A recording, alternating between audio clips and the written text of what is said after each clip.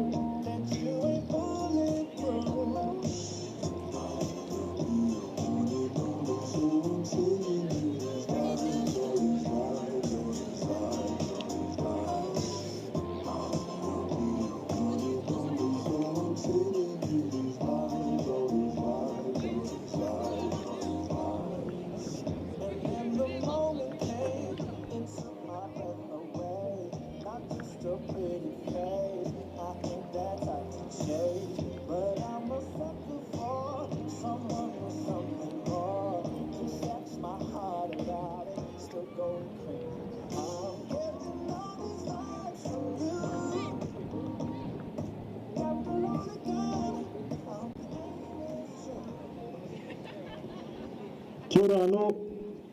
Just a quick announcement, if you are an agent or a scout, could you please head on over to the club rooms to sign in. Thank you very much.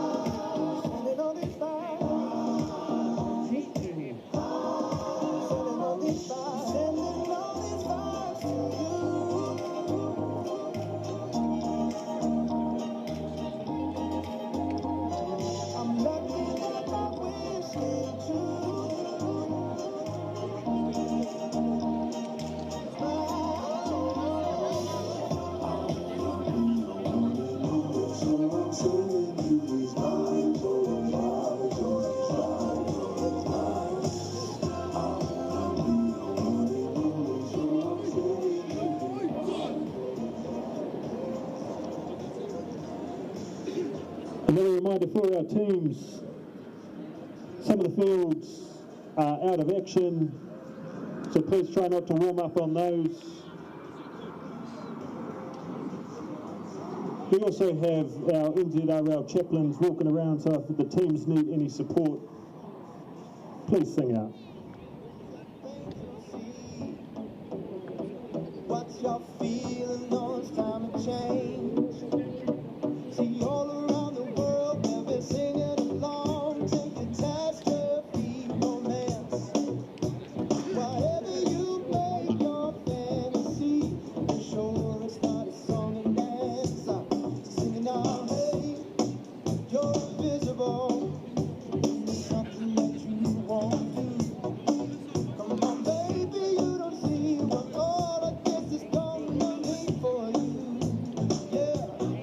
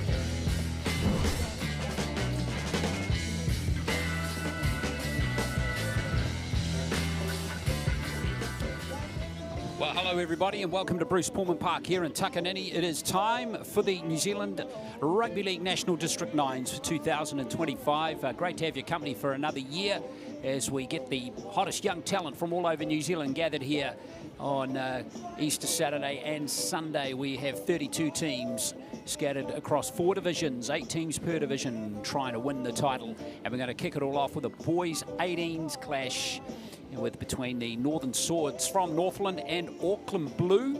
And Auckland Blue are represented this year by the Aotearoa Roosters, which is really cool to see them playing as we get this game underway. 9 minutes each way as Northern are going to play from right to left. And the Auckland Blue team, as they're under the banner, Aotearoa Roosters, will explain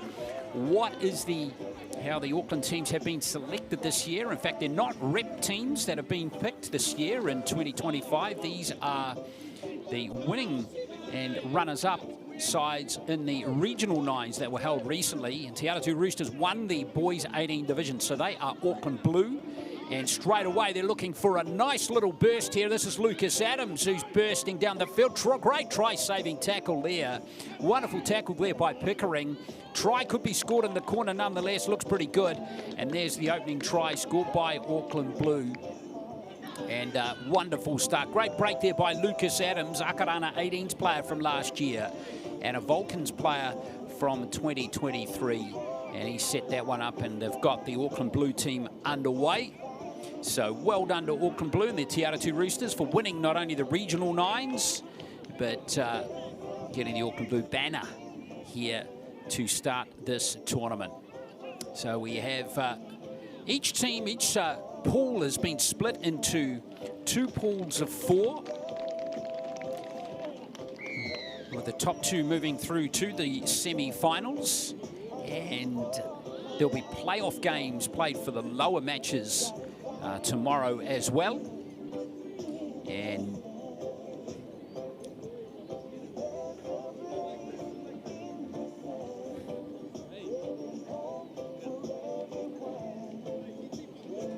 we'll move through to crowning our winners coming up on Sunday.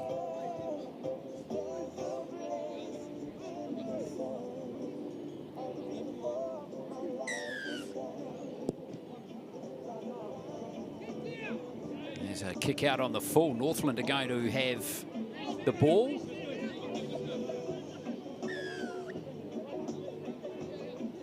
So Northland Swords are going to get possession. Their key players, Shane Wassell, number 7. Keep your eye on him. Ricardo Wilson, number 4. Also a key player as Northern Swords look to get some impression. There's 2 or 3 good carries as they move into the 30. Deegan Scott at dummy half. Ruck speed here too from Northern, and this is good play here. All 2 players free, and here's a try coming up. Great score there for Shaquille Pickering, and he's over to score for Northern to lock the scores up. So 2 very good tries to start the game. And we've got a good game of 9s Rugby League on our hands here. Kick-off in each game is going to be at either the top or the bottom of the hour. We have a girls 18s game next between Manawatu and Auckland White. There's a replay here of Pickering going over to score this try.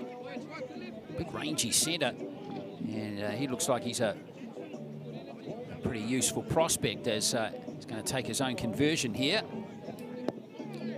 He's away, so try each so far. Now, worth mentioning the weather conditions as well today is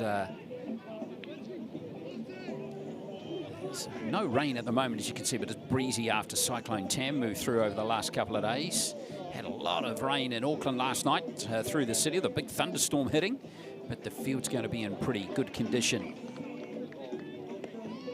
Hopefully it holds up. Showers are forecast through the day. Weather is still a little unstable. And there is a kick that's not going the 10 metres, so that's going to be possession here for Auckland Blue from the Aotearoa Roosters. So key players in their team, Lucas Adams, Devonte Hurrell-Epati, is also a player to keep your eye on too. He's a New Zealand Clubs representative player from last year, an Akarana 18s player, middle forward, goes to St Paul's College.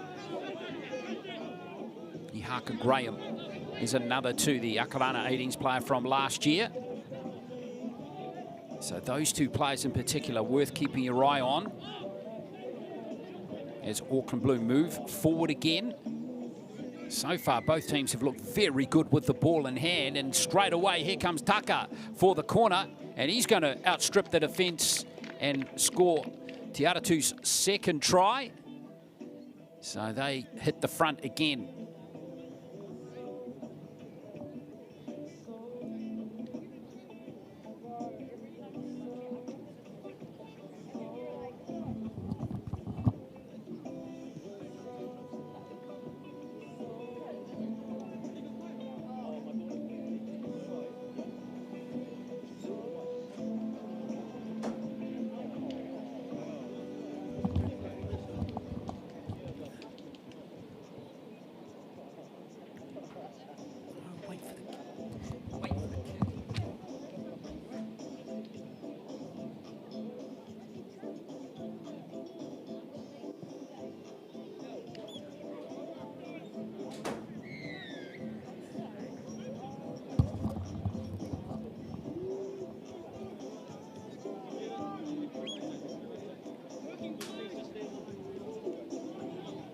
So 8-4, no conversions have gone over at the moment in this game.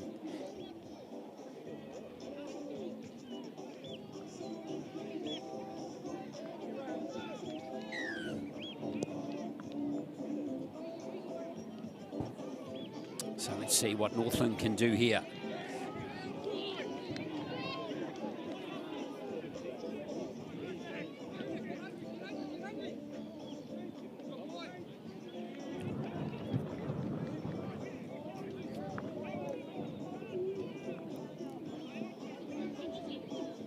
Tackle coming in there from Auckland Blue. They're on the 40 Northland, and this is a better defensive set from the Te Aratu Roosters side. As Northern have lost the ball and it's been turned over, and here is Tucker again.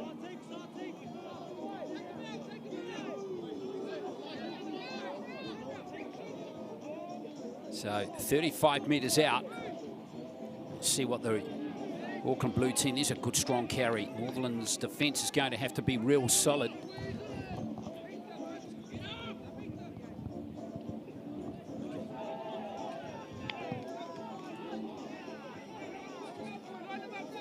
So 10 metres out. And here's Adams again, who made that first break. Now he's going to have a crack at the line himself and score the try. That's try number 3 for Auckland Blue. And they've got a nice roll on now as they come up to half-time, and now the Northern Swords under pressure from a pretty keen and hungry-looking Auckland Blue team.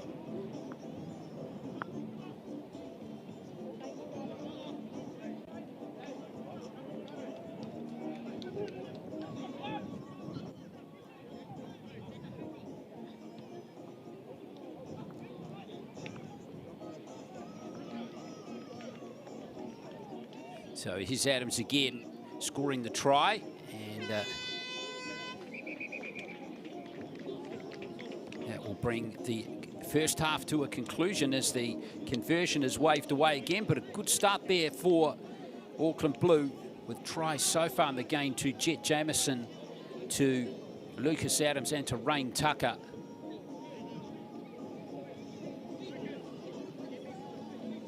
It's 12 points to 4. Actually, there's still just a little bit of time here before the half-time break. Just a bit more time left. You can see Auckland Blue kicking with the wind in the first half, as there is the half-time hooter now. And Auckland Blue should wrap up that play. It's a pretty robust run. And that will see the end of the first half with 3 tries to 1 to Auckland Blue, and they lead Northern by 12 points to 4.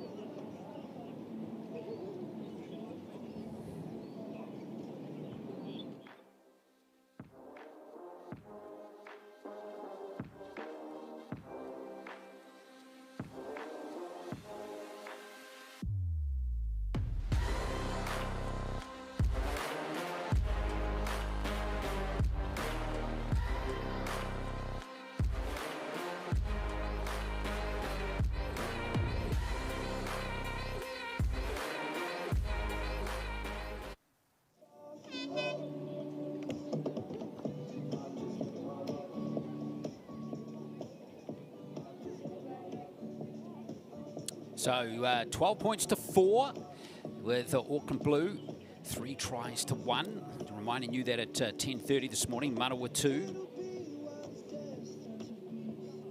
and Manawatu are going to play Auckland White in the 18s girls section B match. That's coming up at 10:30. Then we move to the 16s division, where Manawatu are going to play Wellington in a boys match. And then at 11:30 we've got a girls match between Southland and Bay of Plenty. Looking forward to seeing the Southland teams play. Actually, they're a kind of a combined team this season with players from Otago and Canterbury along inside their team as well. So it's been a big fundraising effort through the Southland Rams to get all the teams from the South Island to this tournament.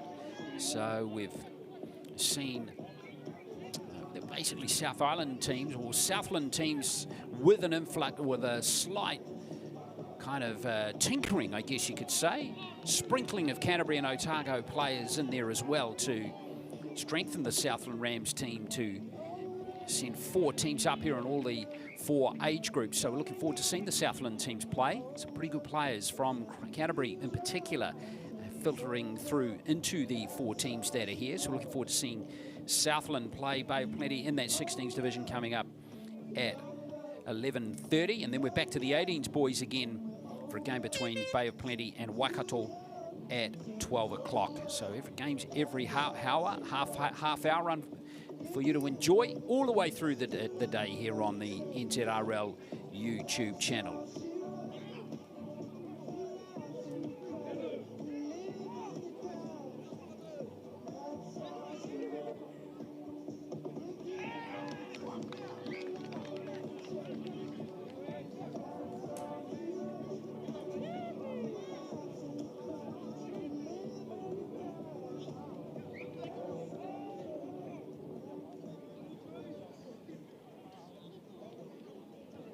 So try scorers so far is Rain Tucker, Lucas Adams and Jet Jamison, and Ricardo Wilson scored the try for Northern.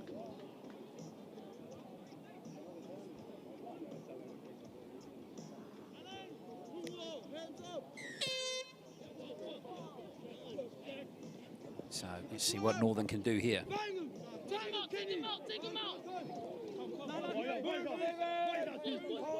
Go one, go close, stay out 13. LJ, get in. Keep going. Release. Keep going, mate. So there's a penalty to Northern.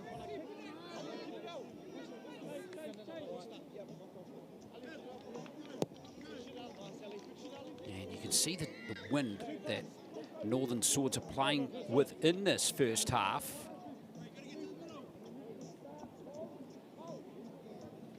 Good distance from that penalty kick as they look to set it up in midfield. Slotting into dummy half is Elliot Brown. Oh, looking a little hesitant with that play. Northern, here's the try scorer, Pickering.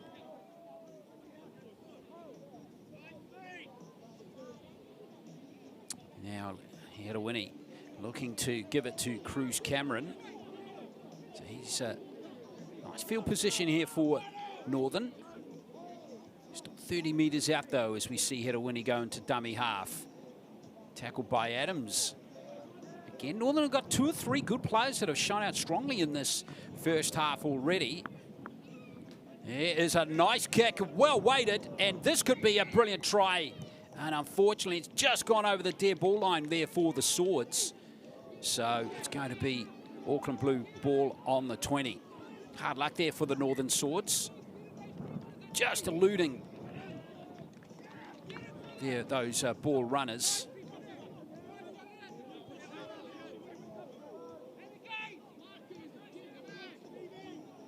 So now Auckland Blue come away with the ball. Let's see what they can do here. Perryman has a little dab from dummy half. Adams. Here's Davidson back on the inside. It's a nice shift of the ball.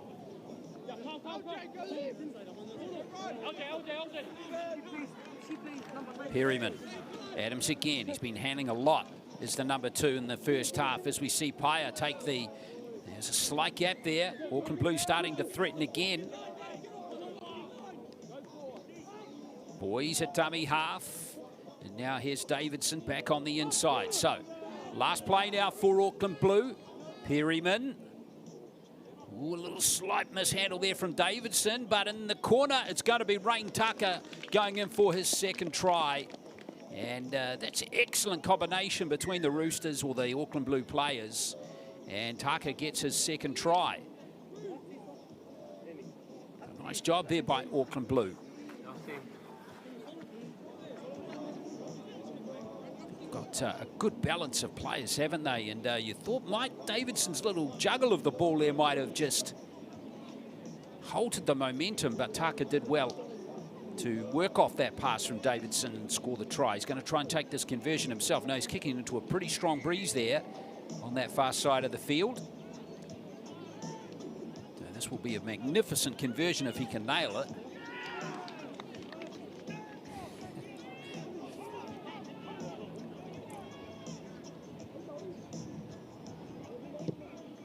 I tell you what, he's not far away. 16-4. So 4 unconverted tries to Auckland Blue. They've got them comfortably ahead here, 16 points to 4 over the Northern Swords.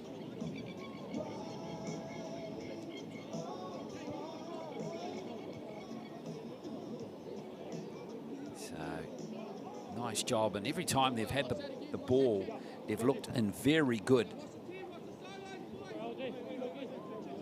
Very good has Auckland Blue. Northern finding it very difficult to stop the momentum as they... A bit of a dodgy old kickoff there, but Northern have it in fairly good field position. That's a good tackle coming in there from the Auckland Blue team.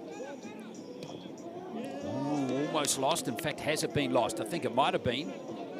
Might have just eluded the officials there. So Northern get away with that one. Now this defence is now stepping up from Auckland Blue, which is good to see. A little dab out of dummy half here from Deegan Scott. Here's Winnie at dummy half. Last play now for the Swords. Their momentum is struggling to get momentum into their ball carrying at the moment as the kick goes up from Scott. Tucker going back. The bounce is kind for him. And there's no knock on. Now Rain Tucker, good chase coming in there from Pickering. He was the try scorer for the Northern Swords. Now here comes Auckland Blue again. They've attacked from long range really effectively in this game. And here they are again, looking to move the ball. Northern Swords defence up to the task so far. And there goes Adams, pinching 20 metres comfortably there. Good awareness there from Adams. He's playing well in this game. Here goes Davidson again. And I think that's been knocked on. Interesting to see who the referee gives possession to here. Might have been knocked on by Northern first. It has.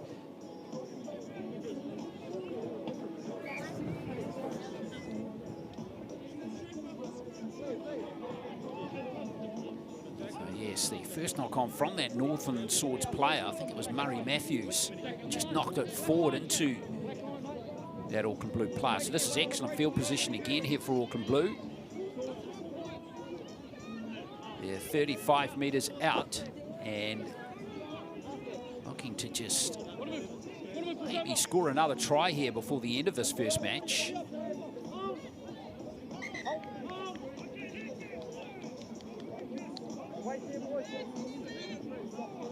So Lucas Adams going to be feeding the scrum.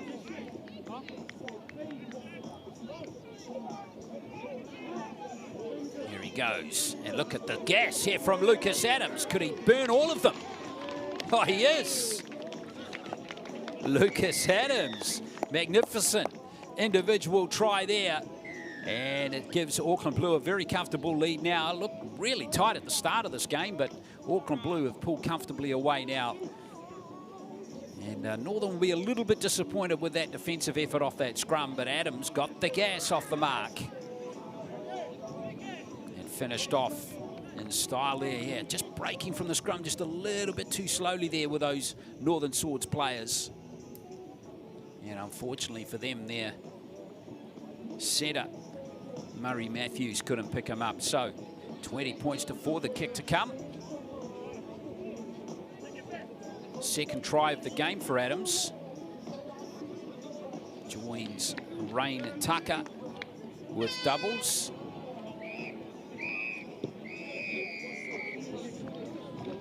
And that's a waved away as well, even though the connection from Tucker was much better on that occasion. So just under a minute to play. And it is 20 points to 4. Reminding you again that we have the next match coming up between the Manawatu and Auckland White teams in the girls 18s division. That's coming up in a moment, with a kickoff coming at 10:30.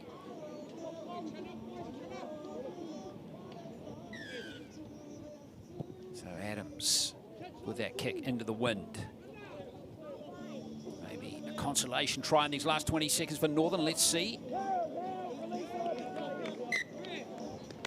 And it's been lost forward again. This time, I think it might be an Auckland Blue player. Whether they'll have time, in fact, it's going to be turned over immediately from the kickoff. So this might well be the last play of the game. In fact, there won't be time to play it. So there it is, Auckland Blue. Comfortable win over Northern Swords in this first game here at the NZRL District 9s. And really good win for the Auckland Blue team. And they have scored 5 tries to 1 to win this by 20 points to 4. Congratulations to them. Lucas Adams with 2 tries. Rain Tucker with 2, and the other try scored by Jet Jamieson in the opening minute. And Northern's try scored by Shaquille Pickering. 20 points to 4. We'll be back with our second game soon between the girls 18 side from Manawatu and Auckland White. Welcome to Polyfest! What the hell's going on with this weather out here? Whoa, whoa, whoa, whoa.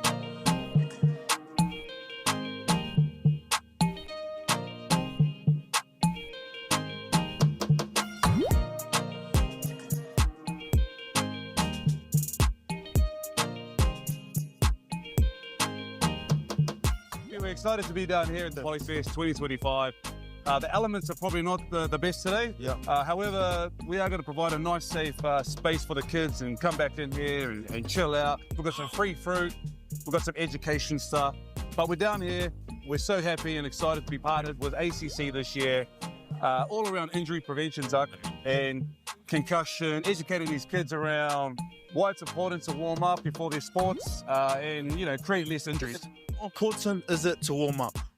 Very important because it can prevent you from any injuries. Make sure you stretch an hour before anything physical. Yeah. Especially the legs. It's very common for the hamstring and the calves as well. Likely. Yeah. Yeah. Have you got any? Do you want me to? Hey. Whoa, hey. My man. Stretch the calf out around here. Yeah. Yeah, the other side as well, 10 seconds each side. Yeah, you should be sweet. And then we get, hey! I like stretching my fingers, but I overstretch my finger. Oh damn! I don't know if ACC can help. I'm sure ACC has something for crooked fingers. I'm sure. Crooked fingers? No, this is straight. I don't know, but yeah, don't overstretch your fingers, children, because you might end up like this. Polyfest just means to embrace our culture and just showing it to everyone in the world. Polyfest to me is an expression of culture. Like, I know it's about the competition, but it's really an opportunity for our young Pacific students, even some not Pacific, to get a chance to dance, honestly, and with their culture. That's me. Polyfest is where I can share my culture and show everyone what we're about.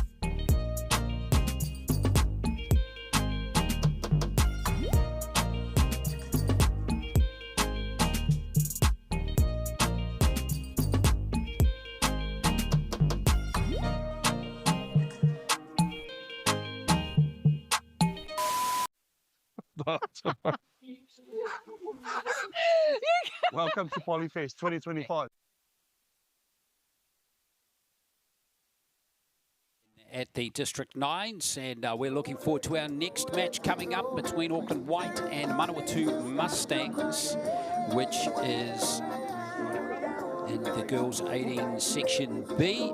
So if you're just joining us, you're watching the NZRL District 9s for 2025. Girls 18s division, section B. There are 2 sections, 4 teams in each section. And the Auckland White team is represented by Otahu Leopards, who finished runners-up in the regional 9s. So they will be representing Auckland White and Manawatu Mustangs. Looking forward to seeing the Dane Cooper coached team, seeing how they go in this clash. A couple of good players on their side. Number 1, Tamai Sweetman, who is a Aotearoa whānui rep from 2023. Very good player, hard-charging setter. She's got the number 1 jumper, Priya Plail, another Aotearoa whānui 16s player. She's wearing 3. Then Waikato Matheson Julian is worth keeping your eye on too, the number 6 rather. And a former Aucklander playing down at Manawatu now, Atlanta Hetariki, number 7, Charlie Lamud. All of these players have been rep players. And when I say rep players, have represented the Aotearoa whānui 16s and 2023 have come through the system quite well. And Otahu, well, not too much known about their players at a representative level, but if you can make the top team of course, any team in Auckland, you're going to be a good player. So this game kicking off in 3 minutes' time. Looking forward to seeing that, and got to say congratulations again to that Auckland Blue team that started off the campaign with a win.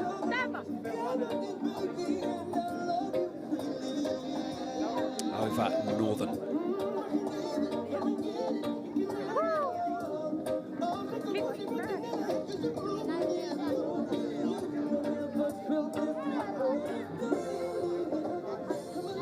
So running through that Auckland.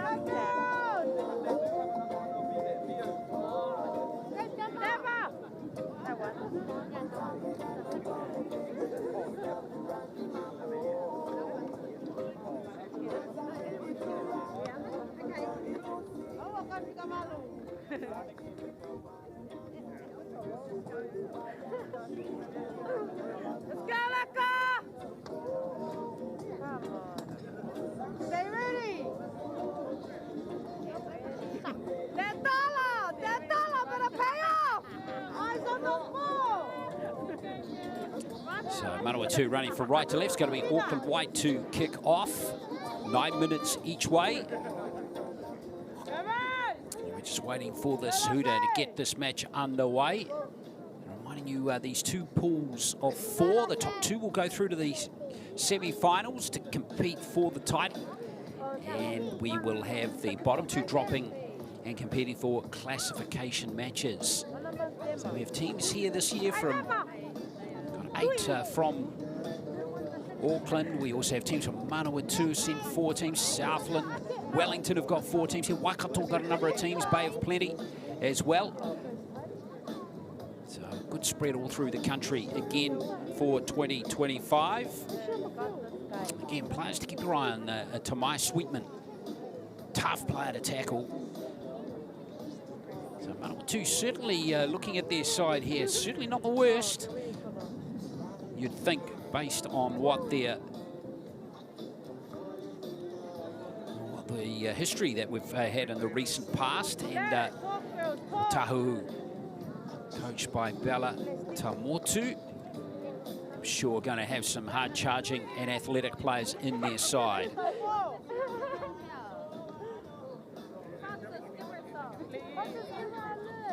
Again, we're almost ready for kick-off here. So underway, and it's going to be Manawatu with the first possession. Auckland White, note that win here in Auckland today. It's going to be with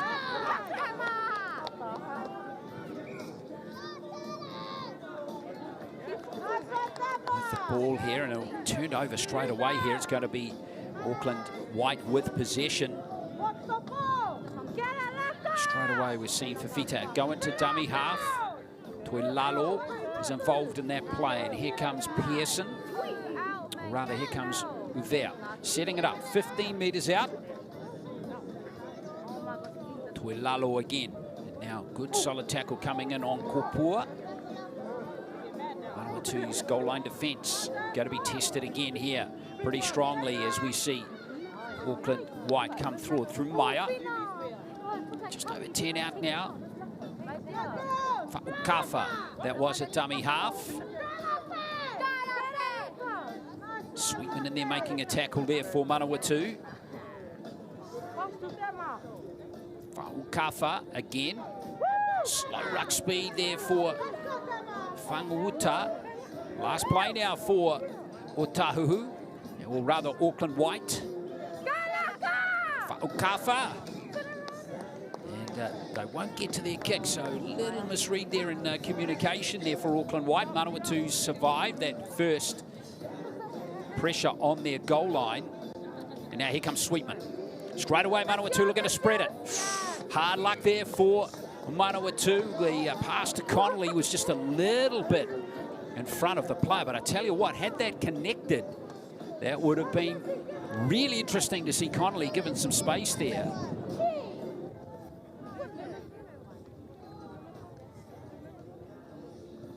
So, well, the Auckland white team will continue to push hard here. Manawatu's defence is going to have to be solid again, and almost turned over straight away there by the Auckland white team.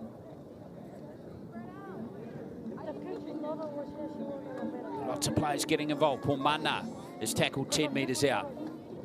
Nice tackle coming in there from Miller. And now here comes Whanguta, who's getting close.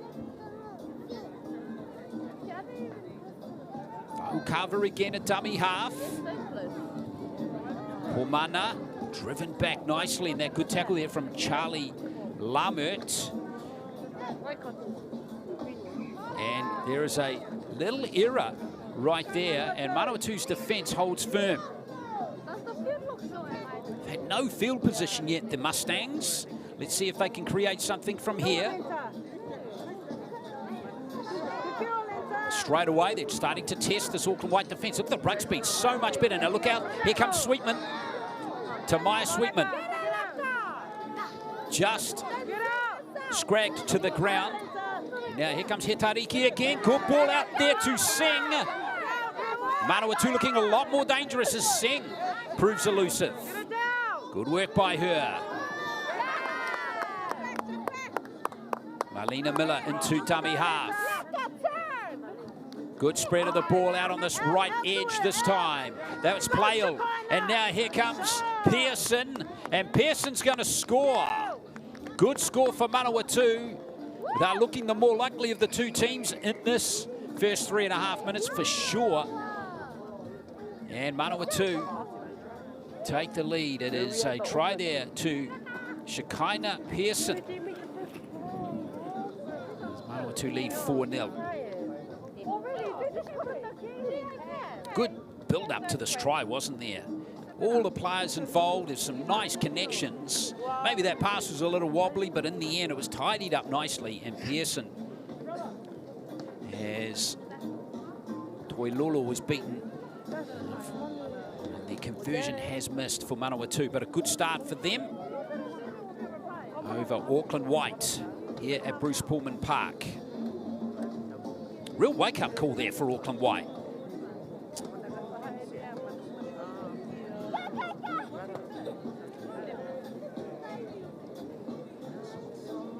So, 1-2 after that first, but that was their first possession of the game too, and they scored from it. So Auckland white have 2 possessions, not really need to put pressure under that Manawatu team, but Manawatu have coming out of that with flying colours. And if that goes out, it's going to be Manawatu ball, and it will be. So great kickoff. And the Mustangs have got possession.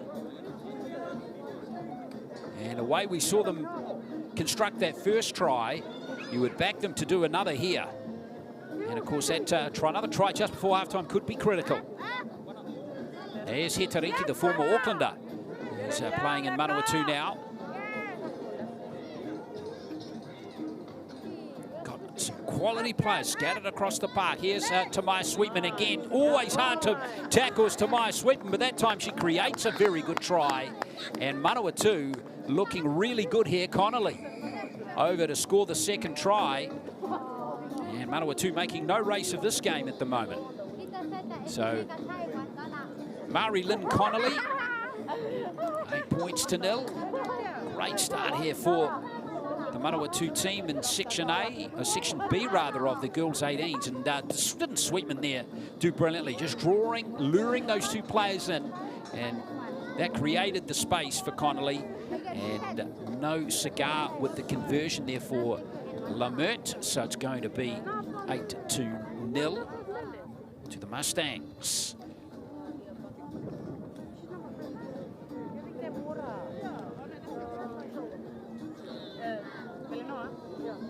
First of all, you've got to make sure you get that kickoff.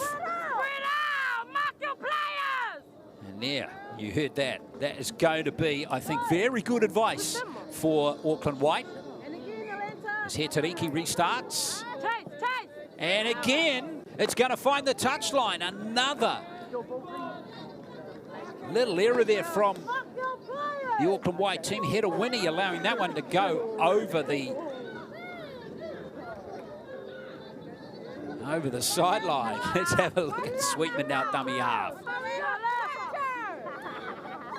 Manawatu keen and hungry. Good pace into the line there from Shikari Waiwai. And the ruck speed too good there. Miller, space out on this right edge again. Here's Sweetman popping up on this side of the field. Here comes another try for Manawatu. And it's Pearson in for a second. And this is far too easy here for Manawatu. They're looking far too slick here for the Auckland White team, as they race out to a 12-0 lead in this first half.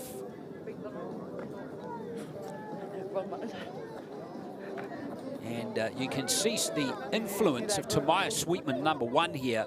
She's got her hands all over the ball here. Once again, knows exactly when to time that pass, and she sucked in 3 defenders on that occasion. And the reason she's sucking in those 3 defenders, she's such a dangerous runner herself. Oh, and even though that conversion's been missed, 12-0 is a good scoreline coming into a halftime break here. In a game of 9s here at this level. And thinking back to the start of this game now, you just wonder how critical it was perhaps when Auckland White couldn't score in those first couple of minutes when they were had field position. Now Hetariki, still about 20 seconds left. And that's just gotten the 10, and Manawatu have it. And straight away they could get another score. This is Singh from the kickoff. Could she score a sensational solo try? I'll stop it. That is absolutely superb, Taylor Singh. Magnificent. That is one of the best tries we're going to see all weekend. Taylor Singh, take a bow. Just before half-time as well. Beautiful kickoff from Hetariki. That's perfect. And there's Singh beating 1. Let's count them. Around 2, 3 there.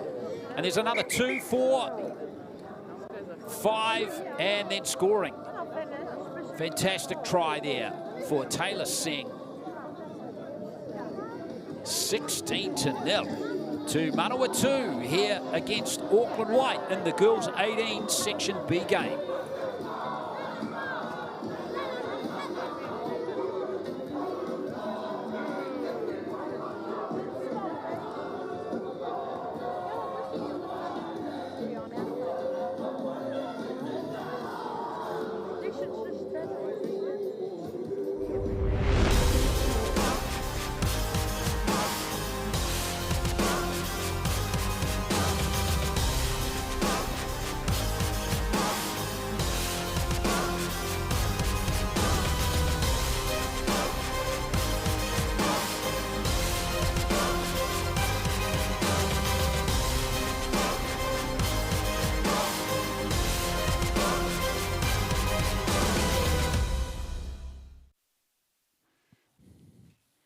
Well, 16 points to nil. Pearson with 2 tries for Manawatu, Shekinah Pearson.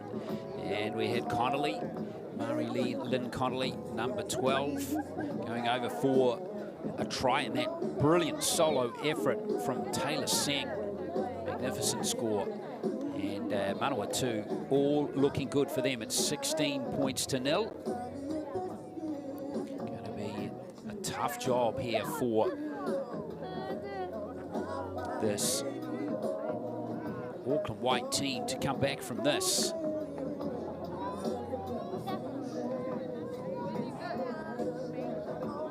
But, first of all, they just got to get their hands on the ball and ensure they grab those kickoffs.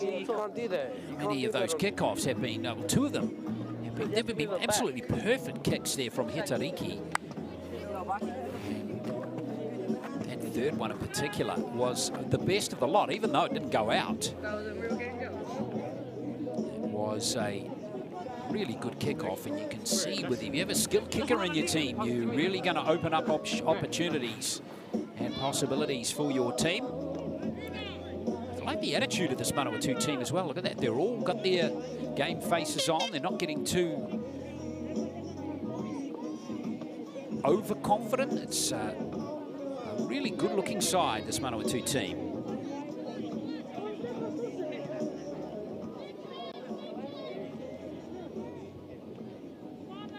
So here comes the second half, and Kailani Anaha is going to get the game underway for this second 9 minutes. And again, it's another kick that's found the sideline. This is just going out of control here for Manawatu.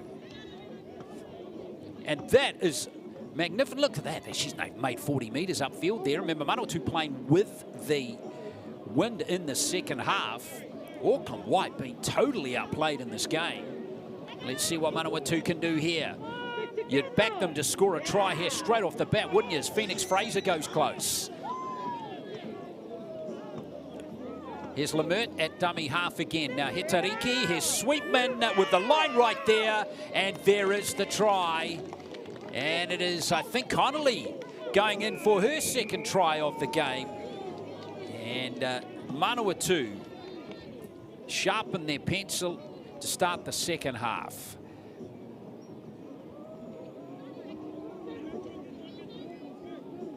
Everything going their way at the moment.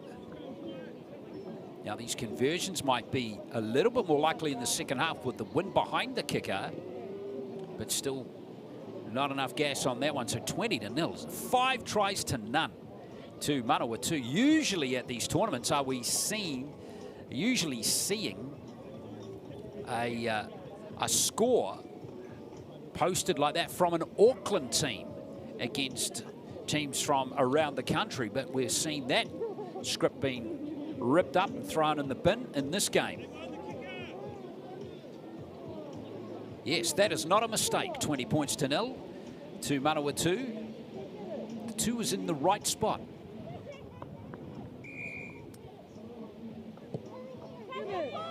Now, can Auckland White field that? They can't again. This is just absolutely basics of rugby league here.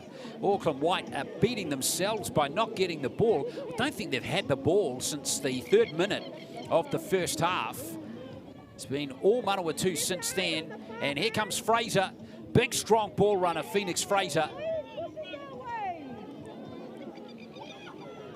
Murder in a dummy half. They're inside the 10 and 1 tackle. Here's a Naha spreading it to Playle, and Playle is going to score her try in this game. Priya Playle, 24-0.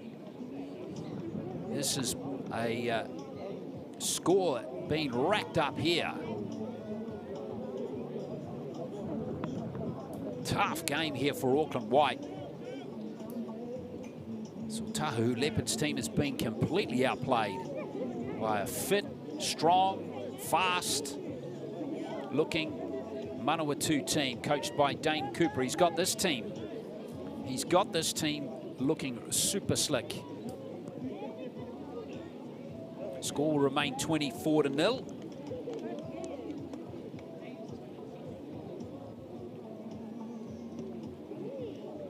with 6 minutes to play in this game. The other issue to bear in mind here too is sometimes points differential, and we've seen this in previous editions of this tournament, points differential can come into play when teams start beating each other in pool play. And so Manawatu need to keep playing till the end of this game and score as many points as they can, if they're going to benefit from that in the long run. Now finally, Auckland White have some ball. They've been without the ball. Remember, there's only 18 minutes of play. They've basically been without the ball for the last 10 minutes. And there is some really good tackling from Playle, driving the Auckland White players back again. Fa'ukafa. Fa'utu's not going anywhere in a great hurry with that Manawatu defence. Very keen and hungry. Oh, solid shot there. Pearson has forced the error as well. What a great tackle from Pearson. Well, in fact, that's Connolly, rather.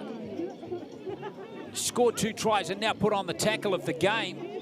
This is going to look pleasant for Manawatu fans on the replay. Ooh. Now here's Sweetman with a rear touch in the second half. All the players around her have been creating havoc. Here's Lemert from dummy half. And look out, Charlie Lemert. Here's Playle, and Playle's got his second try. 28-0. Manawatu rampant against Auckland White. And there's still 4 minutes left in this game. So Pearson has 2 tries. Connolly got 2, Playle 2, and then Singh with that try just before half-time. A magnificent solo effort. And Manawatu really going well. Reminding you, our next game is going to feature another Manawatu team as that conversion looks good. And it's gone over. Lovely conversion from Anaha. And it is 30-0 now to the Mustangs. Next game coming up at 11 will feature Manawatu and Wellington in the boys 16 section A. So the younger players coming out for the first time today, and it's a great play from Lemert to free up Playle who enjoy a simple run and score there for the Mustangs. So yes, next game coming up, Manawatu, Wellington and the boys 16s, and then we'll have a girls 16s game at 11:30 between Southland and Bay of Plenty.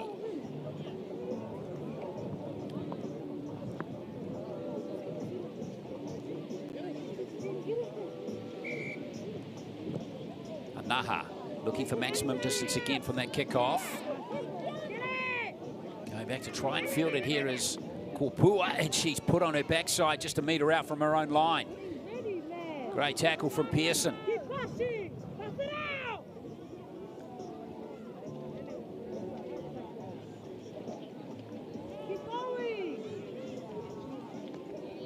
Yeah, it's been a tough game for Auckland White. As Manawatu look to gobble up these tacklers, and Miller is in there making a tackle now, the number 9 for Manawatu. There's a mistake, and unfortunately it's been lost by Auckland White again. And here comes Manawatu again.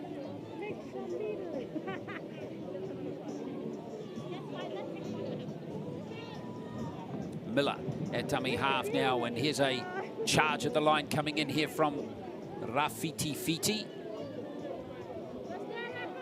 Miller, there's a little error. A rare mistake that time from Manawatu in this game.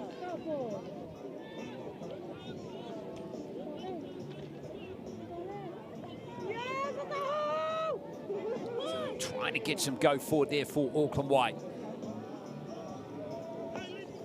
Still, they're hard on defence here. In fact, they've won a penalty.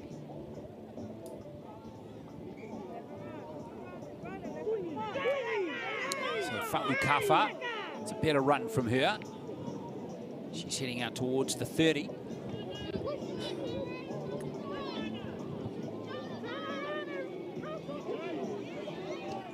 Strong tackle coming in from Singh. She's not had a touch in the second half, just a minute to play in this game, and there's the error. And now Manawatu might have one more chance to play on. Straight away, you can see the pace of the game. The Manawatu, they're just at a different level in this game. Oh, hang on. Did Anaha score that try? The referee, I think, is going to award it. Even though there might have been a dodgy little put down there, 4 more points anyway has been handed there for Manawatu. 34-0. That might just about be the last play in the game.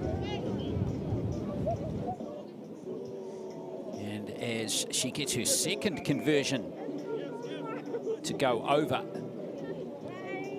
And there is a 36-0 scoreline to the Mustangs. Anaha, big gap there for her to exploit. And she went over to score the try.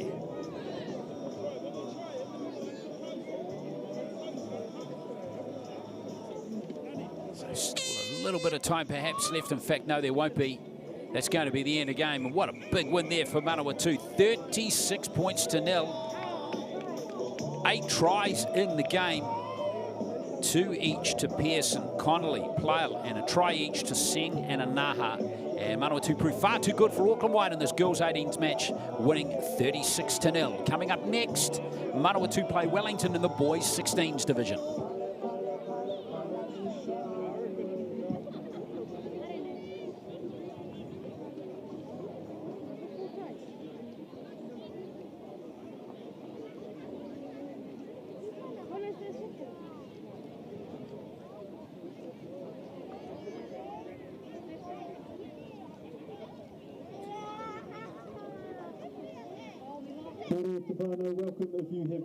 So I'm just going to give you some suggestions on my breakfast ideas, and so I'm just going to make a shake that I used to do all the time with the ice, the water, the yogurt, which is your dairy, your berries, which is your fruit, your spinach, which is your vegetables, another banana, which is your fruit, and this stuff here comes from the honeybee. It's a little bit of, okay?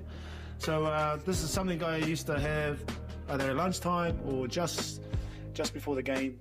Just get a little shot in there. So first ingredient is the ice.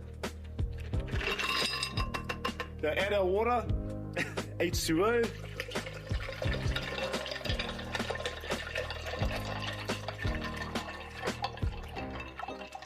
Okay. We're going to add our berries. Doesn't matter how much you put in, just go with feeling. Yeah, I feel it. Bit of spinach, some greens. It's gonna go. Hopefully it all stays in. Banana. So when you're peeling a banana, which way do you go from? That end or this end? It's this end. You watch the monkeys and the gorillas? That's how they do it. Voila.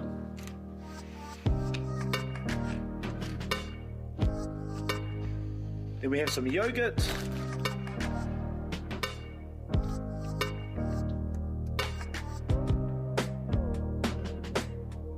And then finish with the honeybee. Totally on you guys. Totally on you. I got a sweet tooth. All right. And that'll keep you trucking along during the game, but still, you know, we big emphasis on the hydration part of things, and even if in the game your runners have Powerade or Gatorade with some electrolytes, because water only can take you so far, you need a little stimulant, so the Gatorade or Powerade will help you through. All right, here we go.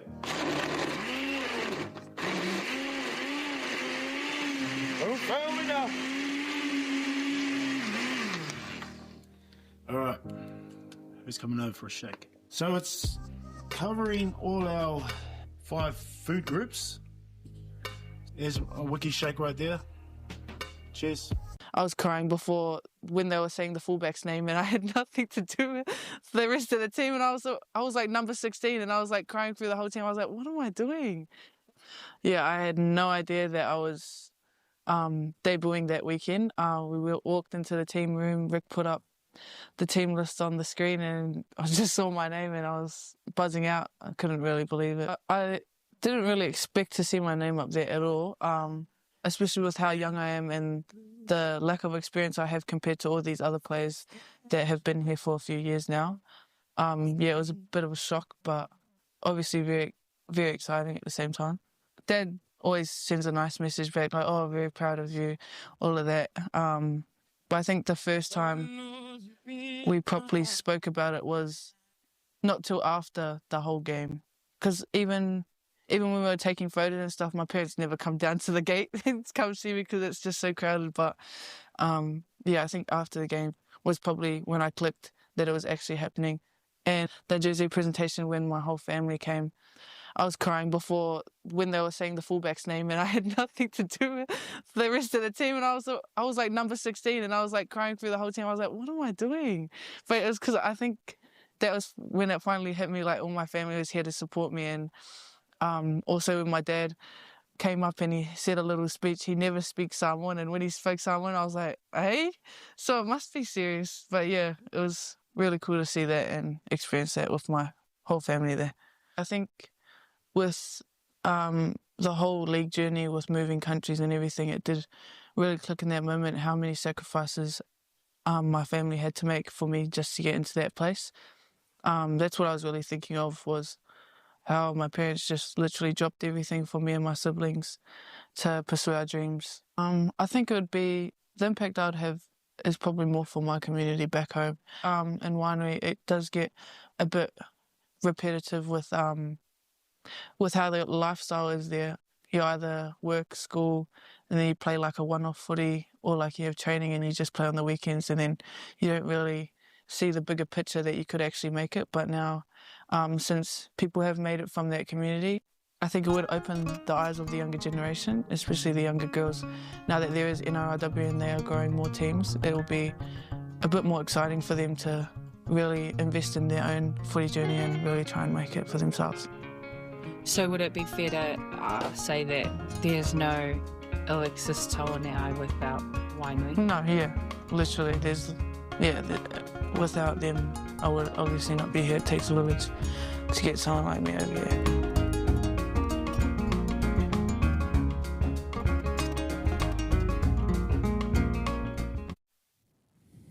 Well, I hope you enjoying the coverage here of the District 9s for 2025. We're not too far away from a start in our next match at 11 o'clock between the Manawatu Mustangs and the Wellington Orcas in the boys 16s division. This is the first game between these two teams. Well, these two teams have had this campaign, and looking forward to seeing how both of these boys teams go in Section A. Also in Section A, the Northern Swords and Auckland Blue. Playing on another field here at Bruce Pulman Park. So far there's been no rain, which is good.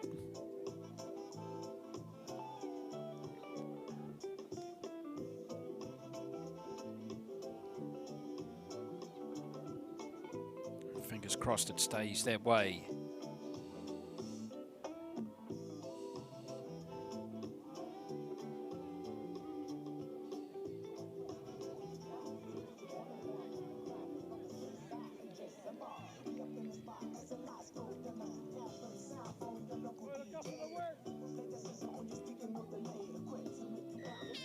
So underway here in this game. And here goes the Wellington Orcas. Manawatu, these two teams will be keen as mustard to keep going, or get going early in this game.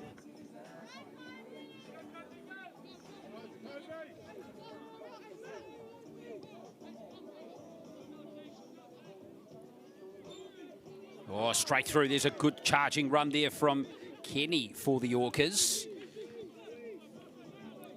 Wellington are coming. Usually you have a pretty strong 16s boys team. In fact, all the Wellington teams are generally competitive. Cutting back on the inside here is Sakalia. Another damaging ball run to Orlando Sakalia.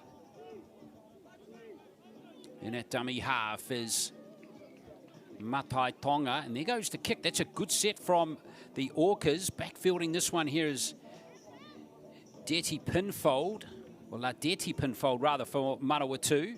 He's taken just 5 metres out from his own line. So Wellington using the wind and their effective ball runners very well. A couple of key players for them are Anton Ford Tuveve, number 7, Mika Daniel, number 8, and Fale, number 9. All of those players were in the Wellington 16s, 9s team at last year's youth tournament in Rotorua. So they're still in that 16s age group. But other than that, we've got a lot of players coming through the Wellington system, particularly through the Polyfest Vikings club and the Wainui Lions club. And Manawatu struggling to get going here in this set. And in fact, Wellington have got possession, so good job here by the Wellington team, who are coached by Te Ariki Pokoati. So he looks like he's got his team fit and firing for this game. That was Thompson taking it forward there for Wellington. And now here comes Matai Tonga again. Nice little run from him. Wellington again through Thompson. Handles for the second time. That's Ryder Thompson. Inside the 10 are the Orcas. Let's see what Ford Tuveve can cook up here for Sakalia, who looks like a damaging back rower. Matai Tonga again. Nice pass from Ford Tuveve, and here comes the opening try. And Jackson Ropatini from Wainui has scored the try to give the Orcas the lead in this match. And they're looking very good indeed, the Wellington side. So a nice try from Sakalia to get the action underway. Or rather, Ropatini with that try. Here goes the conversion attempt. There's the win, just hooking that one away from Vaihola. So 4 points to 0. The score will remain. Nice movement. Good wide pass and nicely picked up there by Ropatini to go in and open the scoring in this game.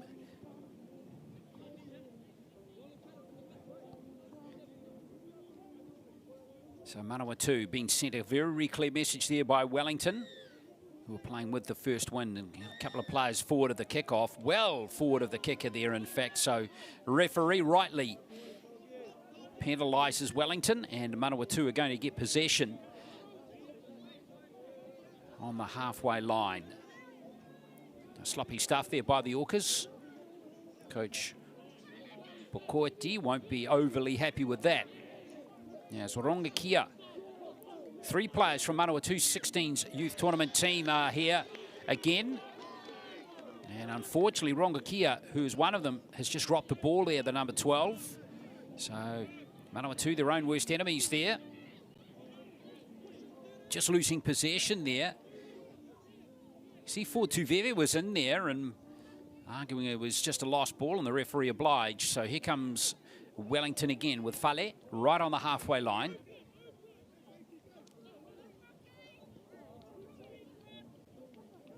Manawatu's defence going to be needing to be very solid there from Anton Ford Tuveve, who took that carry already. The Orcas looking to work up a play here for the try scorer, Ropatini. He's well handled on that occasion. Good tackle from Elias Eyre, and also from Waiteri. Now here's Ford Tuveve trying to find some holes in the Manawatu defence. Rongakia with the tackle that time. Hitting that really strongly for Wellington was Barlow Roberts. Wellington back in position though. Ford Tuveve looks to measure that kick, but he's overcooked that one well and truly. Right over the head there of Raiawa, the winger for Manawatu. So he looks like he's got plenty of speed in those legs, doesn't he?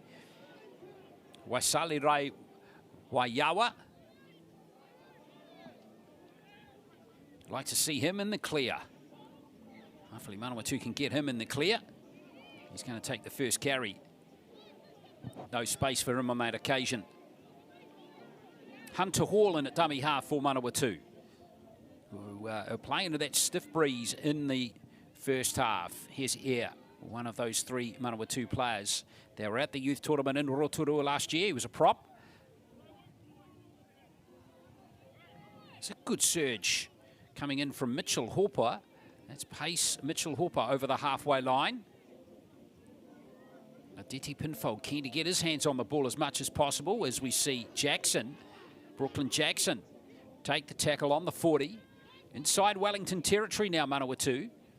It's better play from them, but you can see that wind just disrupting the pass a little bit, but good hands here from Victor Woon has Manawatu rolling forward pretty well in this set, actually.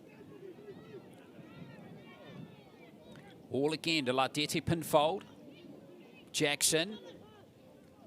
Looking to create space out for our man here, Raiawa, and here he is with that speed. Raiawa, but he's handled effectively by that scrambling D. Nice tackle coming in from Makarios Vaihola, and Orcas survive. It's a pretty good set by Manawatu, though. And now they switch back to defence.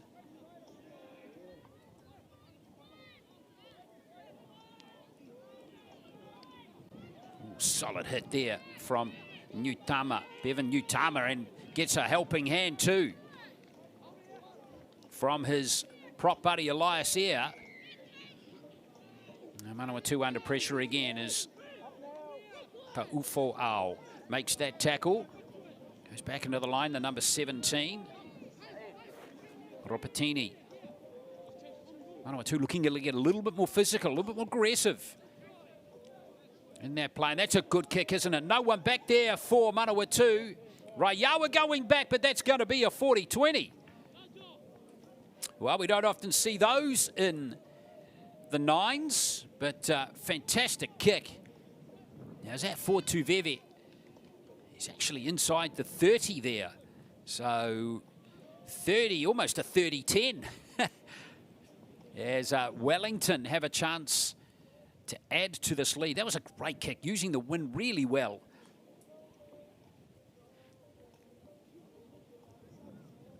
Now, Manawatu are going to have to defend solidly here. Straight away, here come the Orcas through Daniel, and Daniel's just going to power over Mika Daniel. Well, I wondered whether they were going to man up defensively there, and we got our answer. So Wellington double their lead. It's 8-0. Mika Daniel from the Randwick Club in Lower Hutt is over to score the second try of the game. It's 8-0 in favour of the Orcas.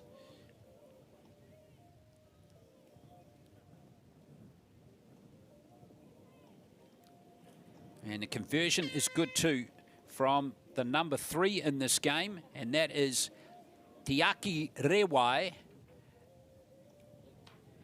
And it is 10-0. Wellington looking slick in this game.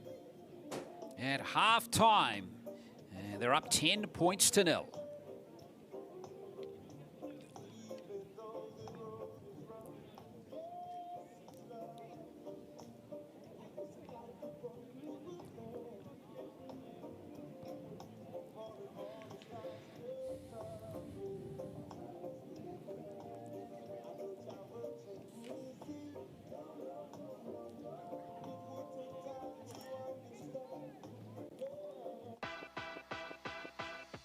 Time to sharpen players' passing off the ground accuracy, quick decisions, and teamwork with off the ground pass. To set up, mark out a 15 by 15 metre grid with cones. Divide your group into 2 teams, attackers and defenders. Got a big group? No problem. Set up multiple grids or areas so everyone can join in. The attacking team starts with the ball.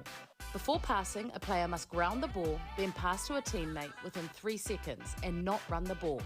Attackers, keep moving and finding space to help their teammates with clear passing options. Defenders will try to intercept the ball while staying at least 1 metre away from the player with the ball, so no crowding. If the ball isn't passed in time or gets intercepted, it's a turnover and the other team takes possession. Make it easier by expanding the grid for more space to move and pass. Make it harder by adding a second ball.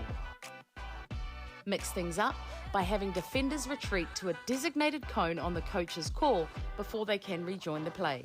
This gives attackers a chance to regroup and execute. These are just a few ways to change things up, but here's an even better idea. Ask your players how they want to play and let them take the lead. Great job! Creating a positive atmosphere is what keeps players hooked and coming back for more.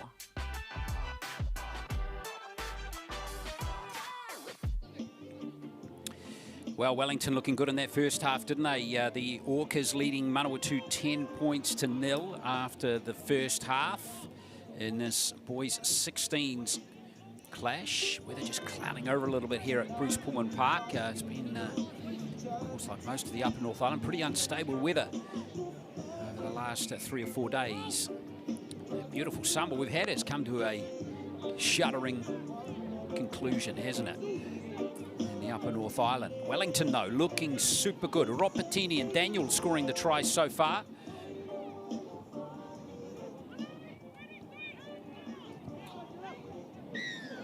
Let's see if Manawatu can force or make a comeback in the second half, or whether Wellington can kick on here. And here is Raiawa threatening the Wellington line straight away. Nice surge into the line from him.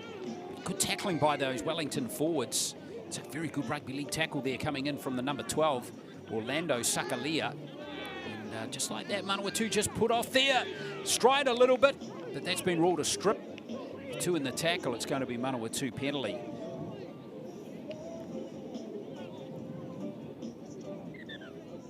Couple of good sets so far for the Manawatu team, but they're going to have to carry on with this. Really look sharp. They're going to threaten this Orcas team. They look well coached. Got some good athletes, and they look like they've got the basics of this game down pat. Let's have a look here at Manawatu. That's good play. Victor Woon with some space on that left edge, but it narrows pretty quickly. Here's air again for the Mustangs.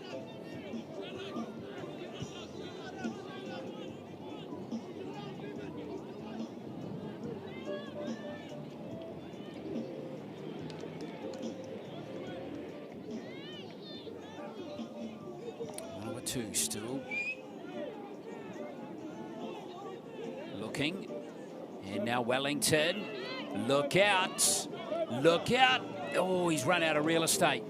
There's Vaihola, but an exciting prospect, isn't he? Victoria Hunter's player.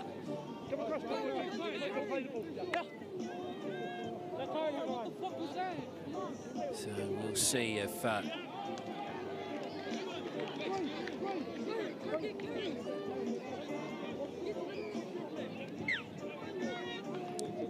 Manawatu can make something of this. Again, excellent tackling there from Fortu Veve. Also in there making a tackle, Matai Tonga. Well, let's have a look at what Carmont can do as he just goes over the halfway line. Hall in at dummy half for Manawatu. Waiteri just manages to keep the ball. It's a bit messy, and Wellington have been awarded possession. Siuahanehun has forced a turnover there as the Wellington number 17. Good work from him. And Mika Daniel is going to play this one. The second try scorer for Wellington in that first half. They'll be keen to just give themselves a little bit more breathing space. Still a little tightish, that score is. Siuahanehun hits it up.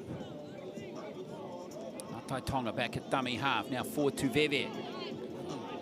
Option this time, and it's bounced kindly here for the Orcas.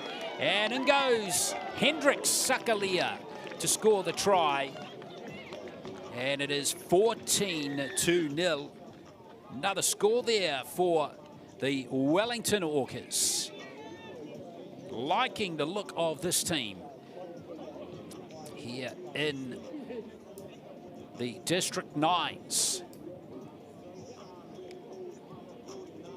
Just run through some previous results for you in case you're just tuning into the live stream. Of course, we're covering 2 fields today here in the District 9's Field 1, which is we're on at the moment. Field 4-2 on another YouTube link. But can tell in the under 18 boys, Wellington has beaten Manawatu 12-8. Auckland Blue, we saw beat Northern Swords 20 points to 4. Bay of Plenty beat Southland 16-4, and Waikato had a win over Auckland White in their first game by 10-8. So well done to the winners of that first round in the 18s boys. Wellington, Auckland Blue, Bay of Plenty and Waikato. And that bounce couldn't have been any kinder, couldn't it, for Hendricks Sakalia. So the Orcas out to 14-0. This is a 16s boys game. There's Manawatu. Try again here. 4.5 minutes to play. Time starting to become the enemy. That's a good solid carry there from Rongakia. But again, the tackling from the Orcas has been really solid in this game. Not only is their attack look sharp, but their defence has been on point as well. See what Manawatu can cook up with a backdoor play here. Ladete pinfold. Oh, almost getting around that defence was Ngobi, but he has run out of space as well, and Wellington have the ball. A tough game here for the Mustangs.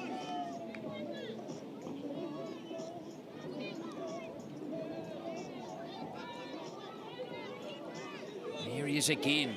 This is Sakalia, the try scorer. Oh, did he lose it there into the leg of Jackson? Not according to the referee, as we see Thompson take the next carry for the Orcas. Matai Tonga again with space on this left. Lovely draw and pass. Rewai back on the inside as Barlow Roberts. And Wellington get a penalty. Kobe Barlow Roberts was the... might have been a legal tackle there on him. Yeah, high shot by the referee. Ryder Thompson to take the tap for Wellington. Rewai.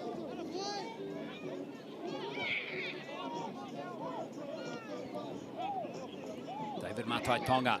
It's going to be a straight barge over, is it? Yes. Ryder Thompson has got the score for the Orcas, who are in control of this game, looking a solid all-round team, aren't they? They've got pace out wide, they've got strength and power up the middle, and they've got a couple of good playmakers. Anton Fortuveve and the dummy halves had a good game too, David Matai Tonga. So they are looking a well-rounded team, the Wellington Orcas side, as they move comfortably clear of Manawatu in this game. Vaihola with the conversion attempt, and unfortunately it's going to be waved away.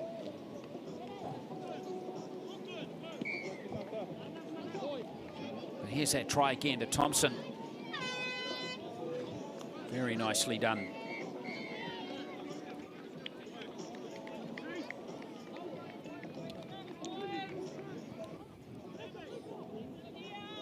So 18-0 with just a couple of minutes to play. And there's a great kickoff from Wellington. Reminding you in our next game, we've got a 16s girls game. Southland up against Bay of Plenty. Looking forward to that one coming up in just a moment. That one's kicking off in around 10 minutes. And then we go back on the rotation, back to the 18s boys. With the game at midday coming up between Bay of Plenty and Waikato.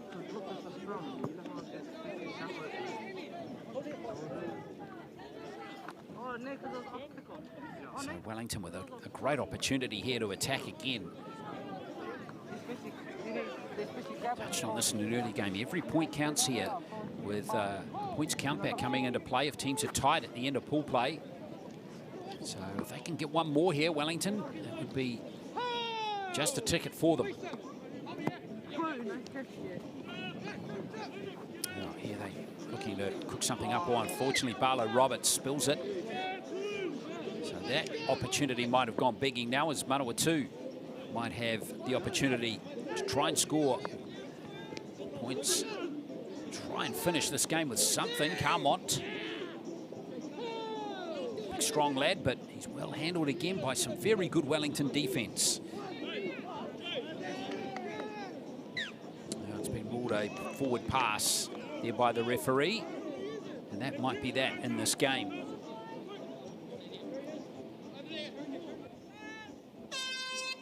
Yeah, it won't be time to play it.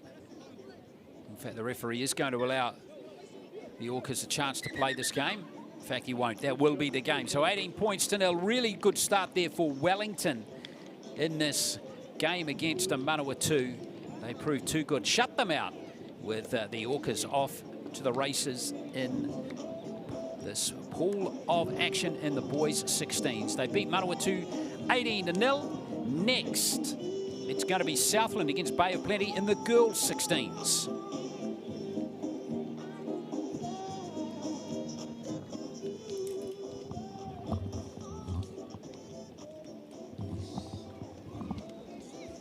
Kia ora team, Louisa Veiki here from New Zealand Rugby League.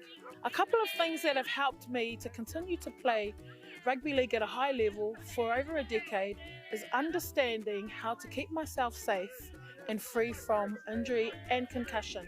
Practicing safe tackle tech is essential in building your confidence and enjoyment of the game as well as avoiding injury. It is not as complicated as you may think if you follow the simple acronym called SAFE. SAFE stands for Square, Arms, Follow, Engage. SAFE can help you avoid injury or concussion and starts with your approach. S stands for Square.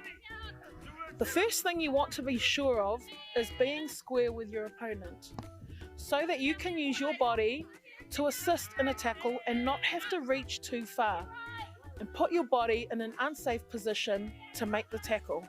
A stands for arms. Arms up, elbows tight. This will encourage your body to move towards the target rather than reaching. F stands for follow. You should always enter the tackle with a lead foot and follow your leading foot with the same shoulder. E stands for engage. Once contact is made, it is crucial to engage your arms to wrap around the opponent's body. There are a couple of other reasons why this is important. To be sure you have some control over the direction that they fall so that you are on top. Engaging your arms and hips will also help you to use your body weight to your advantage. So they're the things that have really helped me to stay in the game for a long period of time and just really enjoy my footy. So remember, stay safe, enjoy the game, play and live the Kiwi way. So I'm just going to give you some suggestions on my breakfast ideas, and so I'm just going to make a shake that I used to do all the time with the ice, the water, the yogurt, which is your dairy, your berries, which is your fruit, your spinach, which is your vegetables, another banana, which is your fruit, and this stuff here comes from the honeybee. It's a little bit of, okay? So this is something I used to have either at lunchtime or just before the game. Just get a little shot in there. So first ingredient is the ice. Now add our water, H2O.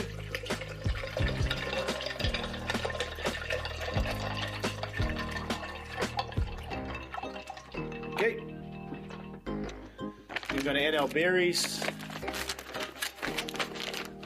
Doesn't matter how much you put in, just go with feeling. Yeah, I feel it. Bit of spinach, some greens. That's gonna be it. Hopefully it all stays in. Banana. So when you're peeling a banana, which way do you go from? That end or this end? It's this end. You watch the monkeys and the gorillas? That's how they do it. Voila.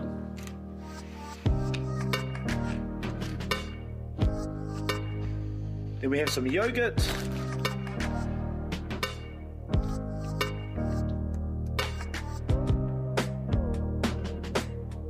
And then finish with the honeybee.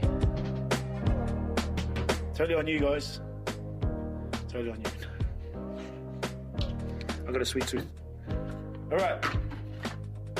And that'll keep you trucking along during the game, but still, you know, we big emphasis on the hydration part of things, and even if in the game your runners have Powerade or Gatorade with some electrolytes, because water only can take you so far, you need a little stimulant, so the Gatorade or Powerade will help you through. All right, here we go.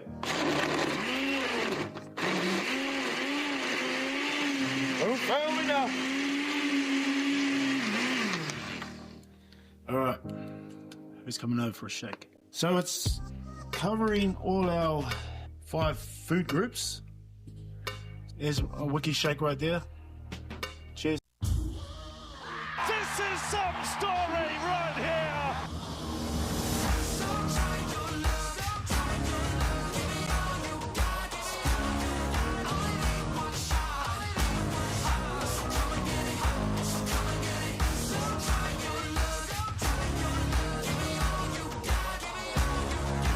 It's glorious. It's an absolute feast.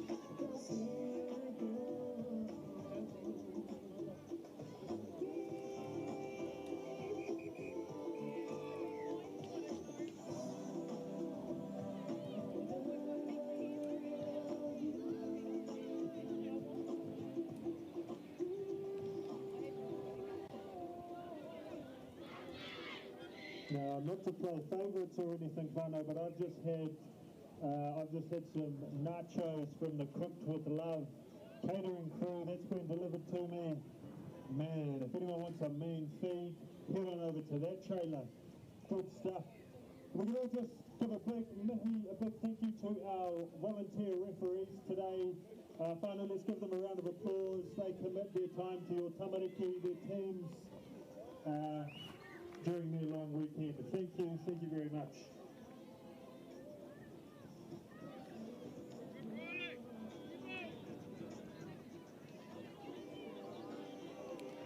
Kicking off in a couple of minutes, we have our under-16 All right, girls. thank you for joining us here for this next match here at the District 9s here in Bruce Pulman Park. It is the Southland Rams up against the Bay of Plenty Lakers in the girls 16s division.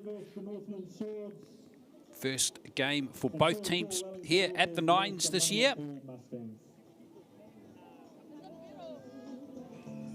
Let's see, we've got the Southland team going across the bottom of the screen as you see it right now. Good to have the Southland team coached by Gerard Leishman and Milner Opodi, and the Bay of Plenty Lakers coached by Taz Takawa, and it's going to be Bay of Plenty from left to right, and straight away there's a good kick-off for the Southland team. Bay of Plenty have 4 players to keep your eye on that were all rep players last year at the youth tournament for Bay of Plenty in Tauranga. Mason Marie Plale, Maria Makiha, Briley Adams, and Darby Smalley Hutch. So let's see how they defend this play though here, because they're going to be on defence to start with here, the Bay of Plenty Lakers.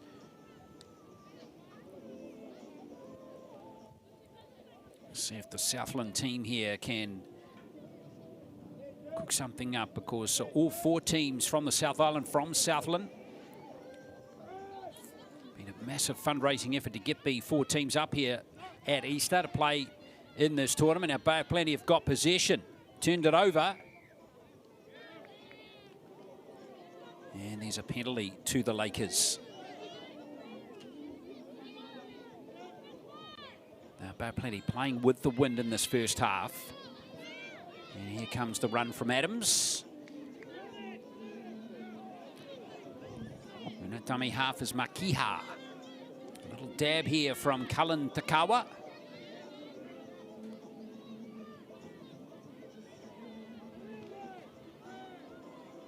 She's on her 30.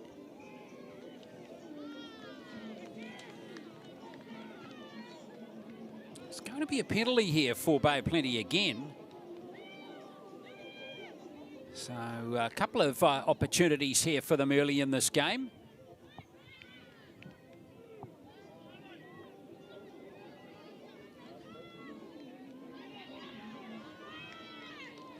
So Bay of Plenty continue to push forward here, putting some pressure on the Southland defence. They've coughed that ball up, so Southland are going to get possession now.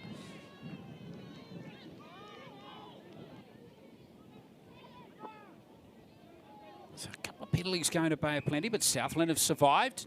It's just not how you survive. It's if you survive.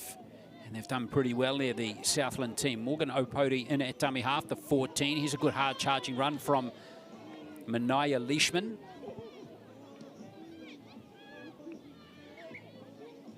Southland looking to rumble it forward through Jessica Raymond. So nothing too flash from the Southland team, just some simple one-off runners at the moment. Let's see if they can spin it here through Lily Johnson. And unfortunately, Kira was just losing the ball there just as her winger outside her, I think it was Jada Waitere, was open, just couldn't quite get her the ball, Johnson. So Bay of Plenty have got possession again. You can see that breeze is really quite strong. Looking at that NZRL flag over on that far side there. Makiha. Good hands coming in there from Popata. Now Bay of Plenty through Pere. Pere has it. But again, the Southland tackling's been pretty solid in this game. Little gap there maybe there for Makiha, but she couldn't exploit it. And she's tackled strongly there by Manaya Leishman. Good tackle from Leishman. Cullen for Bay of Plenty. Makiha again. That's Maria Makiha. So the Lakers still have possession through Popata. Maybe an overlap here on this left-hand side. And here's a good burst through. And here comes the first try. Oh, she's bobbled the ball, didn't force it, no try. Mason Marie Plale it was, just losing the ball here. Keep your eye on the put down, and there's the little bobble. And the referee did have an unobstructed view of that one, so Southland survive again. But a luck going their way in this first half. Now Leishman, luck going Southland's way. They've had no field position whatsoever in these first 4.5 minutes. Both sets they've had have been from this end of the field. Indy Charmer it is with that run. Good pace off the mark here from Jada Waitere. Got her team up towards the halfway line.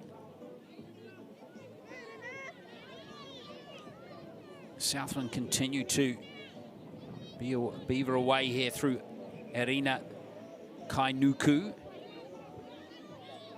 Now here comes Tuivalala Wagner, but she is hammered, and there's a penalty coming in there. Penalty, high tackle ruled there by the referee on Namata Cullen.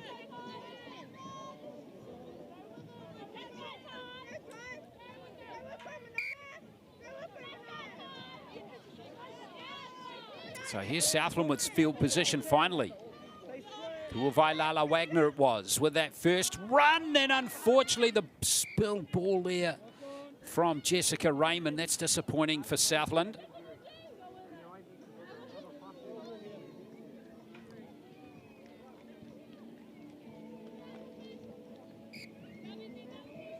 So, a tough first half. Couple of errors from both teams, just causing a few problems for them now.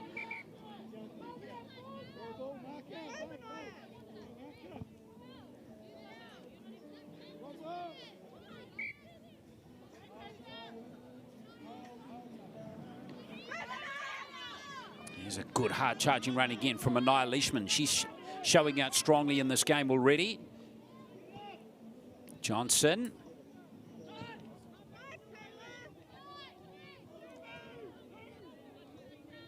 Now Southland, first time we've seen them come down inside the 10. Can they capitalise through Johnson?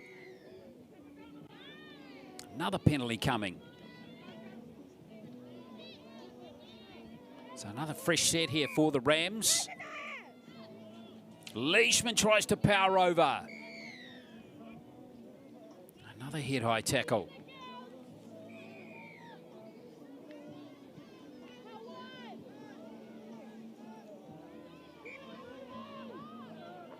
So Southland try again. Morgan Opodi picking up and having a dab was Johnson. And there's a little error in the ruck there. Lily Johnson just spilling the ball. So lots of penalties and errors so far in this game, hampering both teams.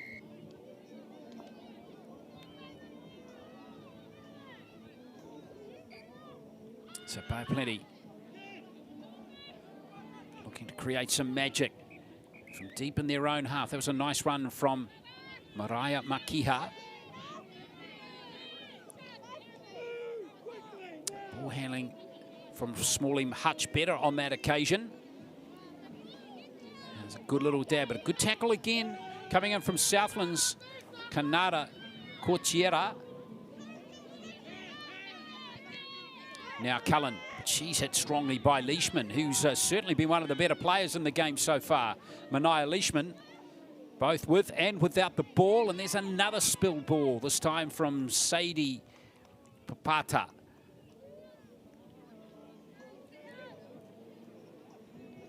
I'll give the ball to Manawatu Leishman. Southland got some power runners in there. Oh, there's Leishman dropping the ball, not getting the pass. On that occasion, just as I talk her up, she makes that error. So 30 seconds left in this first half. What can Bay of Plenty do with it? Hopefully they can score a try. As we see Shane Thompson. Away goes Joyce Makiha. Good run from her.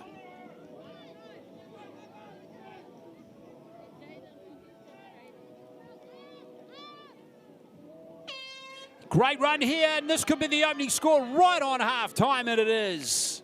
Kiana Jade Cullen-Takawa has got the try for Bay of Plenty.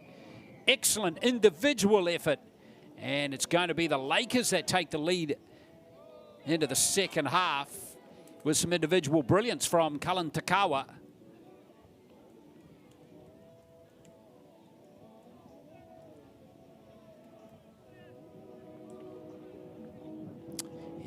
This conversion is going to be important too, trying to line it up as Namata Cullen.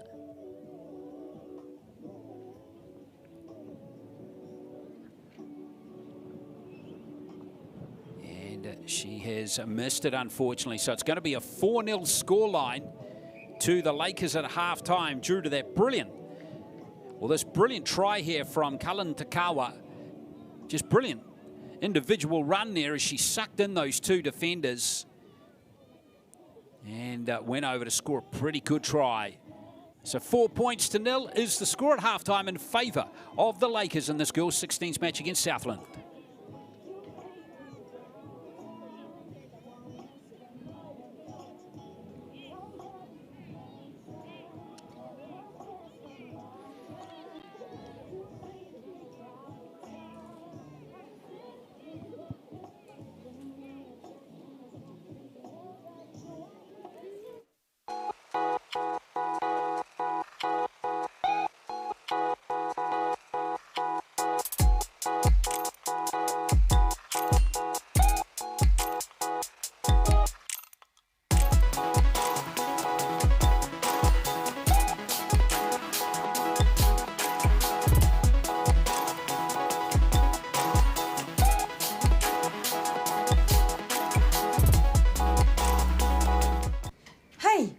koutou ne. Aia. Tēnā koe, auntie. Hey, I see your shoulder is still sore from that fall you had last week. Tēnā.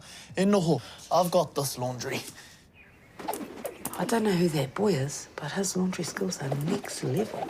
So, boy, you can stay. I wish, auntie, but I'm only here to give you the memo. What's that memo? That instead of trying to soldier on when you know your injury needs treatment, that ACC has a whole lot of ways they can support you and your whānau. True. They can help around the whare if your whānau can't, help with transport, and if you can't work, they can cover up to 80% of your wages. Just don't tough it out.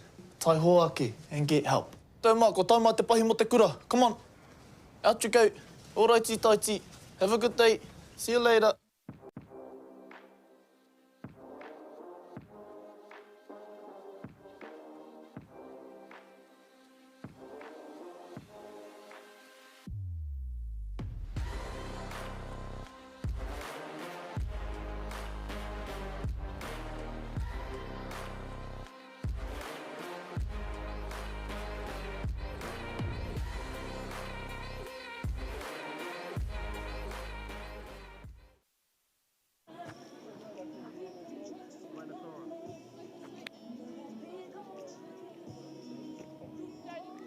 So, second half, not too far away from getting underway here. A try just before half-time could be absolutely critical in the wash-up of this game.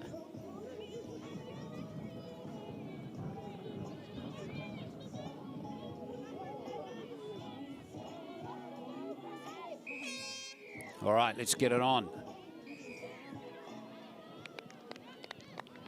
And straight away,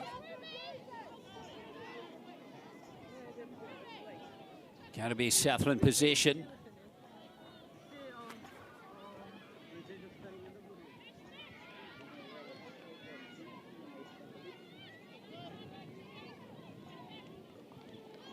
So right on the halfway line, those players got to get behind the kicker.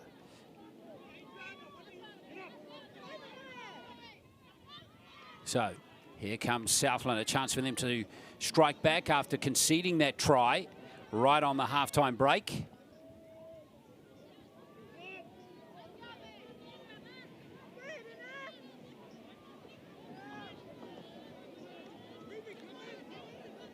Kainuku it is playing the ball for the Southland Rams.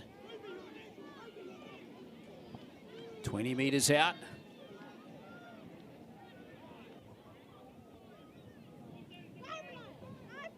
Now, cutting back on that angled run. It was Coleman for Southland. This is the time for them to strike. Grace Kerr in at dummy half for the Rams. Referee again handing quite a few penalties in this game as we see Coleman drive towards the line, and she's dropped the ball with the line right there. Hard luck for Ruby Maipara Coleman. That was a real bummer that time for her.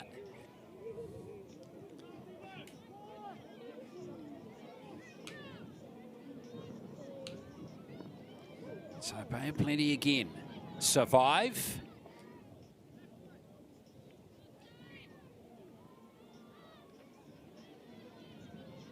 And away they come again. Here comes Popata. Good run from her. Asking questions of those defenders.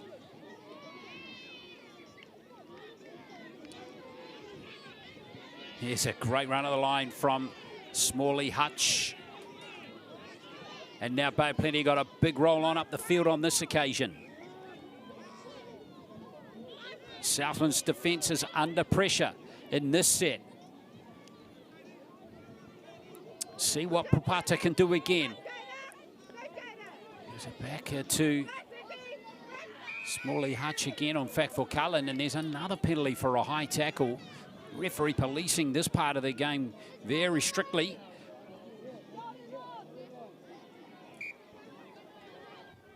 Straight away, Cullen just throws herself into the line.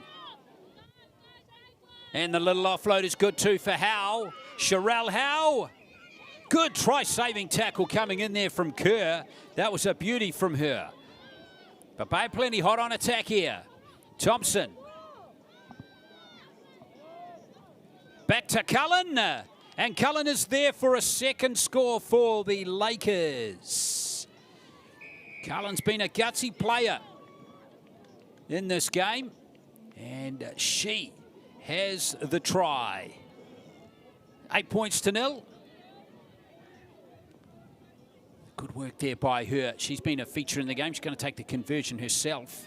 Been a tight game, this one, and that might be a critical score in the game. Here in the 16s girls competition.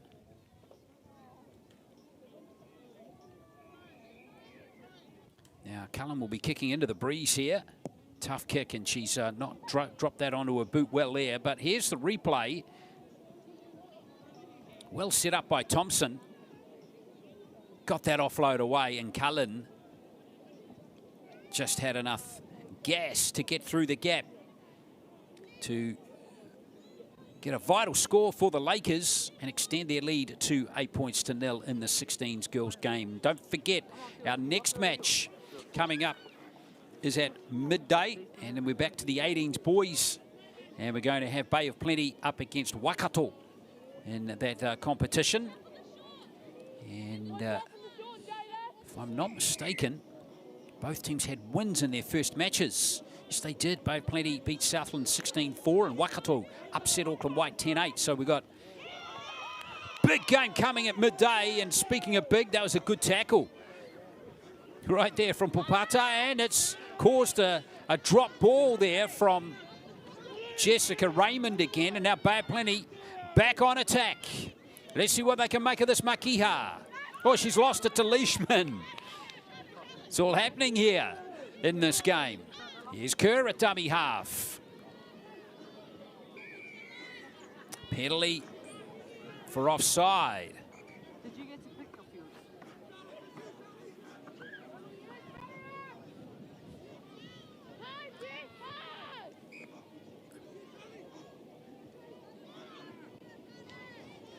Well, let's see if Southland again get opportunities. They've certainly had opportunities in this game. And again, more penalties coming.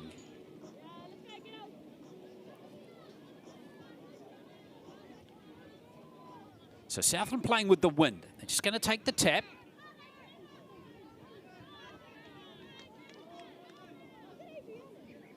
Kerr.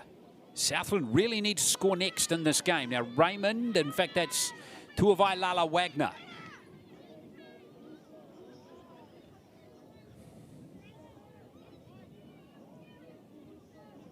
There's the corner flag. You can see it's under 20 metres away for the Rams. Tuavai Lala Wagner inside the 10. This is Southland's chance to strike. Kerr. Let's see what Leishman can cook up here. Leishman might have a dab herself, and she is there. Manaya Leishman gets Southland on the board. It's been a hard-earned try, that one. But they are back in the contest, and this kick becomes important. With still plenty of time, 6:40 left. But there is a chance here. If this kick goes over, of course, with Southland scoring again, they'll take the lead. Oh, she's not timed that one as well. Back to the practice field for Manaya Leishman. So 8 points to 4. Nice work from Kerr at dummy half. And Leishman, once she got her hands on the ball close to the ruck, I don't think there was any doubt she was going to have a dab. And that dab was successful.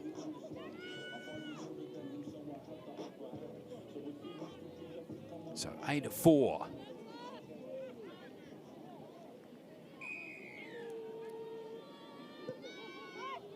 It's a solid looking kickoff too, and it's a perfect kickoff. Southland are going to get the ball back.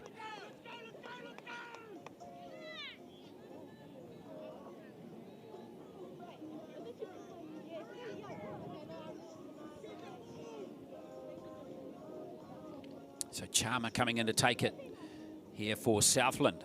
Perfect opportunity here for them to pounce.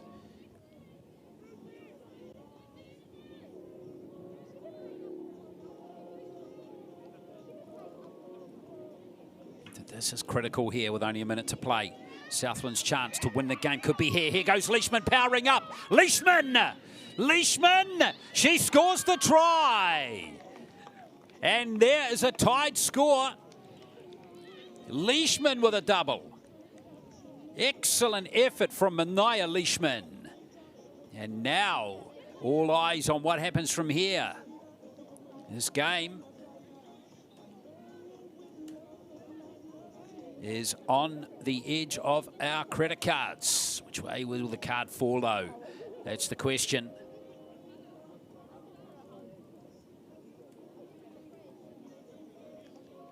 Leishman with this conversion attempt. He's holding it up, but it's nowhere near. So, fantastic score by Leishman. There's still time to play. In fact, there won't be any time to play. That will be that. But watch this try again from Leishman. Nice timely pass from Kerr. And Leishman, much bigger, stronger player than those Bay of Plenty defenders. And there's Manaya Leishman scoring her second try. So that will be that. 8-all is where the game's going to finish. So that's going to throw this pool wide open with that result. Top two teams, remember, qualify for the semi-finals. That will be determined with other matches to come. That one just the first between the two. But well done to both teams. Good gutsy effort. Finished 8-all between Southland and Bay of Plenty.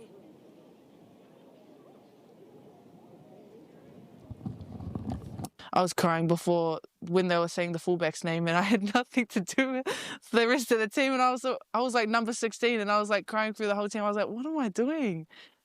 Yeah, I had no idea that I was debuting that weekend. We walked into the team room. Rick put up the team list on the screen, and I just saw my name, and I was buzzing out. I couldn't really believe it. I didn't really expect to see my name up there at all.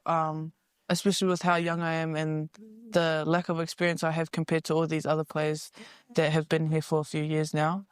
Yeah, it was a bit of a shock, but obviously very, very exciting at the same time. Dad always sends a nice message back, like, oh, very proud of you, all of that. But I think the first time we properly spoke about it was not till after the whole game.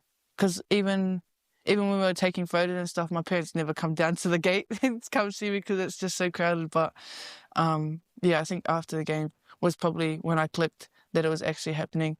And the jersey presentation, when my whole family came, I was crying before when they were saying the fullback's name, and I had nothing to do with the rest of the team. And I was like number 16, and I was like crying through the whole team. I was like, what am I doing?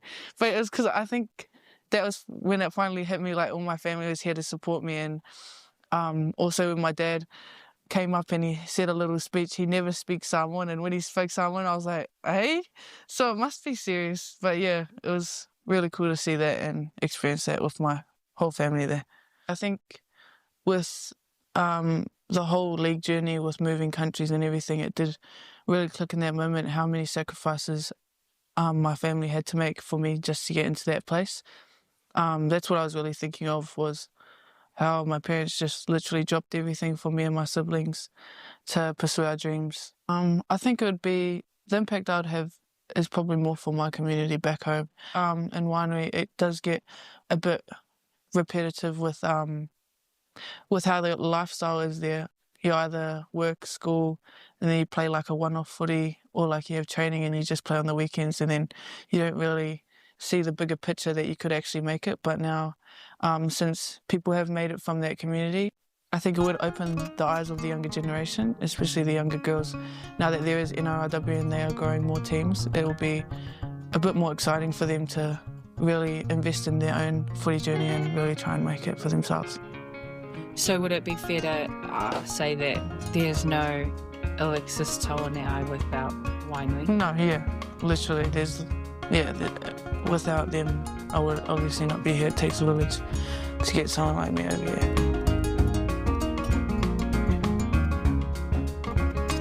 Welcome to Polyfest! What the hell's going on with this weather out here? Whoa, whoa, whoa, whoa.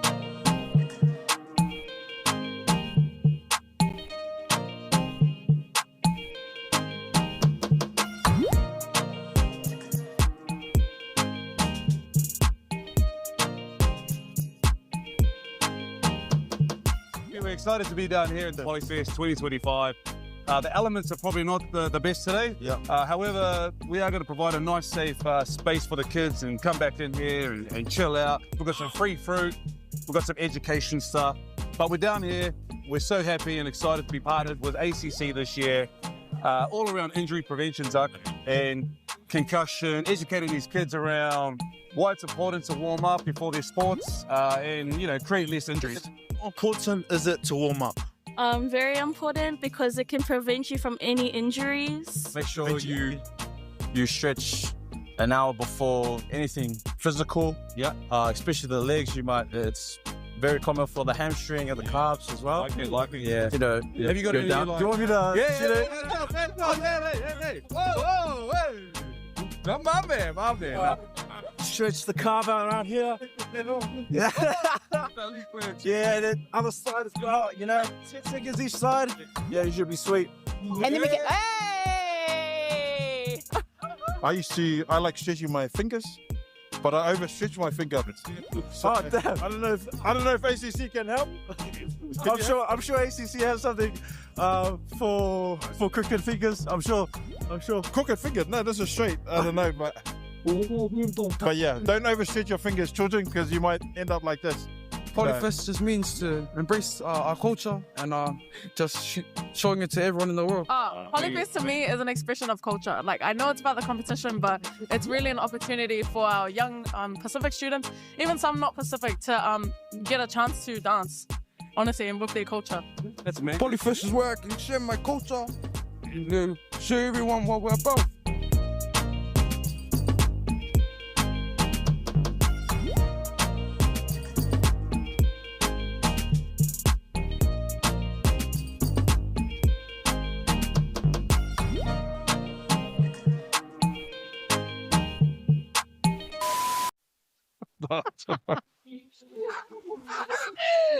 Welcome to Polyfest 20.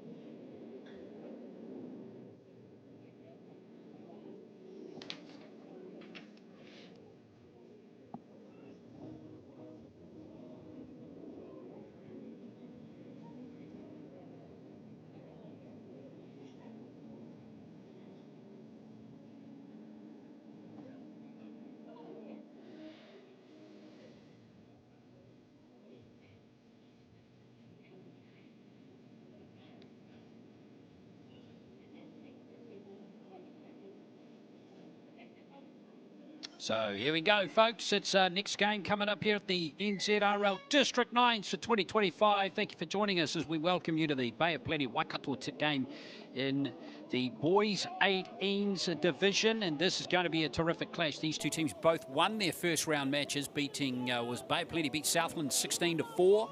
And the Waikato team beat Auckland White 10-8. So game number 2 for both of these two teams. This could decide the pool, as it might turn out. So we will see. And straight away we've got Richard Tefo, who was a try scorer in that game against Southland. Good speed here for Bay of Plenty. They're off to a really good start. That's Christiansen coming forward now for Bay of Plenty. And now here comes Brown, working a play up for Richard Tefo. Nice pass out to O'Brien. This is Martinga O'Brien. Yes, good play to Raroa, and Raroa. Oh, I don't know if he got that down. I think the pass to him might have been forward anyway. Jeremiah Raroa very close to scoring that one. Waikato survive. We've got quite a few Bay of Plenty players backing up from last year's 9s. A good half a dozen in this 18s team. Check this last pass out. It's been ruled forward. Yep. Looked forward out of the hands there from Atenga O'Brien. Rotorua Boys High School he plays out of. I mean, a pretty decent team at the secondary schools tournament in the last couple of years as well. Yeah, so good half a dozen players of these Bay of Plenty teams were at this tournament last year, either in this team or the 16s that have graduated. Players like Harlan McCabe, who of course is with the Warriors Harold Matthews team this year. He's the number 12 for Bay of Plenty, so keep your eye on him as Waikato come forward here. Diesel Kopara, and I think Waikato got a penalty with Kopara, and the referee ruling some offside play. So Waikato coming forward here. Thompson.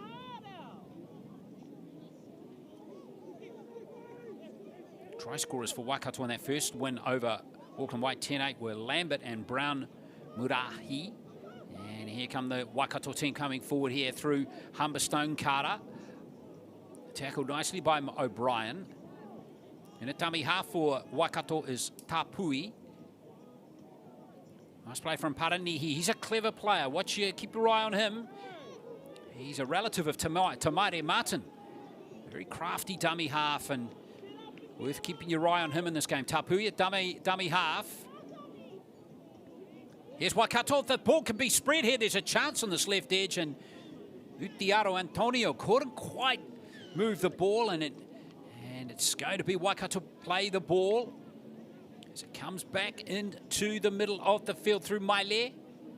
Maile looking to take those defenders on, and he's lost it and might be picked up by O'Brien for Bay of Plenty. And the Lakers have a chance to counter-attack here. Raroa can't do so, but an exciting period of play for both teams. Both looking good with the ball here in this game. Bay of Plenty and Waikato.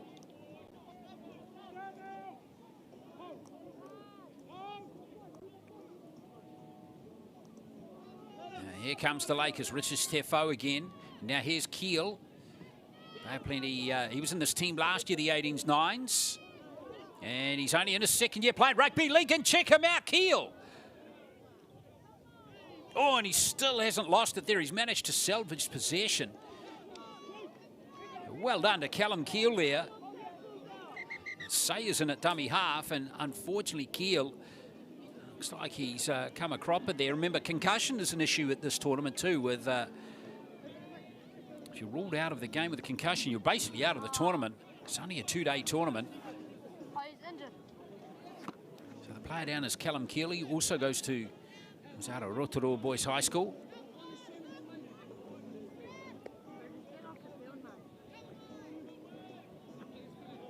And the Lakers won't want to lose him because based on what we saw in that run just a moment ago.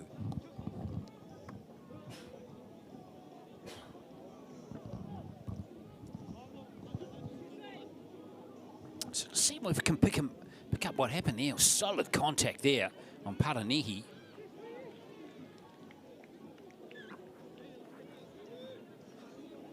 Well, it all looked rather innocuous, didn't it? But he's battling. Here's Keel.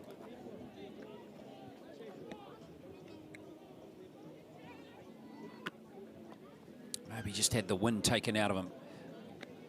Callum Keel. Looks like he's going to be all right to continue, which is just good for Bay of Plenty.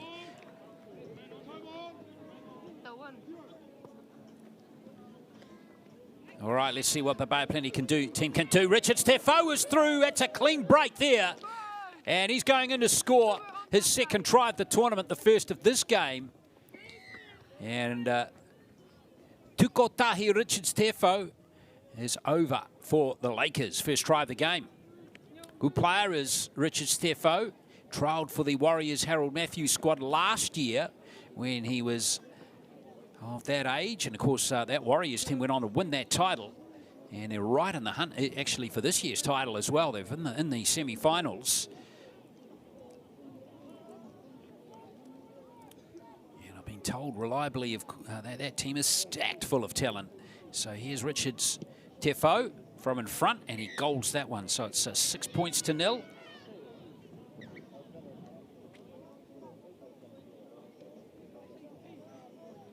Nice play from him. as he nails that particular play.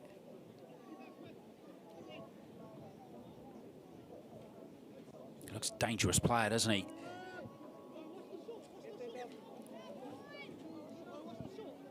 So 6-0 it is to the Lakers. Hope you're enjoying this 18s boys game. These two teams look well drilled, and just as I say that, that pass goes a cropper from Biddle Downs. Luckily for Waikato, they don't lose possession. Tapui tidied up.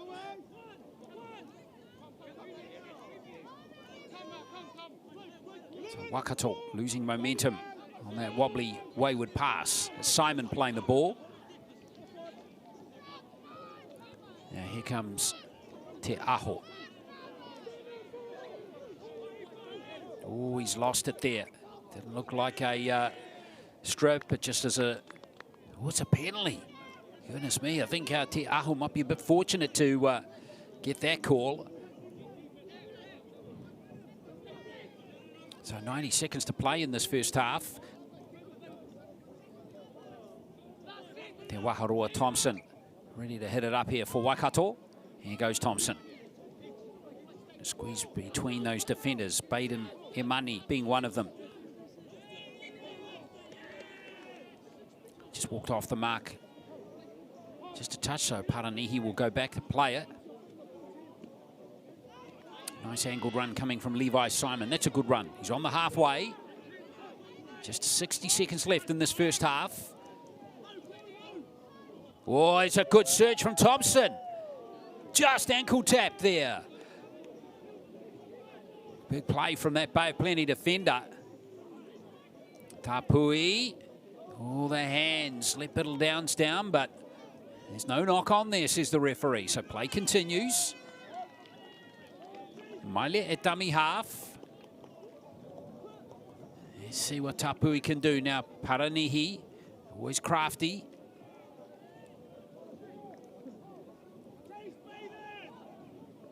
Diaro Antonio at dummy half. Yeah, a run from Thompson again, and there's Thompson. Te Waharoa Thompson hammered this time. Waikato would love to score here on the buzzer here of half time. Diaro Antonio. It's still here for Waikato, but they lost a lot of territory there. Go backwards, Maile. Maile might fancy his chances here. That's a clever little kick, but in the end, it's going to be O'Brien that picks up the ball for Bay of Plenty. And that tackle is completed now. So 6-0 to Bay of Plenty at half-time here with a try scored by Tukotahi Richards Tefo. It is, and he converted his own try as well. It is 6-0 at half-time to Bay of Plenty.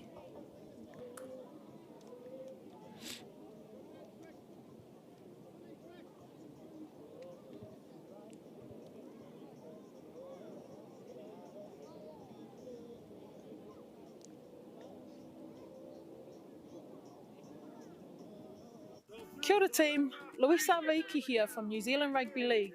A couple of things that have helped me to continue to play rugby league at a high level for over a decade is understanding how to keep myself safe and free from injury and concussion. Practicing safe tackle tech is essential in building your confidence and enjoyment of the game as well as avoiding injury. It is not as complicated as you may think if you follow the simple acronym called SAFE. SAFE stands for square, arms, follow, engage. SAFE can help you avoid injury or concussion and starts with your approach. S stands for square. The first thing you want to be sure of is being square with your opponent so that you can use your body to assist in a tackle and not have to reach too far and put your body in an unsafe position to make the tackle.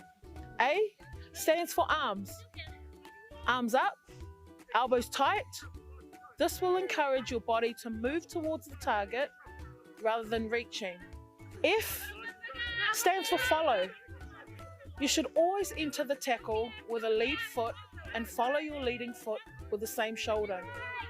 E stands for engage. Once contact is made, it is crucial to engage your arms to wrap around the opponent's body. There are a couple of other reasons why this is important. To be sure you have some control over the direction that they fall so that you are on top. Engaging your arms and hips will also help you to use your body weight to your advantage. So they're the things that have really helped me to stay in the game for a long period of time and just really enjoy my footy. So remember, stay safe, enjoy the game, play and live the Kiwi way. It's 6-0 here to Bay of Plenty over Waikato in the 18s boys division. We're in Section B. Both teams won their first games earlier today, with Bay of Plenty beating Southland 16-4. Waikato too good for Auckland White, 10-8. Tight won that one. Next match coming up is a girls 18s match, and we're going to have Auckland White up against Waikato. So keep your eye on that one if you're fans of either of those two teams.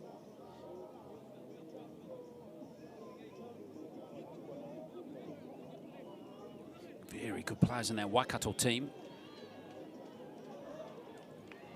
So we'll certainly look forward to that game coming up soon. Underway in the second half here in this game between Waikato and Bay of Plenty, the boys 18s division.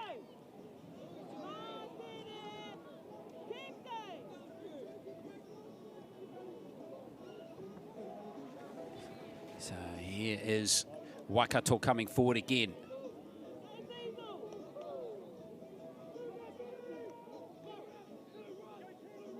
Really would love to score next, the Waikato team, and this is looking a little better for them as Aotearoa Antonio makes a good run up the middle. That's a good 25-metre gain there for the Waikato team.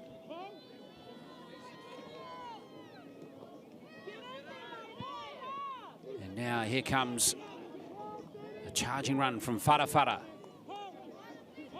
Good set here from Waikato to start the second half. Paranihio. The pass goes to ground from Aotearoa Antonio.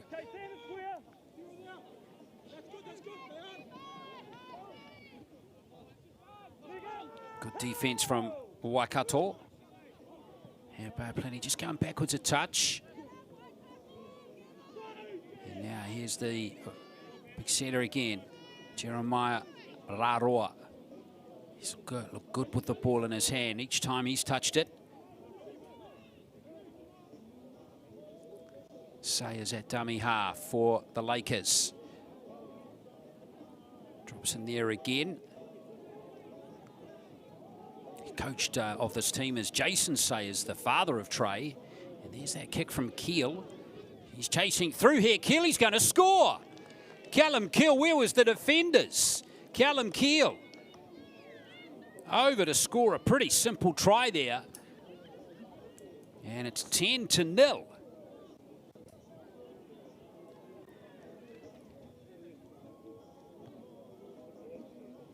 So tries in the game to Richard Steffo and now Keel.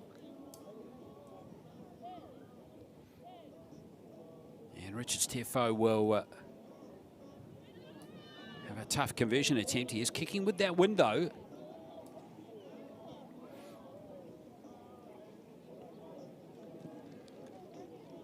It's going to stay 10-0. Richard Steffo missing that one, so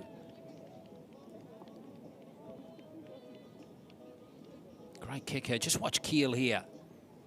Look at that. He had a little look up and realised if he weighted that one well, he was in for all money. And he did absolutely brilliantly there to Callum Keel.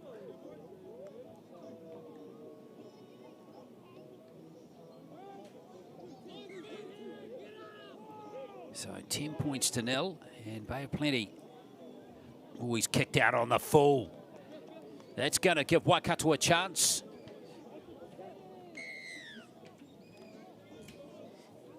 Now Waikato really need to score next. 6 minutes, just under 6 minutes to play. And ball handling is going to be critical here. They've just let themselves down with a few handling errors of late here, have this Waikato team. So Lambert There was a try scorer in their win over Auckland White earlier today. Plays the ball there. Tapui. They really need to get to the end of their set here, Waikato. Lambert in the tummy half once more. Tapui. Plenty defence has been pretty robust so far. Not many gaps in their defensive line for Waikato to exploit. And now there's an opportunity, though, with Harlan McKay being penalised there for not releasing that tackle player.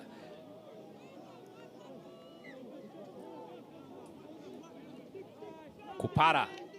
Diesel Kopara. Big, strong lad. He's into the 10.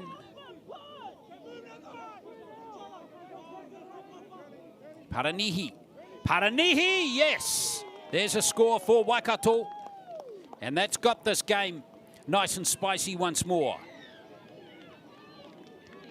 So 10 points to 4. And the position of this is pretty decent for Waikato as well.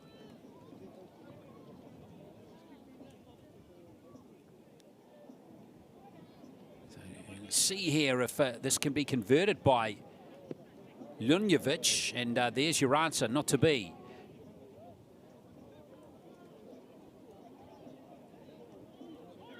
So score remains 10-4.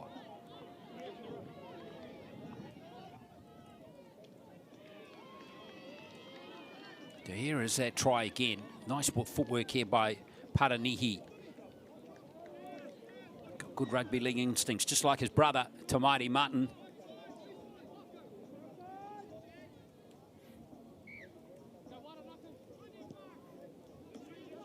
Again, it's the... And that's been gathered by the Waikato team from the kickoff. Brilliant stuff from them. And now, here's a chance. Here's Corliss, comes forward. Marcus Corliss. Waikato 18s player from last year. Youth tournament in Aotearoa. Now Paranihi, the try scorer. Looking to utilise the hard-charging running skills of Aotearoa Antonio. He's held up there by Amani. Now Lambert. See what Tapui can do. His back-angled runs on the inside are working effectively. Farafara goes down to the goal line. He's just a metre or so out. Paranihi again. No space there for Tumara Paranihi this time. Last tackle now for Waikato. This could be the big moment in the game for them right here. Oh, and that pass, they've lost 20 metres and they're back to the 30. In fact, they've lost 30 from that setup. It's still the last, and there is going to be Bay of Plenty surviving that attack from Waikato. So Bay of Plenty now can kind of use the clock as their friend a little bit. Still might be a little early to manage the game. And still within striking distance, scoring-wise, Waikato. One error from the Bay of Plenty team, and particularly this end of the field, and everything could change again. Now that's O'Brien coming forward for Bay of Plenty. Sayers. Lakers looking to play some football here. Good strong run by Gartner, but he's well handled by the Waikato defence. Bay of Plenty still sensing there might be something out on this left edge this time. Flavel Painter. Now it's out to O'Brien. Oh, is there a push in the back there? I think there was from Flavel Painter. And yep, and it's a penalty against Bay of Plenty. So Blake Flavel Painter, the Taupo player, is penalised. So Waikato now, they're at the wrong end of the field here with a minute to play. They need a converted try. Farafara. Converted try, score under the posts. It's not going to be easy against this Bay of Plenty defence, which has been super tight so far. Lunjevic up towards halfway, and that could be the end of that as Bay of Plenty win the ball back with that spilled ball by Paranihi. Bay of Plenty won't be in any hurry now. I just want to close this game out as Baden Emani, the other Taupo player in this team, hits it up Sayers in at dummy half. And you can see all the urgency gone out of the Bay of Plenty team. They know they just play out these last 20 seconds. And it's going to be victory for them. And going to be 2 wins in a row to start day 1 of this tournament. Charles Butler with a good run for the Lakers.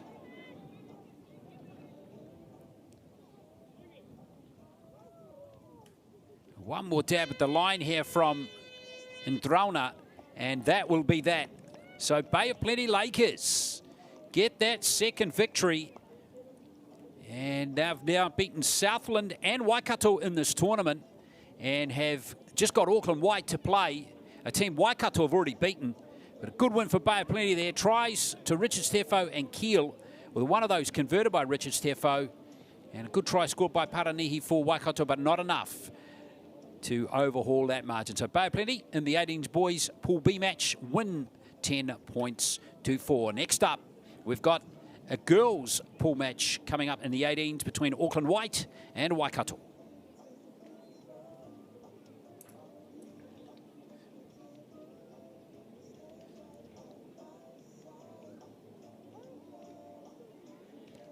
Hey, kia tere mai koutou ne. Aia. Tēnā koe, auntie. Hey, I see your shoulder is still sore from that fall you had last week. Tēnā. E noho. I've got this laundry. I don't know who that boy is, but his laundry skills are next level. So, boy, you can stay. I wish, auntie, but I'm only here to give you the memo. What's that memo? That instead of trying to soldier on when you know your injury needs treatment, that ACC has a whole lot of ways they can support you and your whānau. True. They can help around the whare if your whānau can't, help with transport, and if you can't work, they can cover up to 80% of your wages. Just don't tough it out. Tai hoa ake and get help. Tau mā, ko tau mā te pahi mo te kura. Come on. Out you go. Alrighty, taiti. Have a good day. See you later. Kia ora. Let's get you ready to go out there and have an epic rugby league game. But first things first, let's have a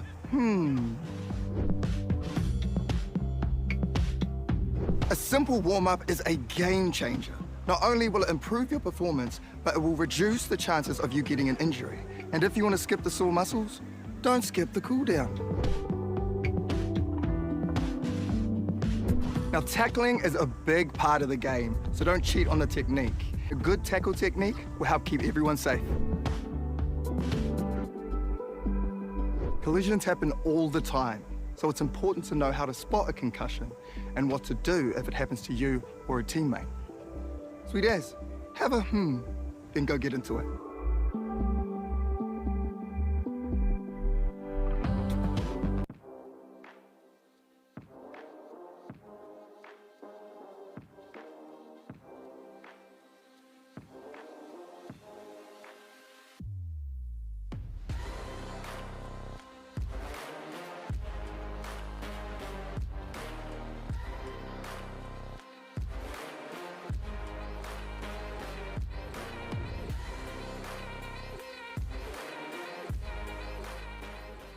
I was crying before when they were saying the fullback's name, and I had nothing to do with the rest of the team. And I was like number 16, and I was like crying through the whole team. I was like, what am I doing?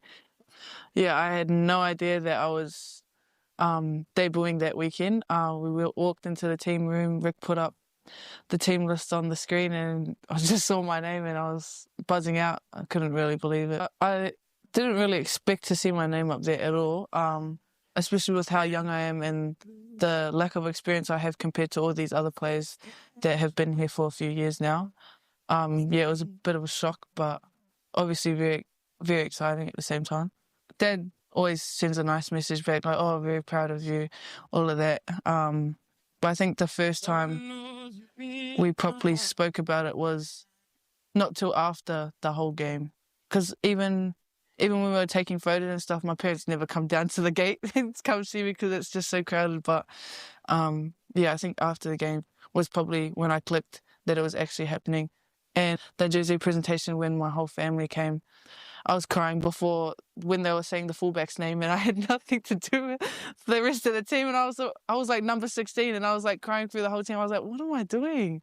But it was because I think that was when it finally hit me, like all my family was here to support me. And also with my dad, came up and he said a little speech. He never speaks Samoan, and when he spoke Samoan, I was like, hey? So it must be serious. But yeah, it was really cool to see that and experience that with my whole family there. I think with the whole league journey, with moving countries and everything, it did really click in that moment how many sacrifices my family had to make for me just to get into that place. That's what I was really thinking of, was how my parents just literally dropped everything for me and my siblings to pursue our dreams. I think it would be, the impact I'd have is probably more for my community back home. In Waitangi, it does get a bit repetitive with how the lifestyle is there. You either work, school, and then you play like a one-off footy, or like you have training and you just play on the weekends, and then you don't really see the bigger picture that you could actually make it. But now, since people have made it from that community, I think it would open the eyes of the younger generation, especially the younger girls.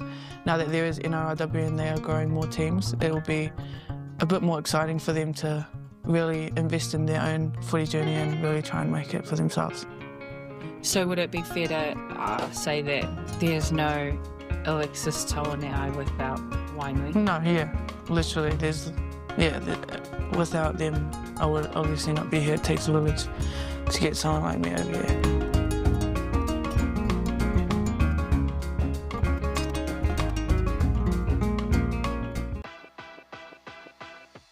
Time to sharpen players' passing off the ground accuracy, quick decisions and teamwork with off-the-ground pass. To set up, mark out a 15 by 15 metre grid with cones. Divide your group into 2 teams, attackers and defenders. Got a big group? No problem. Set up multiple grids or areas so everyone can join in. The attacking team starts with the ball. Before passing, a player must ground the ball, then pass to a teammate within 3 seconds and not run the ball. Attackers, keep moving and finding space to help their teammates with clear passing options. Defenders will try to intercept the ball while staying at least 1 metre away from the player with the ball, so no crowding. If the ball isn't passed in time or gets intercepted, it's a turnover and the other team takes possession. Make it easier by expanding the grid for more space to move and pass. Make it harder by adding a second ball. Mix things up by having defenders retreat to a designated cone on the coach's call before they can rejoin the play. This gives attackers a chance to regroup and execute. These are just a few ways to change things up, but here's an even better idea. Ask your players how they want to play and let them take the lead. Great job! Creating a positive atmosphere is what keeps players hooked and coming back for more.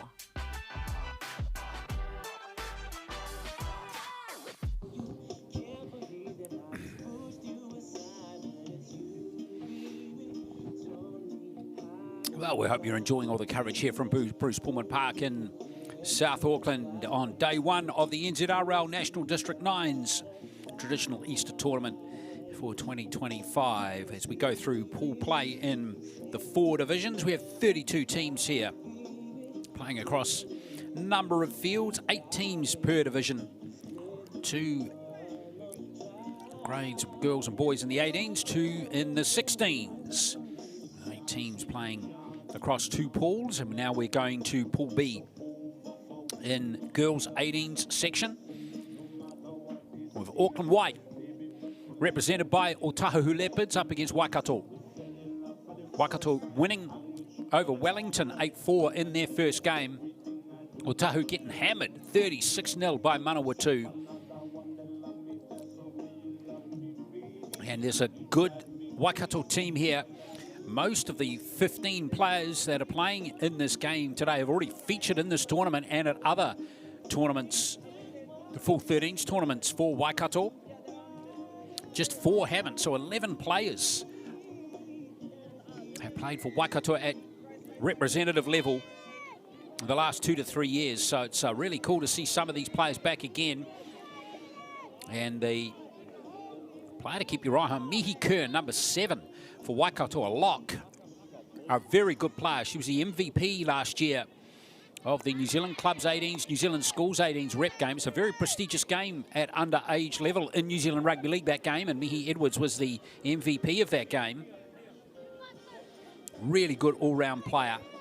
But she's backed up by several other players in there, including Mariah Elkington. And here comes Waikato. They're just losing the ball there to Catgill, who got both tries that Waikato scored in their win over Wellington earlier today. But Auckland White, other than the first couple of minutes where they looked pretty solid on the line of Manawatu, were really beaten comfortably by a slick-looking Manawatu team.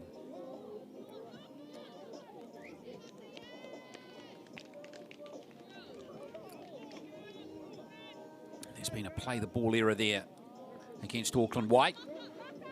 So here's Waikato with a chop opportunity inside the Auckland Whites half.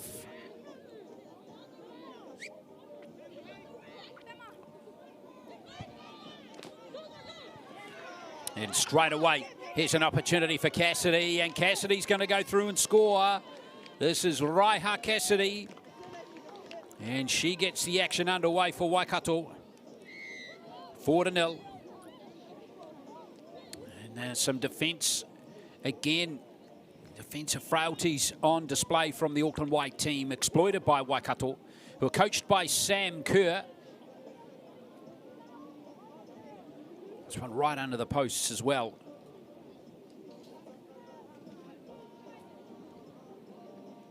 So yeah, players like Tiana Hill, Dilhon Catgill, Philomena Dalu, Riley Aspinall, all players that have featured in this tournament in the past. And there's the conversion going over from Kerr. So 6-0.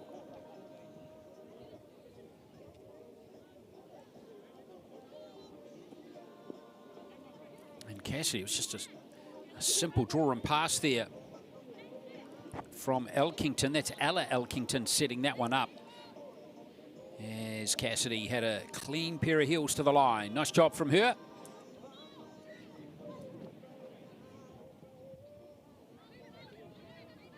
It was not going to go the 10 there from Waikato, so it's going to be a penalty here for Auckland White right on the halfway line. Let's see what they can make of this. They're playing with that strong breeze in the first half.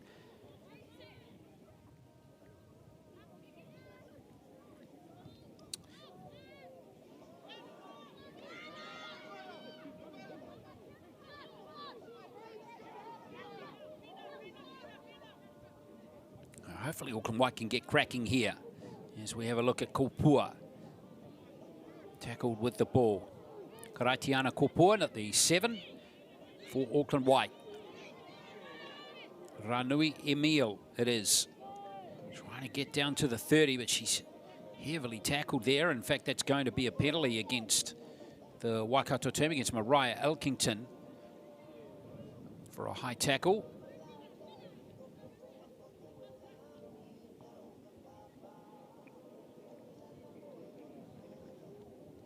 So Sefo Taho, the Auckland White team, can make something of this field position. Topili it is to tap it. And she's just going to take a charge up into the Waikato defence. Strongly handled there by Riley Aspinall. Nayamea, and here comes Toilalo, shifting there from Auckland White as Pulman is tackled on the 10-metre line. Toilalo. Oh, the gap opened up a little bit there for Kopua, but it's shut pretty quickly with Aspinall flying in to smash her. Good hands here from Fangu. He's lost the ball, and Waikato coming away with it here as Elkington looks to make something of this. Mariah Elkington. Oh, the pass goes to ground, unfortunately. The idea was right. The pass was just a little bit wayward, but referee's ruled it hasn't gone forward. Here's Morgan to Ueda. They're up to the 40 already, Waikato. Auckland White are going to have to get back on defence super fast here as Aspinall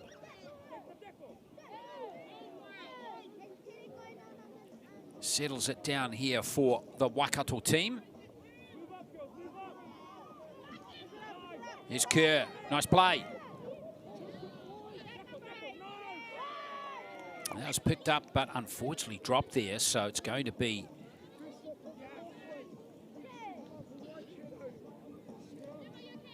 it's still going to be Waikato ball.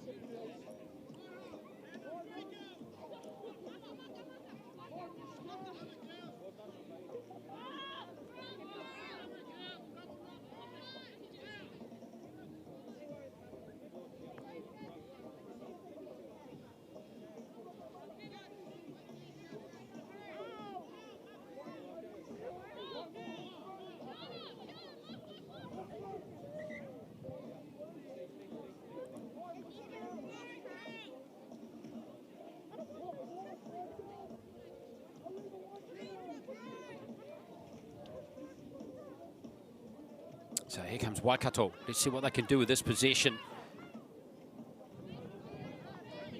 Nice little shift of the play there, and there goes Elkington. Mariah Elkington. And here comes the second try, scored by Elkington.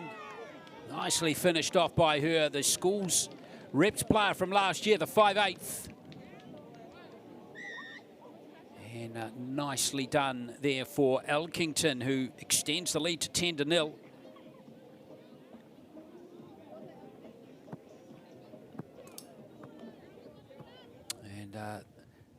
Looking solid in this game are Waikato.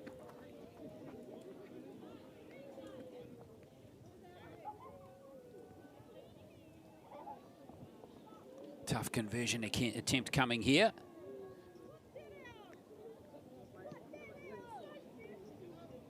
Not a bad connection there, but again, very tough on the outside there.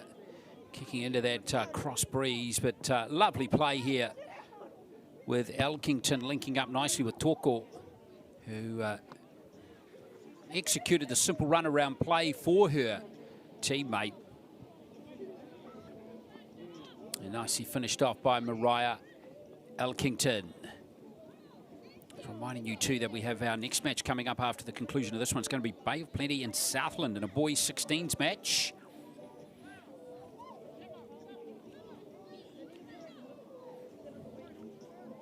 So we're looking forward to that one coming up too. Boys 16's always an exciting division.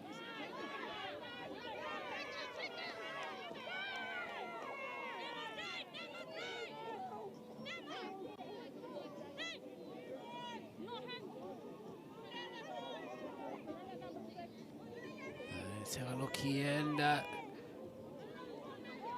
it's again good solid tackling here from Waikato.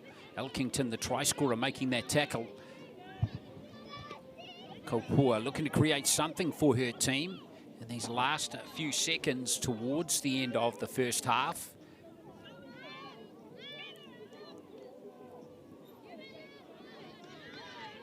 It's a better direct, much better direct run that time by the number 14. That's Fa'ukafa.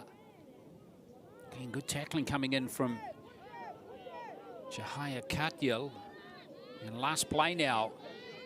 Could well be the last tackle coming up of this first half. And it's Whangauta, who is tackled there by Benny and Lindsay. So there is the end of the first half. 2 tries scored by Waikato, Cassidy and Mariah Elkington. 1 conversion to Mihi Kerr. And it is 10 points to 0 in this girls 18s match at halftime.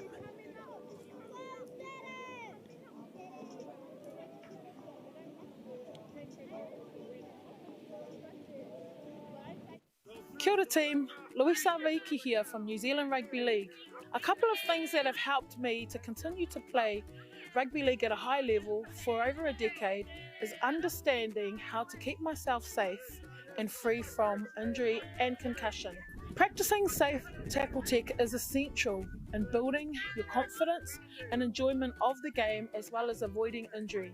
It is not as complicated as you may think if you follow the simple acronym called SAFE. SAFE stands for square, arms, follow, engage. SAFE can help you avoid injury or concussion and starts with your approach. S stands for square. The first thing you want to be sure of is being square with your opponent so that you can use your body to assist in a tackle and not have to reach too far, and put your body in an unsafe position to make the tackle. A stands for arms. Arms up, elbows tight. This will encourage your body to move towards the target rather than reaching. F stands for follow. You should always enter the tackle with a lead foot and follow your leading foot with the same shoulder. E stands for engage. Once contact is made, it is crucial to engage your arms to wrap around the opponent's body. There are a couple of other reasons why this is important. To be sure you have some control over the direction that they fall so that you are on top. Engaging your arms and hips will also help you to use your body weight to your advantage. So they're the things that have really helped me to stay in the game for a long period of time and just really enjoy my footy. So remember, stay safe, enjoy the game, play and live the Kiwi way. 10 points to 0 it is to Waikato. Thank you for joining us here on the NZRL YouTube channel. Wherever you're watching these matches, hope you're enjoying them. Watching your friends and whānau play on what is always a cool event on the NZRL youth calendar. Of course, we can continue pool play today. Each team's going to play 4 games before we move into the playoffs tomorrow and eventually get to crown our champions. Weather is just hanging in there. Unfortunately, there's been no rain so far.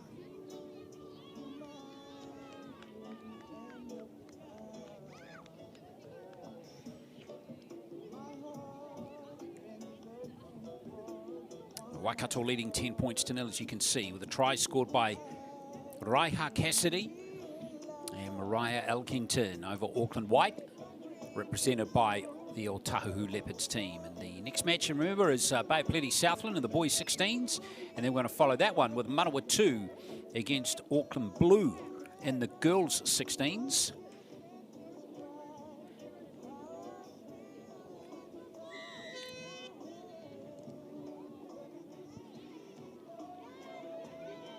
Waikato can play that now. They're all good to play it. No, they can't, of course. Yes. So, penalty to Auckland White on the halfway line. Big day for Rugby League. I mentioned those other 2 games. Of course, the Warriors are playing in the NRL tonight against the Brisbane Broncos. Packed out stadium at Mount Smart for that one. Looking forward to that game kicking off at 7:30 this evening.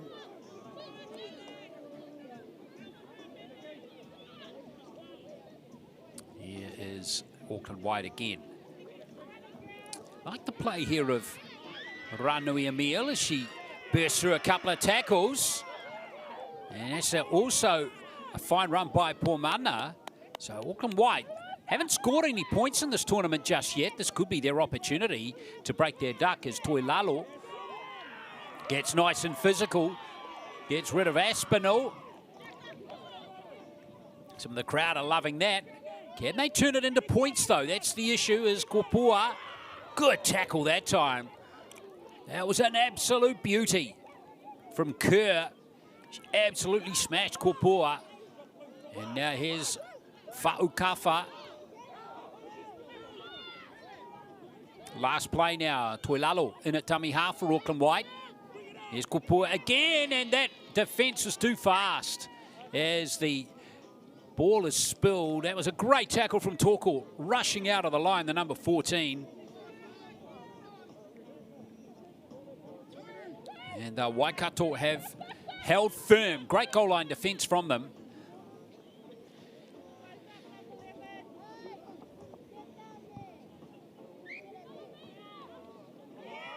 Now, can they turn? They're at the wrong end of the football field, of course, but they're 90 metres away. But they've got some attacking weapons. They've got some attacking weapons. You've got to watch these players. Elkington's already scored 1 pretty good try in this game. Hunting a second. Good hands from Kerr. And now here comes Morgan to Urira. Ella Elkington at dummy half. Here's Kerr taking a hit up herself. Tackle that from Ranui Emil. Now here comes Fangu for, for Catchill for Waikato. That's Jahaya Catchill who scored those 2 tries, and there's a penalty. Some illegal play coming in there from Karaitia from Rosemary Pulman. So fresh set of 6. That was right at the end of the tackle count as well from Pulman, who's been substituted. Here comes Catchill again. The ball is spilled by Benny and Lindsay. So again, it's going to be another penalty coming for Waikato. So things not quite going to plan here for Auckland White, despite them almost scoring a little while ago.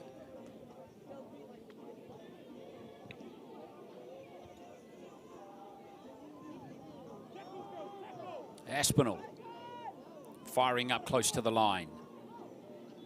Here's Kerr. Nice. And here comes another try for Jahaya Catchill. And that's her 3rd of the tournament. First of this game. But she is in again.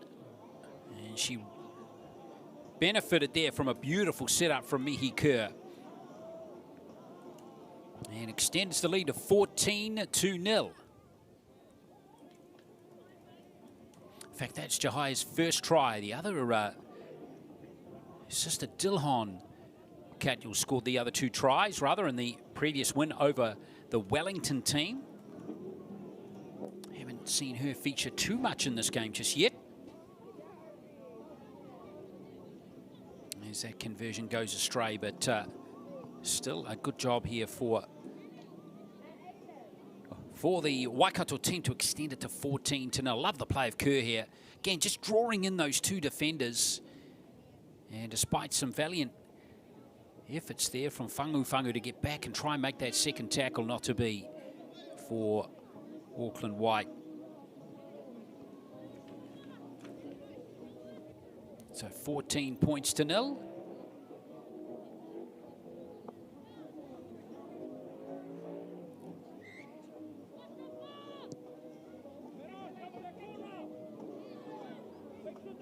And again, we saw Auckland White get into real strife with kickoffs against in their game against Manawatu. And that one almost came a cropper then as well.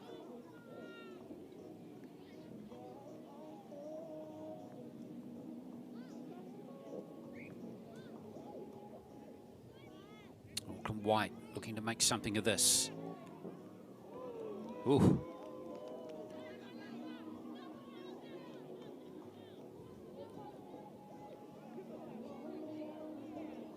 Waikato's defence has been very solid all the way through this game.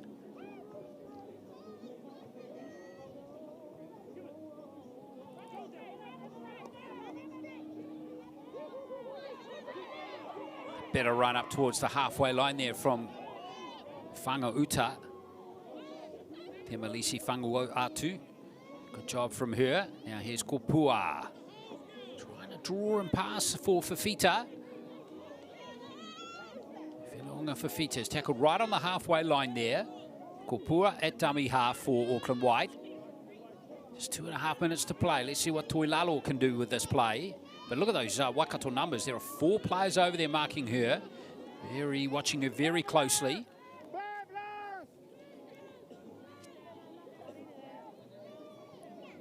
Back it comes to Henry with that kick.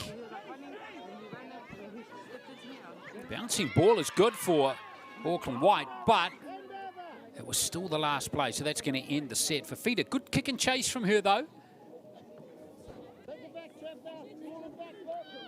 Waikato grinding out their second straight win here. That's going to set up a really good match between them and Manawatu in the last round in this particular pool. Pool B of the 18s girls. Manawatu had a win over Auckland White earlier, 36-0, and are playing their second game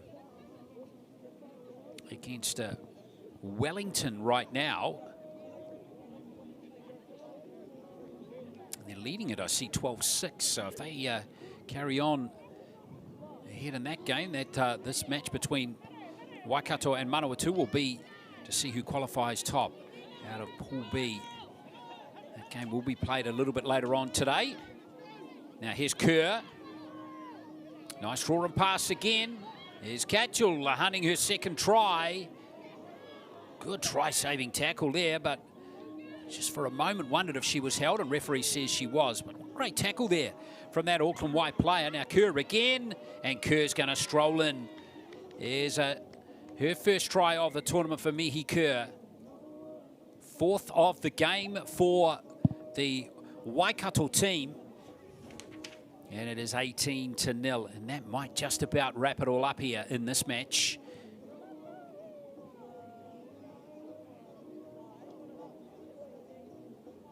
So that match between Waikato and Manawatu is going to be a ripper. And Pool B a little bit later on today in the girls' 18s.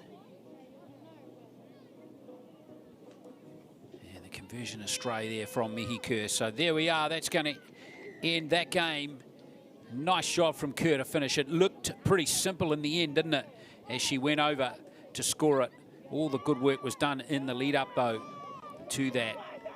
So Waikato get the win here with 4 tries in the game to Cassidy, Mariah Elkington, Jaya Catgill, and Mihi Kerr. 18-0.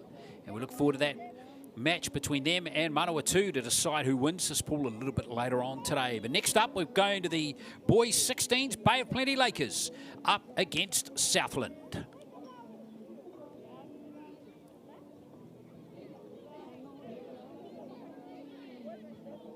So I'm just going to give you some suggestions on my breakfast ideas. And so I'm just going to make a shake that I used to do all the time, with the ice, the water, the yogurt, which is your dairy, your berries, which is your fruit, your spinach, which is your vegetables, another banana, which is your fruit.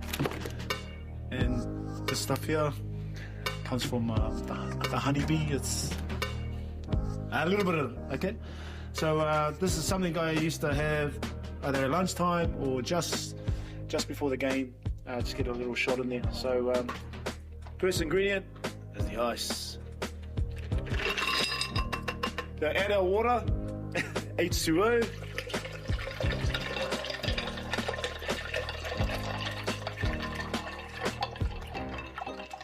Okay.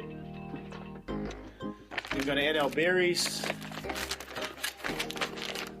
Doesn't matter how much you put in. Just go with feeling. Yeah, I feel it. Bit of spinach, some greens. That's going to be it. Hopefully it all stays in. Banana. So when you're peeling a banana, which way do you go from? That end or this end? It's this end. You watch the monkeys and the gorillas? That's how they do it. Voila.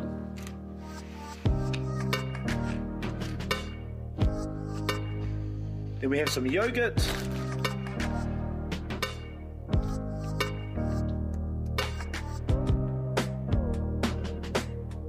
And then finish with the honeybee. Totally on you guys. Totally on you. I got a sweet tooth. All right. And that will keep you trucking along during the game, but still, you know, we big emphasis on the hydration part of things. And even if in the game your runners have Powerade or Gatorade with some electrolytes, because water only can take you so far. You need a little stimulant, so the Gatorade or Powerade will help you through. All right, here we go.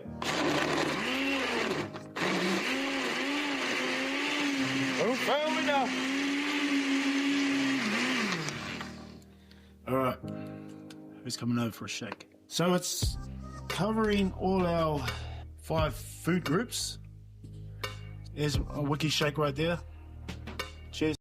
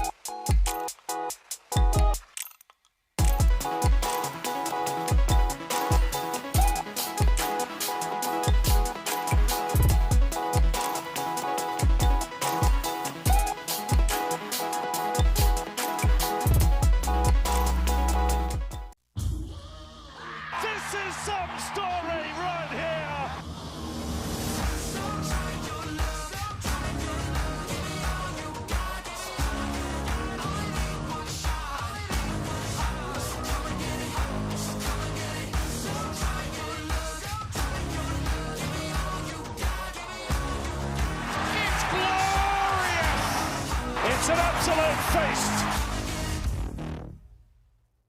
Kia ora. Let's get you ready to go out there and have an epic rugby league game. But first things first, let's have a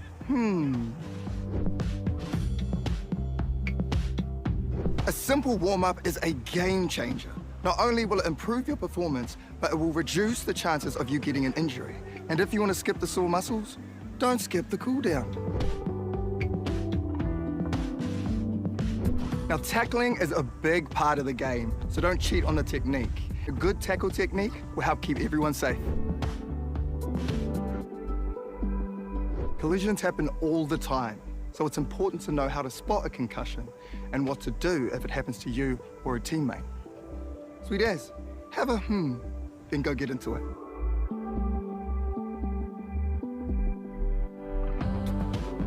Hey, kia tere mai koutou ne. Aia. Tēnā koe, auntie. Hey, I see your shoulder is still sore from that fall you had last week. Tēnā. E noho. I've got this laundry. I don't know who that boy is, but his laundry skills are next level. So, boy, you can stay. I wish, auntie, but I'm only here to give you the memo. What's that memo? That instead of trying to soldier on when you know your injury needs treatment, that ACC has a whole lot of ways they can support you and your whānau. True. They can help around the whare if your whānau can't, help with transport, and if you can't work, they can cover up to 80% of your wages. Just don't tough it out. Tai hoake and get help. Tau mā, ko tau mā te pahi mo te kura. Come on. Out you go. Alrighty, taiti. Have a good day. See you later. Well, thank you for staying with us here at Bruce Pulman Park as we have action continuing here on day one of the NZRL National District Nines. And we have 6 games still to come on this stream today. So I'm enjoying all the action. We move to the 16s boys. Section B division now between Bay of Plenty and Southland. Bay of Plenty having a win over Waikato 22-0 in their first game. And Southland losing to Auckland White 14-4. So those are the results so far. So Southland see if they can bounce back here. A lot of boys from Southland boys in this team. Other colleges represented, Aurora College, Verdon College, James Hargest as well.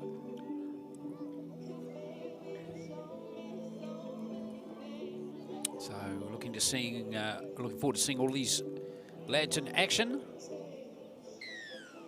As Bay of Plenty get this game underway. Bay of Plenty will put themselves in a strong position in Pool B if they can get the victory over Southland, with one game coming against Auckland White, which again could be, if Bay of Plenty win this, a battle for top spot out of this pool. But Southland's got something to say about that, I'm sure,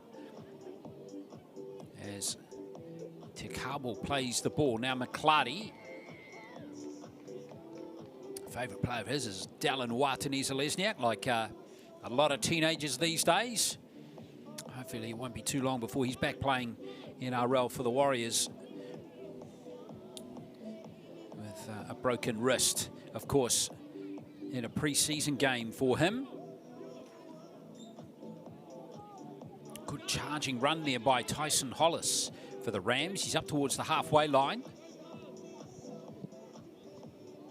And there's the kick. Kicking into the breeze, there's Hollis. We're going to chase through there. And now Rylan Emery. Now this is an exciting Bay of Plenty team. Who's in action here? And here's a big charge by Portai. He got one try. One of the 4 tries that Bay of Plenty scored against the Waikato team.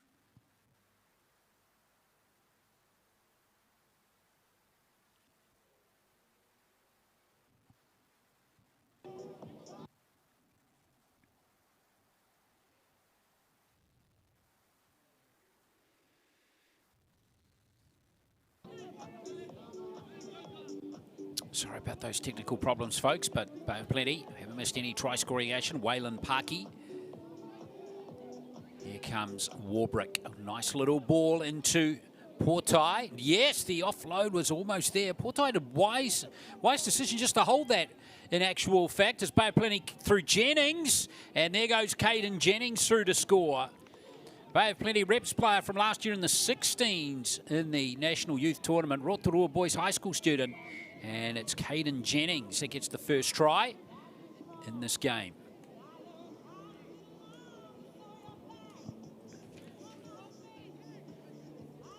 Very nice job by Bay of Plenty. They rolled forward really well in that particular play. And a real reminder for Southland that their defence is going to have to be super on point in this game. Now, conversion attempt coming up here from Minhinnick. He got 3 goals in that first game.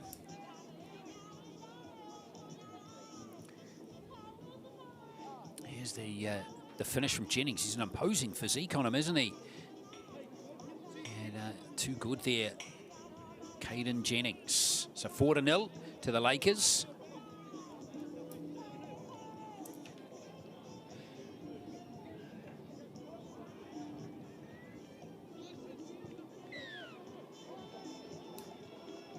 Just clouding over a little bit here.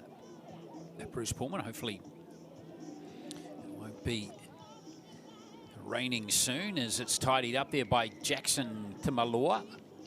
And now here comes Hollis, Tyson Hollis again. Well, he's had it stripped out of his hands there by Roy Biddle. And Bay of Plenty coming forward. Dummy half there was Minhinnick. And now here comes Jennings again. Jennings down to the 10. Minhinnick into dummy half. Now here's the play for Warbrick again. Out to Mansell Bennett, and going in to score the try is Hayes Barry. No, it's a forward pass. Referee's picked up a forward pass there, so no try. So as I mentioned, see the Southland under-16s boys team. It's a team chock full of Southland boys high school talent.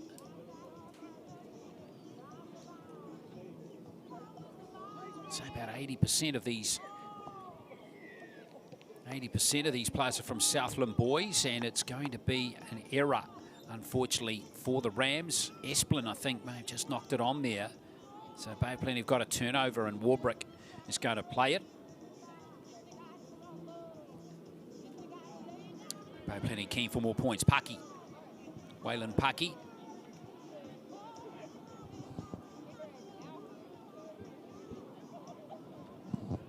Out it comes again, down to this dangerous right edge.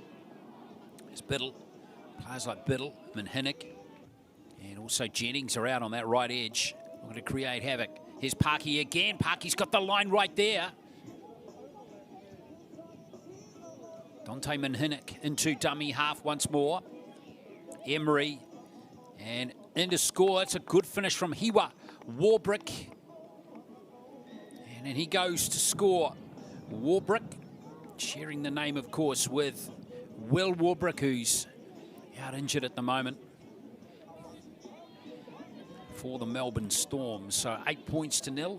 Second try of the game. Warbrick getting his second try. He got one against Waikato earlier today.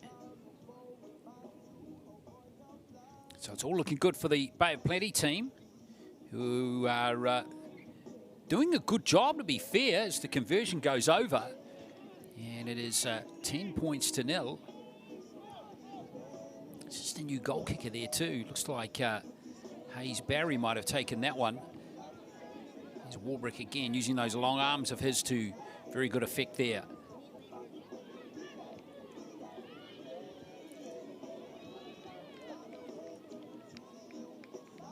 So 10-0.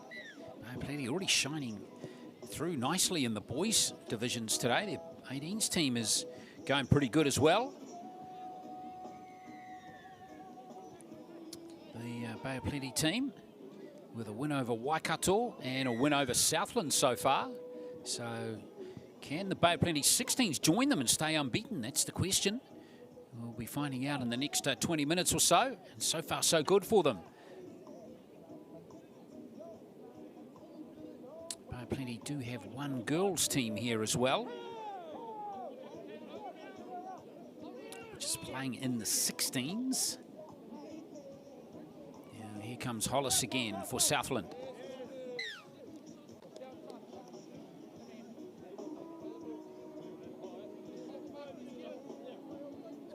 Plenty had a draw in their first game, 8-all in that girls' teams as well. So good start for Bay of Plenty's teams here. None of them have been beaten yet. Early days still. We're only halfway through the first day.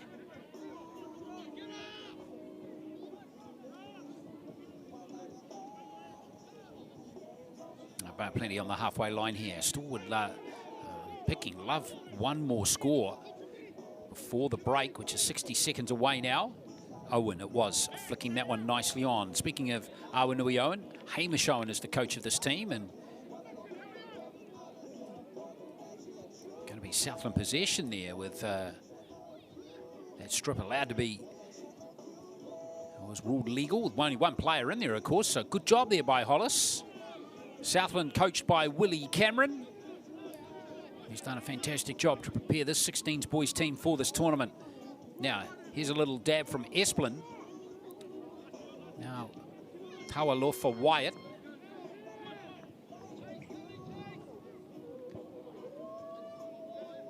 Can Southland cook up here with just seconds remaining in this first half? Hollis is looking there, but he should have perhaps left it there for Trainer.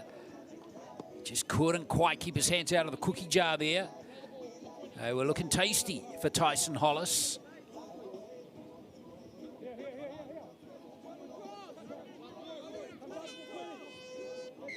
And there will be no time to play that. So solid first half for Bay of Plenty. And tries to Caden Jennings and Hiwa Warbrick have the team in front by 10 points to 0 over Southland.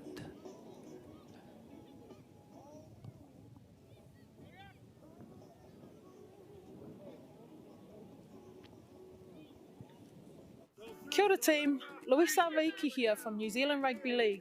A couple of things that have helped me to continue to play rugby league at a high level for over a decade is understanding how to keep myself safe and free from injury and concussion. Practicing safe tackle tech is essential in building your confidence and enjoyment of the game as well as avoiding injury. It is not as complicated as you may think if you follow the simple acronym called SAFE. SAFE stands for square, arms, follow, engage. SAFE can help you avoid injury or concussion and starts with your approach.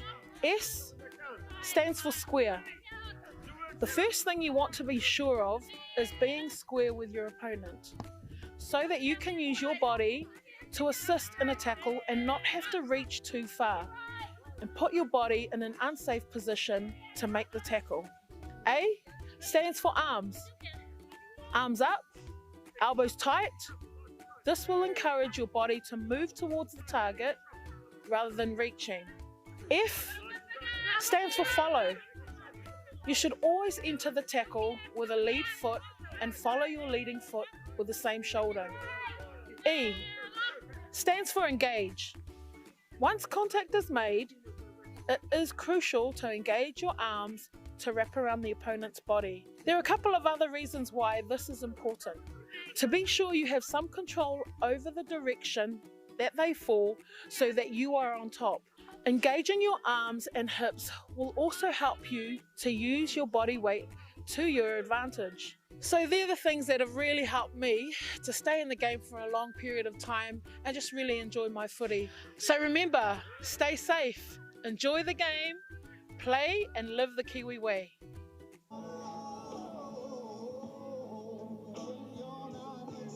Half-time here in the 16s boys game. Bay of Plenty up 10 points to 0 over Southland. They're in Pool B of the 16s boys.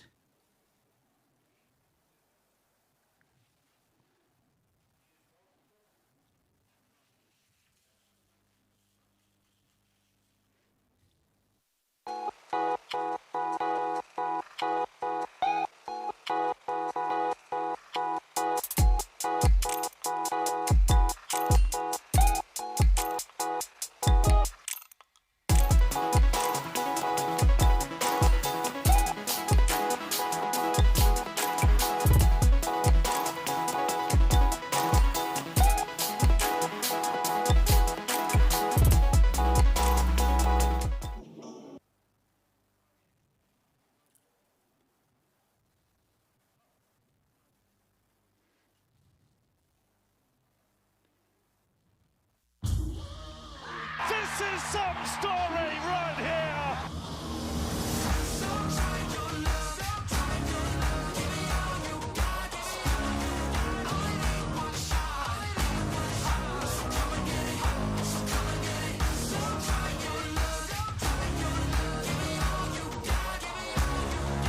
It's glorious.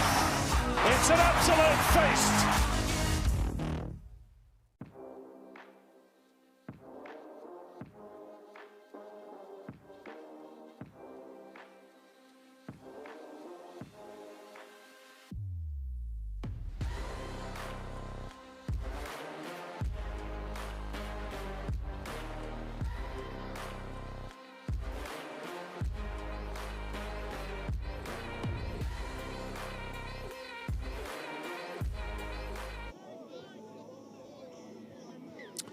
Second half is just underway between Southland and Bay of Plenty in this clash of the 16s boys here at the NZRL District 9s. And it's Southland looking to make something of this play early in the second half. Unfortunately, they've not been able to keep possession, and the referee's going to rule it a lost ball forward. So Bay of Plenty play the ball. In fact, it's going to be a scrum, in fact, is it?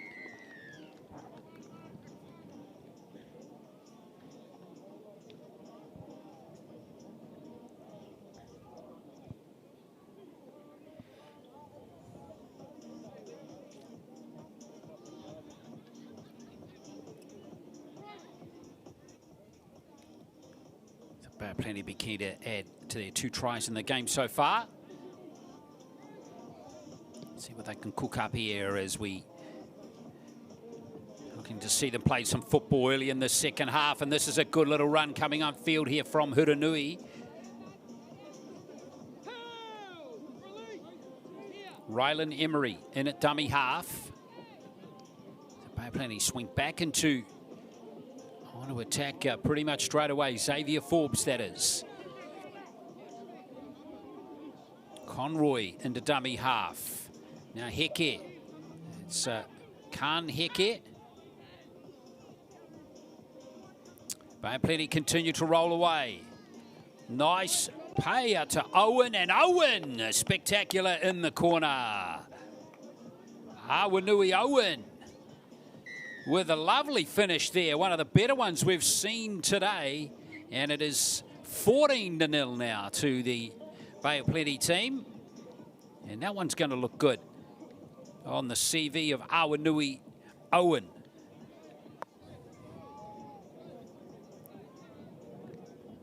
Caden Jennings is going to line up this conversion attempt from wide out, and score remain 14-0. Love that play from Awanui Owen. His first try of the tournament, and Bay of Plenty have now scored 7 tries in their 2 games to date. It's a good number of tries. Beautiful put down right in the corner. Excellent work from him. So 14 points to 0. It's Conroy to restart play. Oh, it's just out on the full. Not by much, but definitely just out on the full. Southland keen to get the action underway again. They know times of an issue. Nixon Esplin and kicking it back into the centre, trying to get play underway as quickly as possible here.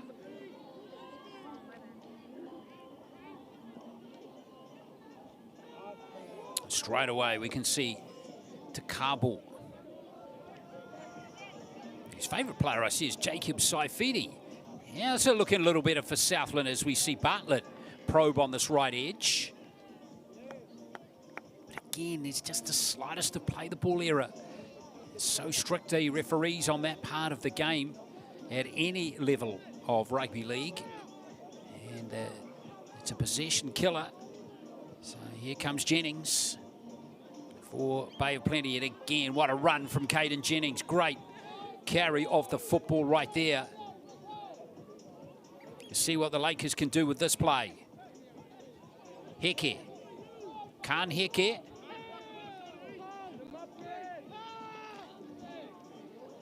Jennings again. Nice ball movement, and that's been a disappointing end to what was a promising set there for Bay of Plenty.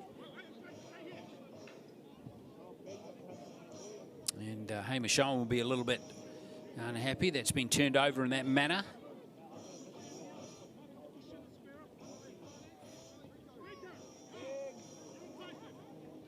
Now Southland have scored just the one try in the tournament so far. It was in the last game against Auckland White by the number 7, Dion Tawalofa Wyatt. I like the play of Tyson Hollis. He's a gutsy little player at the back there for Southland. Now Esplin.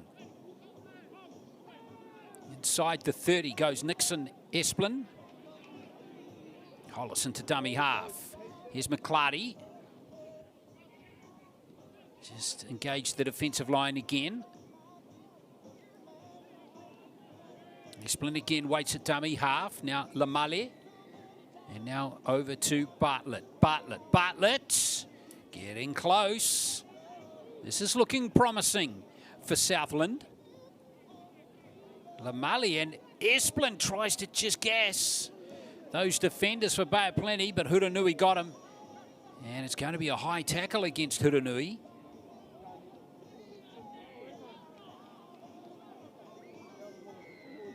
So Ethan McClarty's going to play it.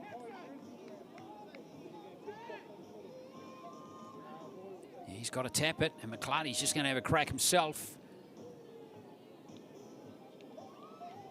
Esplin again. Now, big barge over from Te Kabo. Comes up short. Hollis. And reach out, no, not to be for Esplin. Southland desperate to get over here. Hollis. A lot of one-off running, which is easy to defend for Bay of Plenty. Esplin again. They should spread it maybe. No, they're going to stay tight. And Jake Garrick has gone over to score it. And Southland are on the board with 2 minutes to play. Jake Garrick from Southland Boys. So this conversion's got to be taken quickly. It's a good connection, but it's across the face. So 14-4.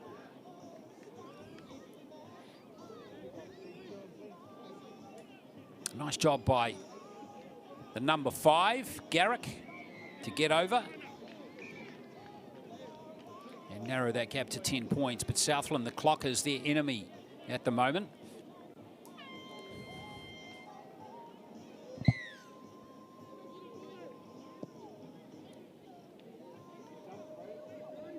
It's a good kick-off, but taken nicely there by Warbrick for Bay of Plenty, one of the try scorers in the first half. Oh, little fumble at dummy half there. Southland got to take this super fast.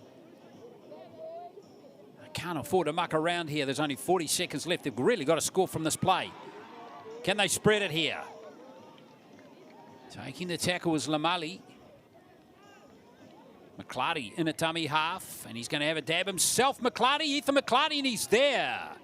Second try for Bay of Plenty. And it's handy to the posts as well. Conversion's got to be taken quickly.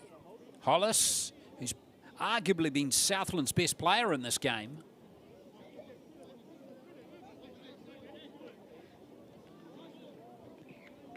And he'll nudge it through.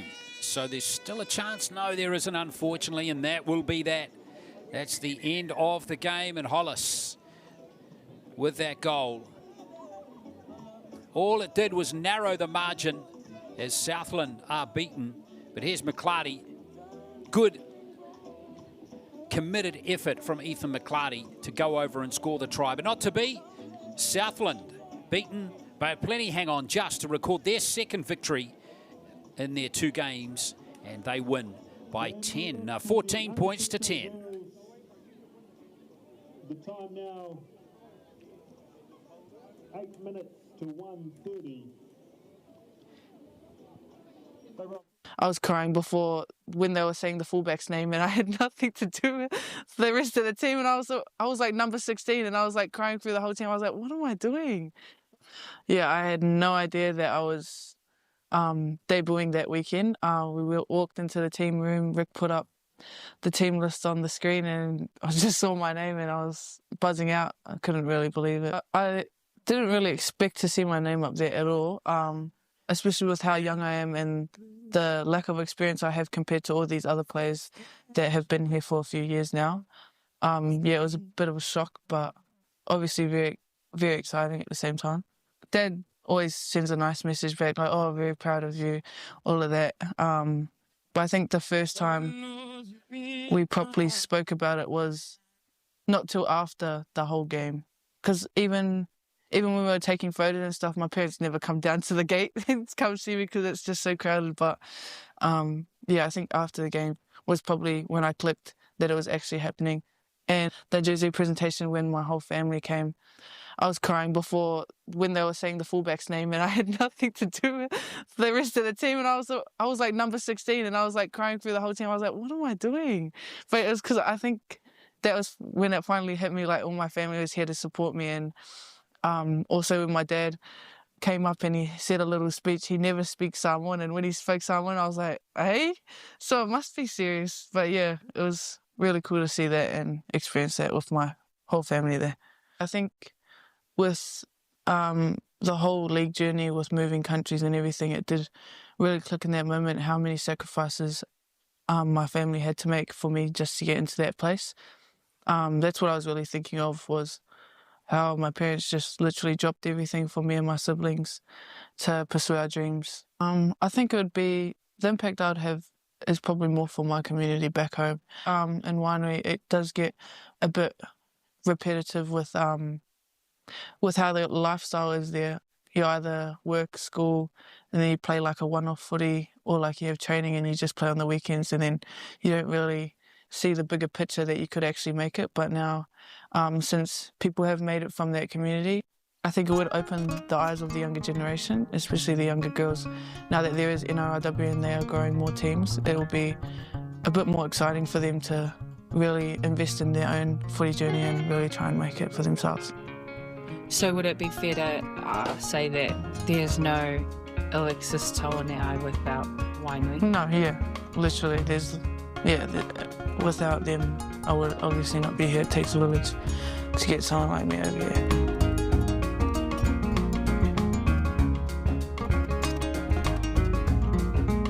Welcome to Polyfest! What the hell's going on with this weather out here? Whoa, whoa, whoa, whoa.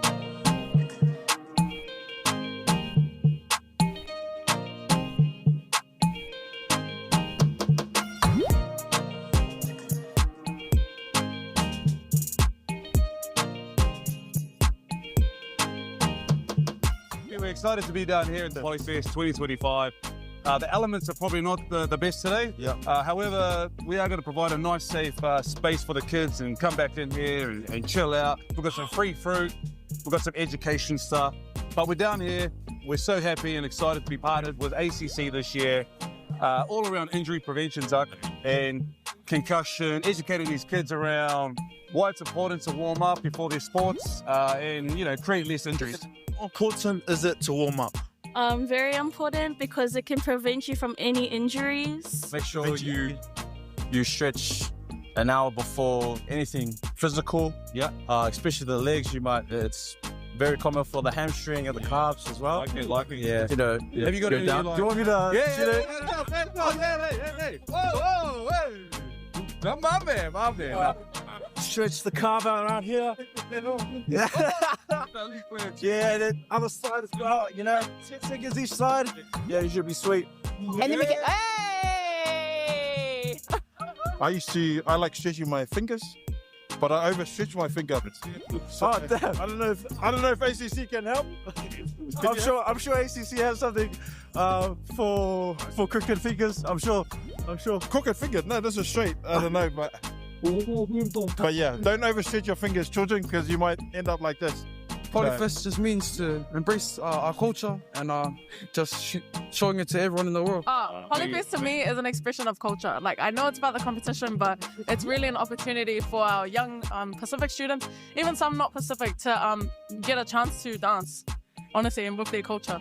That's amazing. Polyfest is where I can share my culture and show everyone what we're about.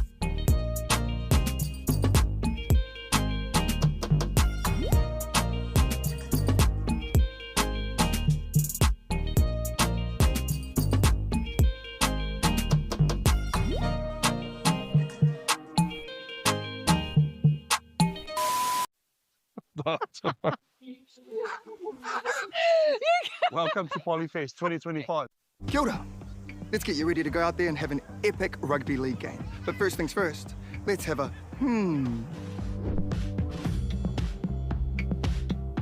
A simple warm-up is a game changer. Not only will it improve your performance, but it will reduce the chances of you getting an injury.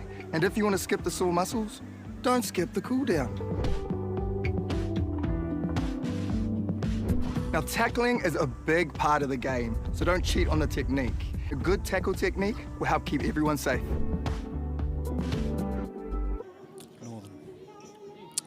All right, hello again as we get set for our next match here in the NZRL District 9s, and we have a game coming up in just a moment between Auckland Blue and the Manawatu team in the girls 16s. Looking forward to this clash because both teams were winners in their first games. Manawatu beat Wellington by 18 points to 16. A very tight win for Manawatu, but a win nonetheless. And Auckland Blue beat Northern 20 points to 0. The Auckland Blue team is the Mangere East girls side, a traditional powerhouse in youth rugby league in the girls space in Auckland. So expecting this Auckland Blue team to be pretty decent in the 16s and the 18s division. They're both, Auckland Blue are both the Mangere East teams. So let's see how they go in this game as Tulafono has the first carry off that error from the kickoff from Manawatu. Manawatu do have 4 or 5 players backing up from last year's 16s 9s tournament. In fact, they have 5 players back again, so they had a very young team here last year. Let's see if the years made them a bit wiser as we see Carly Messina bringing the ball forward here. Tamara Lamb slots into dummy half for Auckland Blue, and it's Fa'alili heading down towards the 10. So it's Auckland Blue looking good. See if I can cook something up early here. Tia, the number 7, gives it to Yosefa. Inside the 10. Last play now for Auckland Blue. Oh, it opened up there. Big dummy from Tamara Lamb. And Lamb's got the simple try next to the posts as Auckland Blue strike first in this game against Manawatu.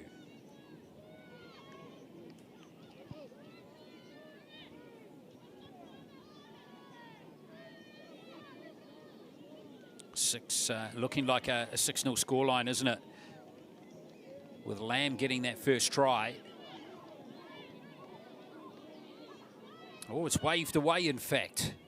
That's the last time I predicted goal kick going over. 4-0. The score will remain with Tamara Lamb getting her first try of the tournament. So touched on, Auckland Blue got 5 in their last game. All of them unconverted. And yeah, unfortunately, it was Araya who was just beaten all ends up there for Manawatu on that inside channel in that play.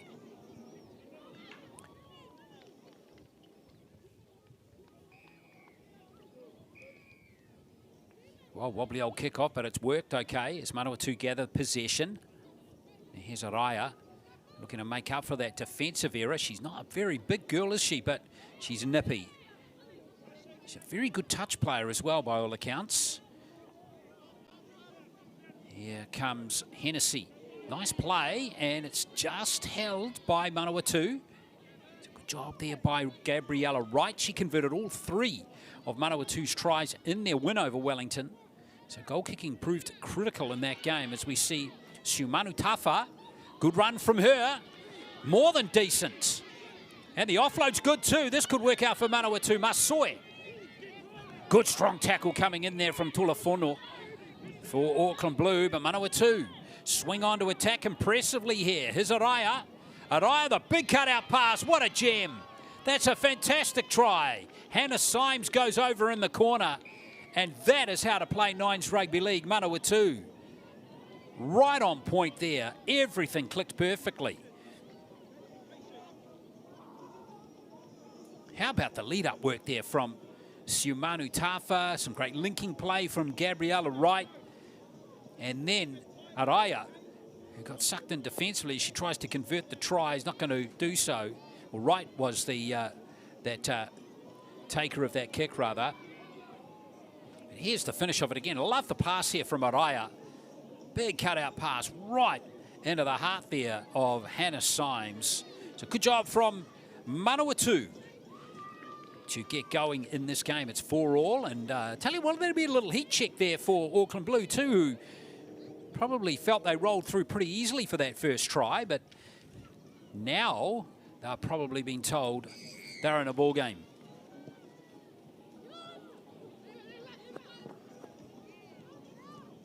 So that will be a possession for Auckland Blue, right on the halfway line. In fact, we've seen a few of those kickoffs. Quite a few now go astray from a lot of teams here on day one of the Nines. Now here is Tulafono.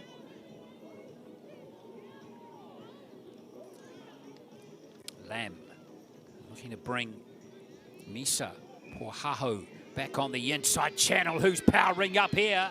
Oh, that would have been a spectacular try. Here's Margaret Easton, the Auckland Blue team, powering over. No, it's not going to be a score here for Josefa. Love the fact too these teams are playing with their club socks on, by the way. As we see Lamb, good tackle coming in right there from Siumanu Tafa, locking up the ball with that tackle player. Now, Auckland Blue, Lasoni it is, back to Masina. Masina struggling through tackles again, and Masina slams it down for the second try. That's Carly Messina. Try scorer in the first half, in the first game rather, in their 20-0 shutout of the Northern Swords. And Messina scores here again. It is 8 points to 4. Both teams looking good with the ball in hand, it must be said, to start this game. So going to be challenges here defensively, it seems, for both teams.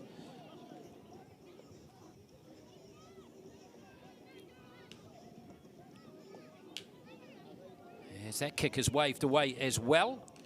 So score remains 8-4. And Messina, well, she needed all of her skills to get over here.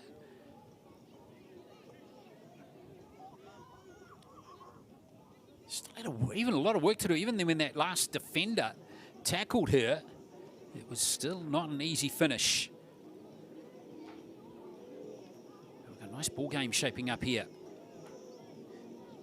between these two sides.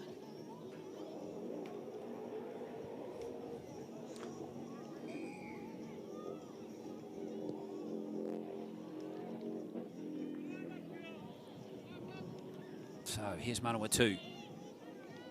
Again, the kick chase not too effective that time for Auckland Blue, as we saw Ellie Mae Taylor bring the ball back. She's at Manakuta School in Manawatu. See Alexia Pomare has come onto the field, the number 14 as well. She was a try scorer in the first game against the Orcas.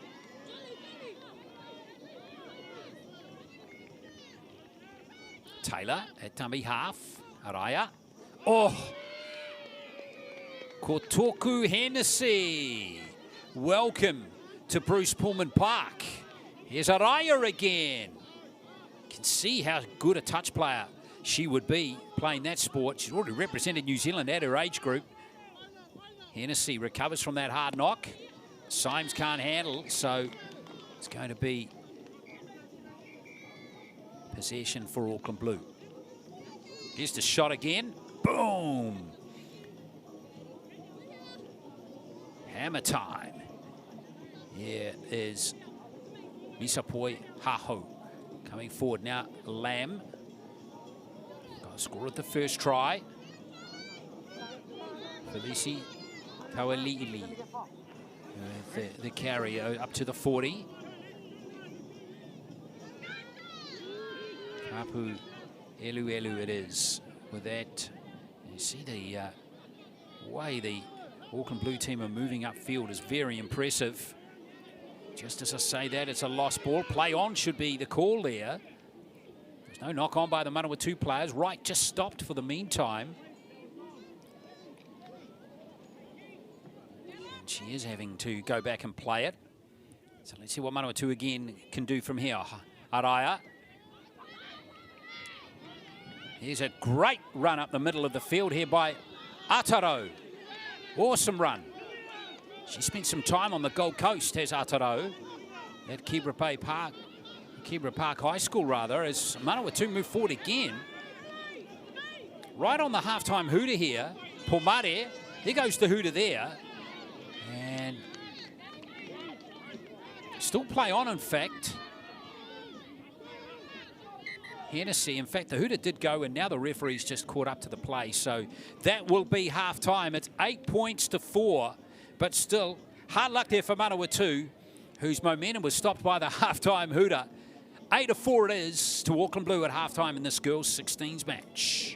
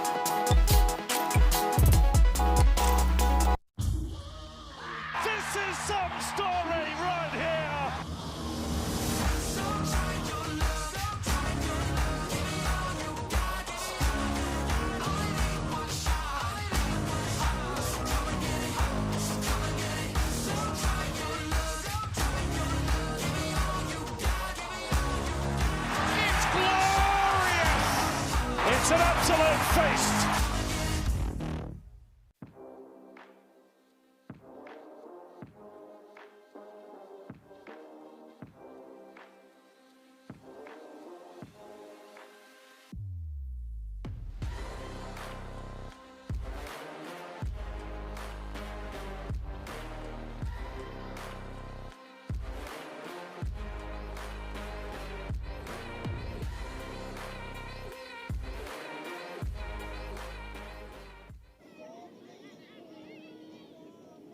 Half-time continues here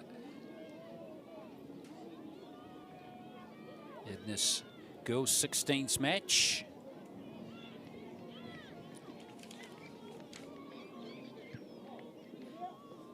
Eight points to 4 it is.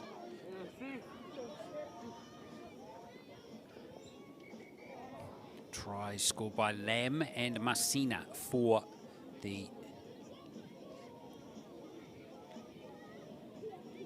Auckland Blue team. Mangere East side, and that try scorer for Manawatu, Symes. Hard luck there for Manawatu, the halftime hooter just sneaking up on them a little bit. We're back to the 18s boys for our next game, as we have 4 more games to come to conclude day 1 of the 9s here. And our next match will be Manawatu against the Northern Swords. And then we will have a girls 18s match between Southland and Auckland Blue. So if you've got friends or whānau in those teams, those matches are coming up within the next hour here at Bruce Pulman Park. So I hope you're enjoying all the coverage here on the NZRL's YouTube channel. Don't forget, we'll be back tomorrow morning for finals day, and we're going to have some terrific matches. I suspect all the action kicking off just the slightly earlier time of 9 a.m. tomorrow. But let's get the second half of this game underway. The 16s girls with Auckland Blue leading by 8-4. Great kickoff. Fantastic kickoff. And again, We're seeing teams really struggle to tidy up those kickoffs. Hokianga it was, caught on the hop that time. And now Auckland Blue have an opportunity, gift wrap to them here with not much wrapping paper. Let's see what they can make of it. Straight into the heart of the action goes Tapu Eluelu. Good defense that time by the Mustangs. Ilo it is at dummy half. Good tackling again, this time on Felici Tauili.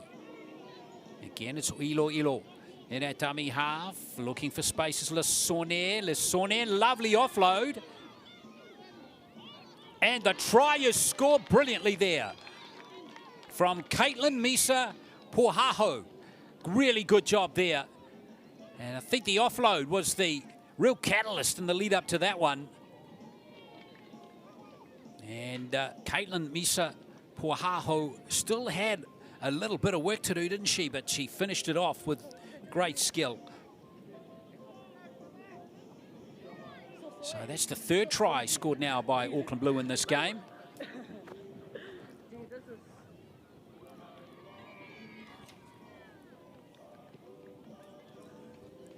Conversion is not over, unfortunately, but this is going to look good. I like the lead-up play too here. The tackling from Manawatu is brave, but this offload from Lesone, 2 players on her. Still a lot of work to do there for the work for Misa Pohaho to do there, and she did really well. So 12 points to 4.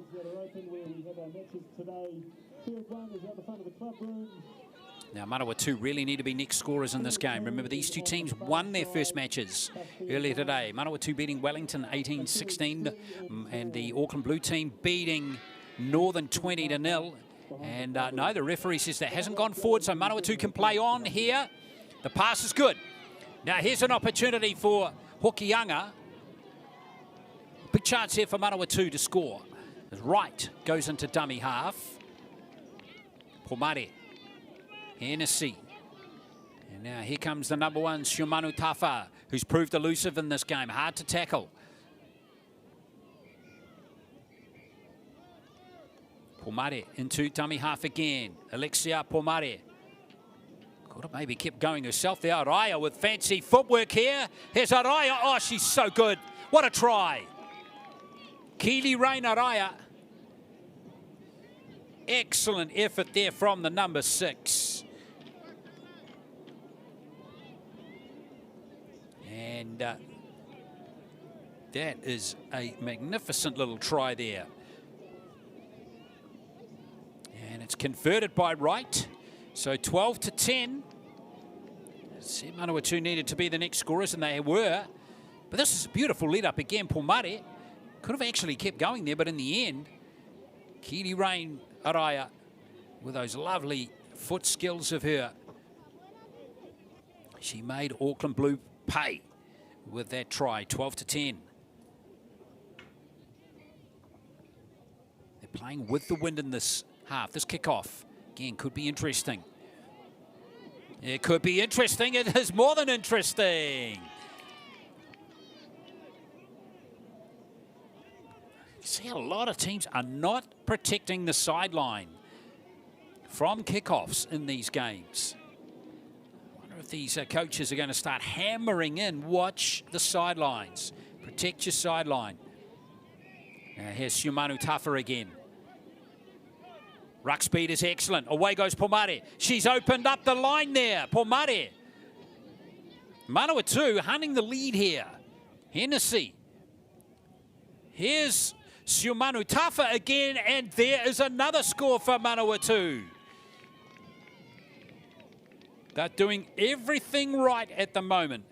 The Green Machine. They won the kickoff, of course, and they did everything right there. Ruck speed was good. The run from dummy half from Pomare was good. And Shumanu Tafa, Johnny on the spot, is right in front of the post, converts again. So 16-12 now.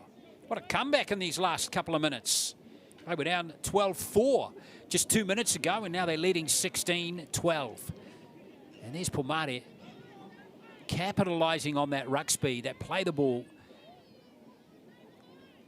And Hennessy did a good job at dummy half. Shumanu Tafa ran onto that one really well and was too strong for the defenders. So now Manawatu, with some scoreboard pressure on their opponents, can... Well, there are no need to push the game, but there is still 4 minutes to play.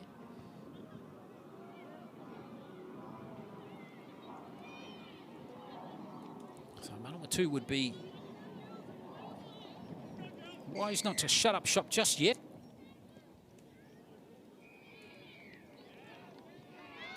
And another really challenging kickoff for these teams to deal with, isn't it? Just counting themselves out here, Auckland Blue.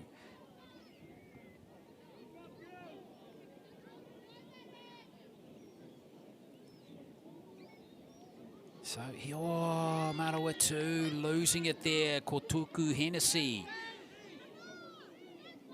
One of the players backing up from last year's 16s team. Touched them, they were a young side. Raya was in that team. Aotearoa, Masoi, Taylor. And they're all back again in the same team this year. But now Auckland White, or rather Auckland Blue, have looked pretty good with the ball in hand in this game.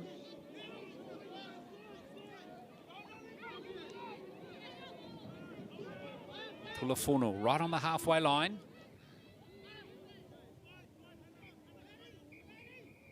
Almost sucking in the defence there was Kamora Lasone. She's had a good second half. Masina, try scorer in the first half. Running into a much smaller player there, Araya. But Araya did just enough.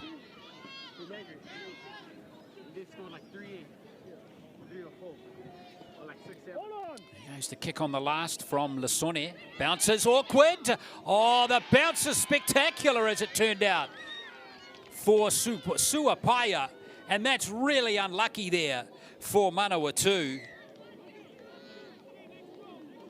But fair play to Etessa Suapaya, who was good enough to score that try, the fourth for Auckland Blue, none of which have been converted. Now, could this be the difference right here for Lasone? So 16-0, it's 4 tries to 3. What an awkwardly bouncing ball this was. So fair play to Lasone.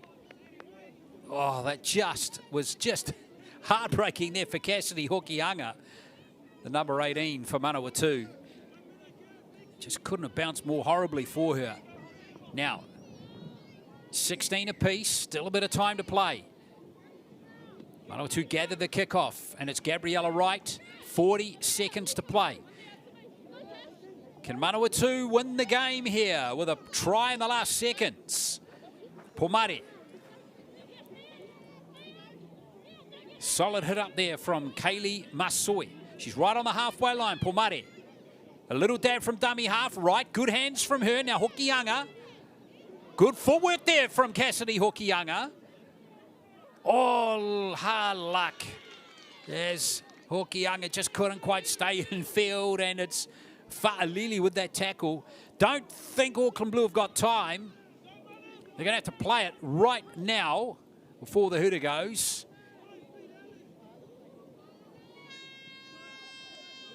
Now, is the referee going to allow that? They are. So, Auckland Blue get one last chance here. Lasone. They'll keep the ball alive as much as they possibly can. Don't know about the kick and chase, but we'll see who's flashing into frame here. Hokianga. And that will be that. It's going to end a draw. Second draw of the day here on field number 1. Exciting game between Auckland Blue and Manawatu. It's finished 16 apiece. 4 tries to 3 to Auckland Blue. But none of their tries were converted. Symes Araya and Shumana Tafa were the try scorers for the Mustangs, with 2 goals kicked by Gabriella Wright. Lam Messina, Misa Pohaho and Suapaya were the try scorers for Auckland Blue. There we are. Thrilling 16-all draw between Manawatu and Auckland Blue. We're back to the boys 18s in just a moment, and Manawatu and Northern Swords will be in action.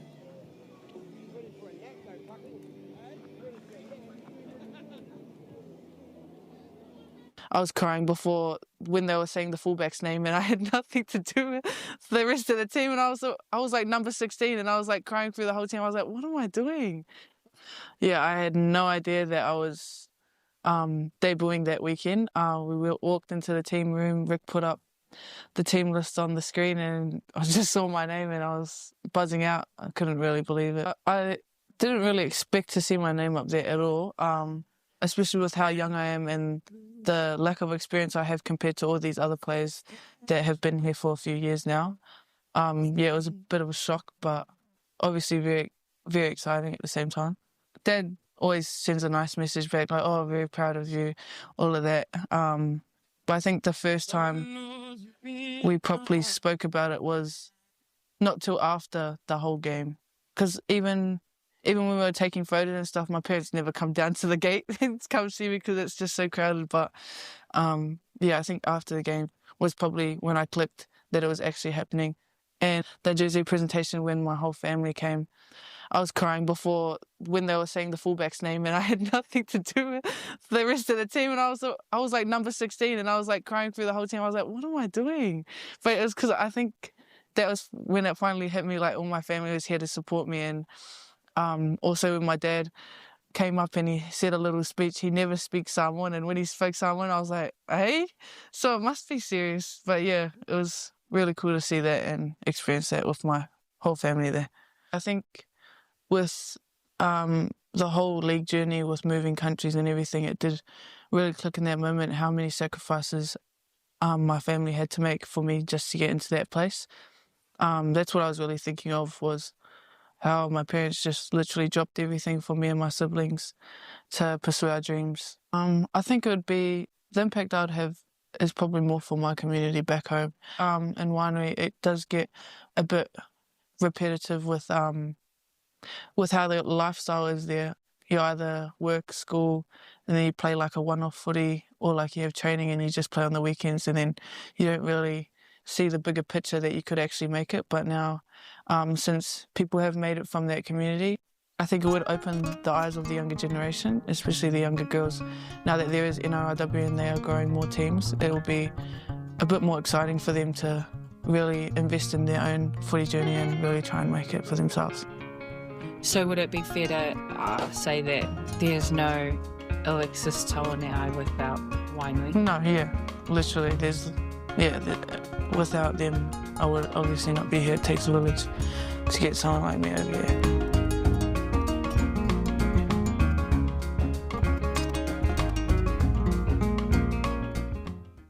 So I'm just going to give you some suggestions on my breakfast ideas. And so I'm just going to make a shake that I used to do all the time with the ice, the water, the yogurt, which is your dairy, your berries, which is your fruit, your spinach, which is your vegetables, another banana, which is your fruit.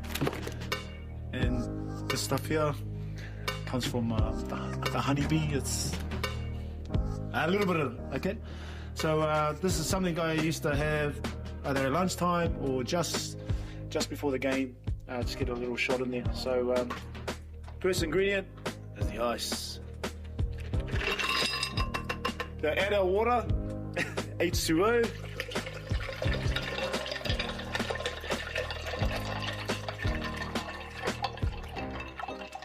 Okay. We're going to add our berries. Doesn't matter how much you put in. Just go with feeling. Yeah, I feel it. Bit of spinach, some greens. That's gonna be it. Hopefully it all stays in. Banana. So when you're peeling a banana, which way do you go from? That end or this end? It's this end. You watch the monkeys and the gorillas? That's how they do it. Voila.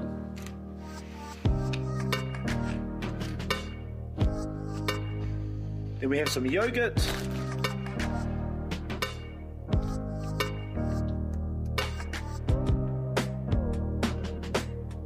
And then finish with the honeybee. Totally on you guys.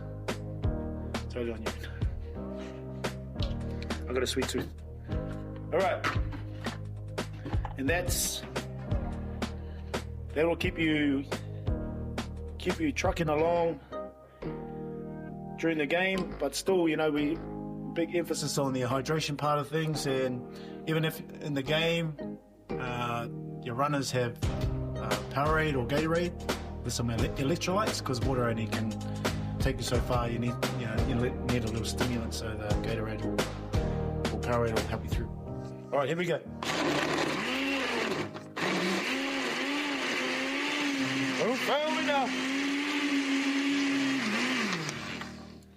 All right, who's coming over for a shake? So it's covering all our 5 food groups. There's a wiki shake right there. Cheers. Kia ora. Let's get you ready to go out there and have an epic rugby league game. But first things first, let's have a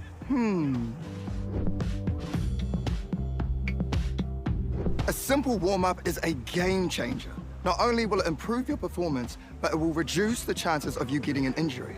And if you want to skip the sore muscles, don't skip the cool down. Now, tackling is a big part of the game, so don't cheat on the technique. A good tackle technique will help keep everyone safe.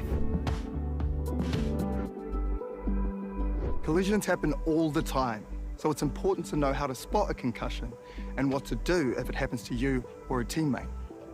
Sweet as, have a then go get into it.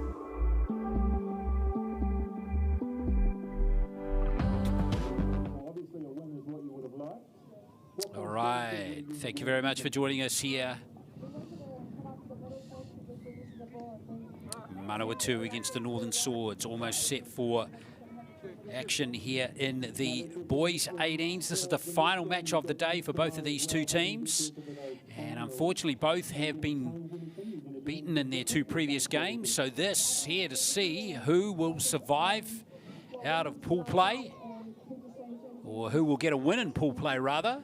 Now, Francesca, can you travel a wee while to get here from the mighty Manawatu? And Tamaki Makato, what's it like to play in this regional competition? So let's see how they go, these two teams. That's fantastic. And that was Ellie Mae Taylor. She is the captain of the Manawatu Mustangs. Thank you very much, Ellie. Much appreciated. All right, let's get this game underway. And it's going to be Manawatu. They've got one very good player on their side. Well, a number of, obviously, but Joseph Ratcliffe is worth watching, folks. Number 6. He's a junior Warriors player in the Harold Matthews team last year. And he's also been playing in the SG Ball this season for the Warriors. Fullback, wearing 6 in this game. So keep your eye on him.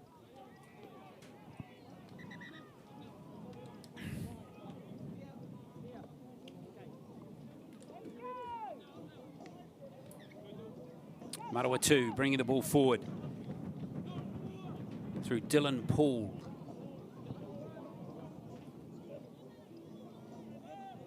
Here is Ratcliffe. You can see he just brings a little bit of urgency to things, doesn't he? And there's an error, but no, Manawatu in fact still have possession.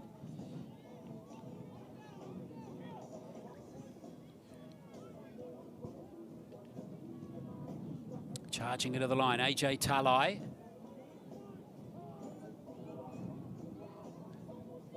Here's Ratcliffe again. Hitting the line nice and strong was Paiwai. He was a try scorer in Manawatu's loss to Wellington earlier today by 12 points to 8. Manawatu fashioning up a pretty good set here. And in fact, is that going to be a... In fact, he's going to be held up. Referee doesn't seem too sure. There was Ariki Hunt getting very close. So Northern Swords just hanging on. In fact, it is a try. Hunt is going to be scored or awarded the try. So a little bit of indecision there. And at the end of the day, Hunt will get Manawatu on the board. 4 points to 0. 2 losses so far for Manawatu. They were beaten 12-8 by Wellington. And they lost 24-4 to Auckland Blue. And Northern have lost to the same two sides as that goal goes over. Just kind of try and see who kicked that goal, which is a very fine achievement there to convert that try. It was the number 1, Paiwai, so really good goal from him. So let's try and see what pickup happened here. Paiwai goes close there.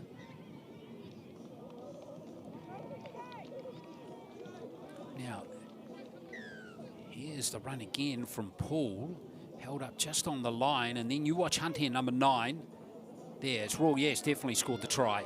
6 points to 0 it is. Now here's a chance for Northern. Oh, terrible kick there from Cameron. He'll be disappointed with himself there. Hard luck for Cruz Cameron. Northern have lost to Auckland Blue and Wellington by the same scores in pool play, 20 points to 4. Wilson scoring a try in the first game and Mata Ariki a try in the second.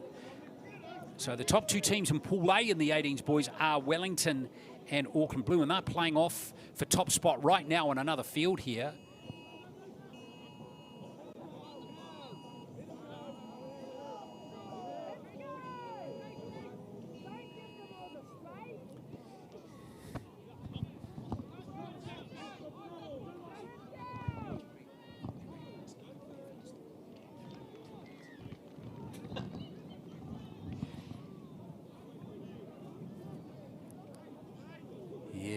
Paiwai. Now flicking back on the inside Paul. That was a nice short side option, rather, from the Manawatu Mustangs. Oh, dropped ball there by Dixon. Again, not ruled to go forward as the kick goes through from Hay. Almost regathered it. And now here comes Northern with their chance to counter here.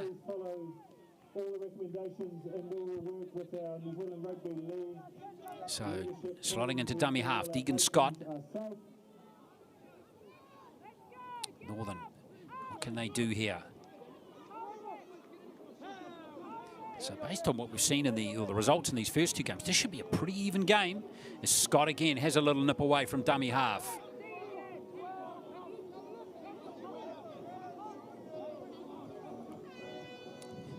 Here comes Northern again. Good charge into the line here from Maihi, but good tackling by Manawatu. Northern working off that quick play. The ball, here's a chance and a score.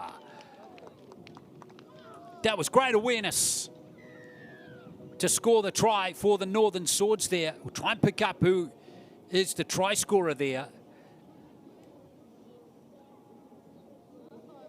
And it looks like that player is going to try and kick the conversion himself.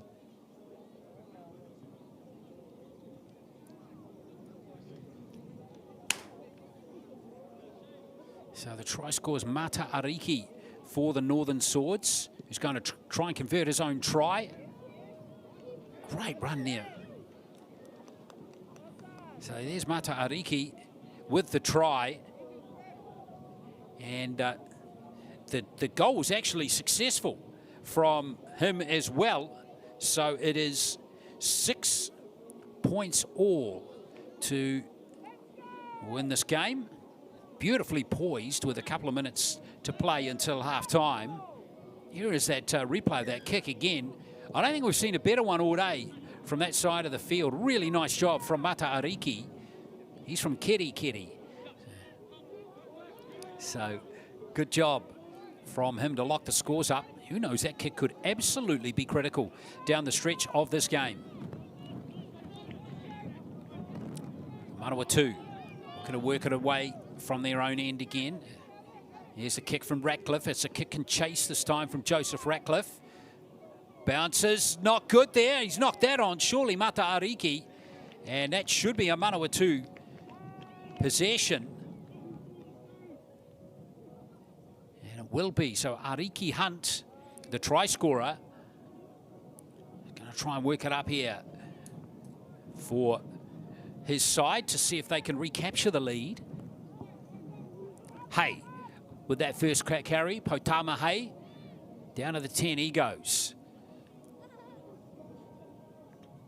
Hunt.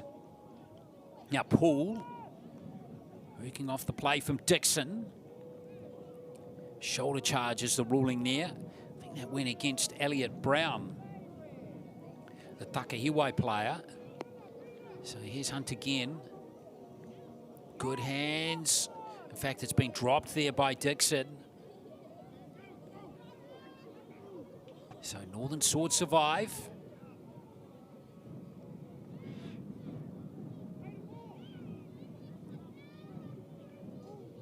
But they are at the tough end of the field for them.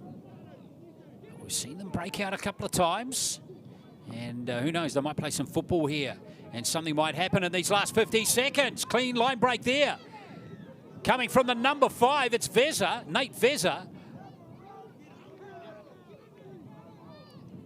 Nice tackle in the end there by Ratcliffe to drive him back. Passes gathered. Nice job done by Ahomero. Busts through a couple of tackles. 20 seconds left in this first half. Elliot Brown at dummy half for Northern. Off he goes down that short side. Brown, can he time the pass? He can't, unfortunately, there to Shane Wassell. And it's going to be, that should end the first half, which has been a really tight one.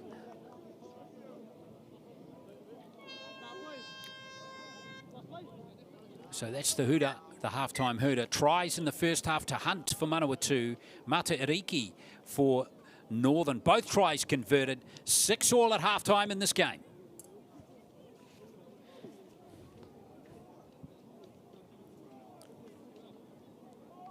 Ladies and gentlemen, just a quick announcement from the organisers.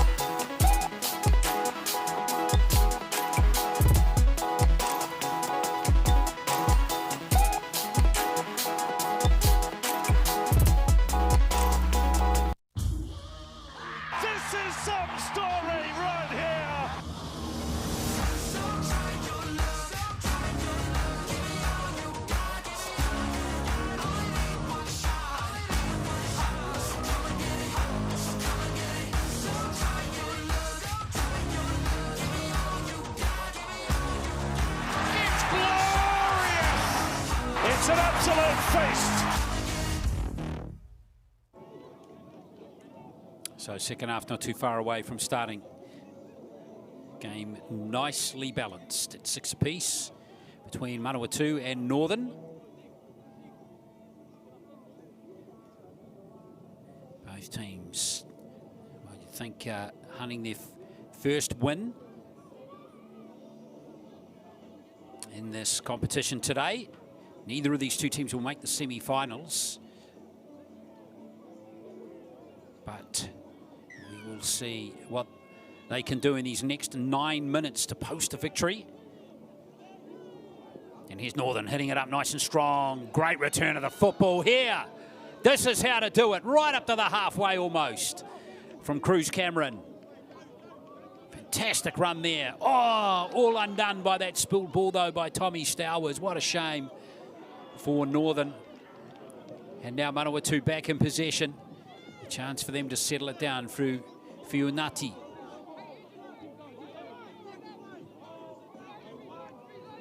Here's Ratcliffe. Can utilise Andre Dixon again. And now Boston Maniapoto. He was in the 18s, 9s team last year. Goes to Palmy Boys High School, and we have Ratcliffe again, another Palmy Boys High lad, Potama Hay. Fraser in at dummy half. Lucas Fraser, Ratcliffe hitting that one nice and firmly. There's Ratcliffe. Needs some support. Here it is. Great run from Ratcliffe. Good try from AJ Talai. And that was all created by the Warriors' Harold Matthews, grand final winner from last year, Joseph Ratcliffe. As Talai is the beneficiary to get Manawatu back into the front in this game.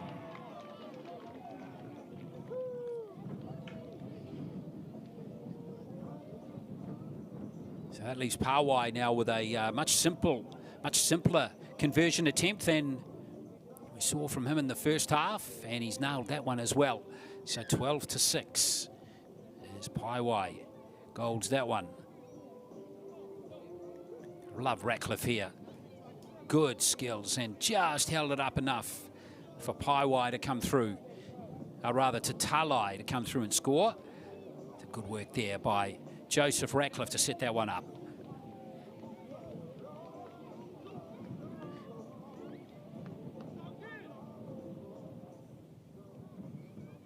It's a 12-6 to score.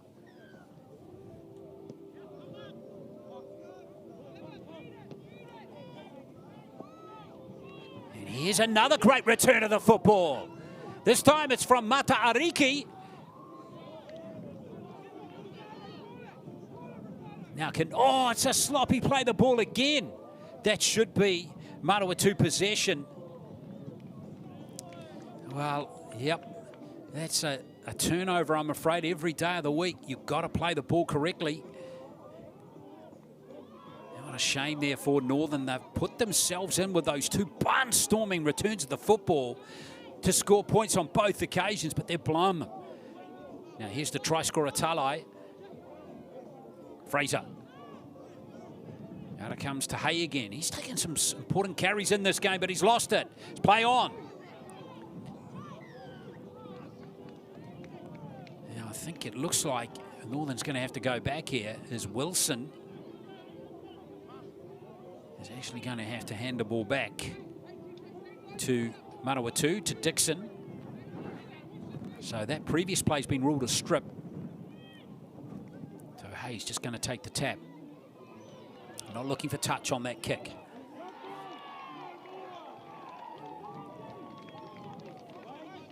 Fraser to play it. Fiaunati with Fraser. Lucas Fraser waiting at dummy half. Now Ratcliffe again. What can he cook up here? Short ball this time to Dixon. Nice tackle by Ricardo Wilson. Ratcliffe standing nice and close to the ruck on that occasion. Doesn't mind the contact. Doesn't mind taking the contact. Says Joseph Ratcliffe.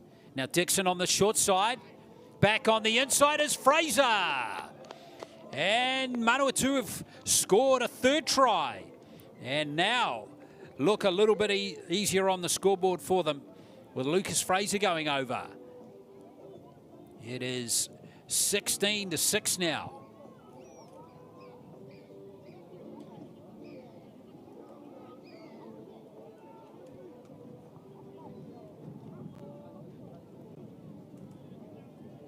So starting to look good now for Manawatu. As we're seeing Darius Paiwai line up this conversion attempt.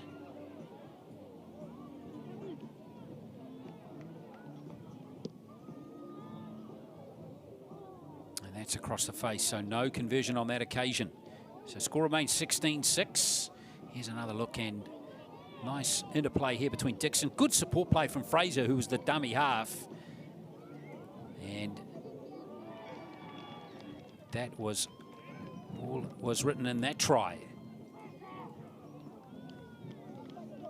So Manawatu getting that breathing space that they were looking for on the scoreboard. Don't forget, after this game, we're back to the 18s girls competition. And we're going to have a match between Southland and Auckland Blue. Auckland Blue represented by Mangere East.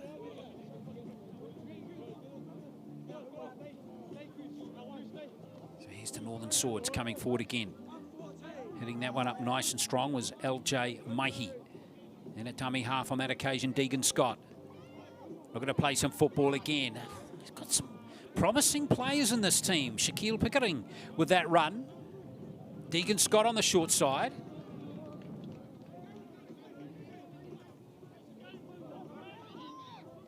Northern still certainly not lacking effort in this game as we see Pickering take another carry.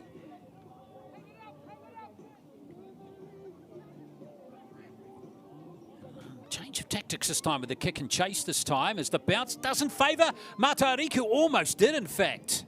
Jeepers, that was a close call. Now Manawatu get a bit of luck that they need to preserve that 10-point lead.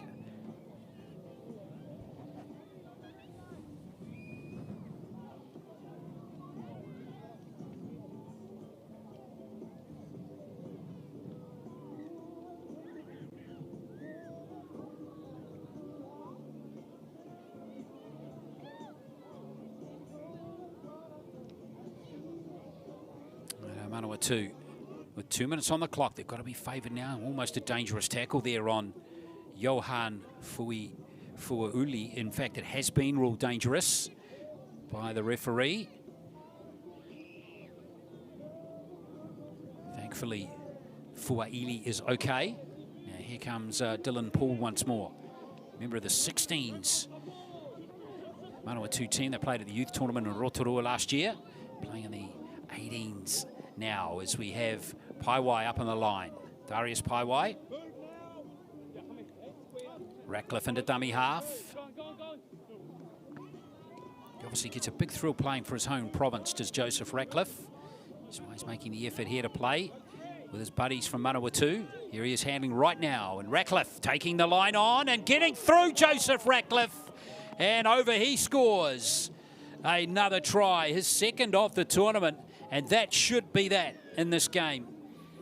Just a touch of class on a couple of occasions in the second half to Joseph Ratcliffe, setting up that previous try for Talai, the first of the three they've now scored in the second half. And now that one there, he scored by himself. So great job to take the score out to 20 points to 6. Manawatu's fourth try now in the game. As Paiwai converts from in front. So tough for Northern, but they've had their chances in this game. But Ratcliffe, check that out, off that right foot to squeeze through those defenders. And finish off the try. So 20 points to 6. It's a good win for Manawatu. In fact, 22 to 6, of course, with that conversion going over. They get the job done. 4 tries to 1 in that game. They will finish pool play with 1 win from their 3. Northern Swords with no wins from their 3 games, having been defeated on the scoreboard by Auckland Blue, Wellington, and now Manawatu. Right, we swing to girls 18s next, and we have a match coming up in just a moment between the Southland Rams and Auckland Blue.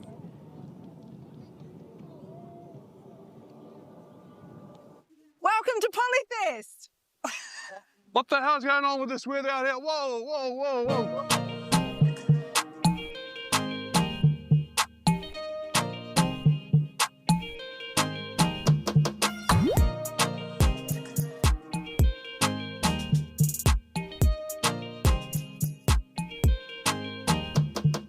We're excited to be down here at the Polyfest 2025. The elements are probably not the best today. However, we are going to provide a nice, safe space for the kids and come back in here and chill out. We've got some free fruit. We've got some education stuff. But we're down here. We're so happy and excited to be partnered with ACC this year. all around injury prevention, Zuck, and concussion, educating these kids around why it's important to warm up before their sports and, create less injuries. How important is it to warm up?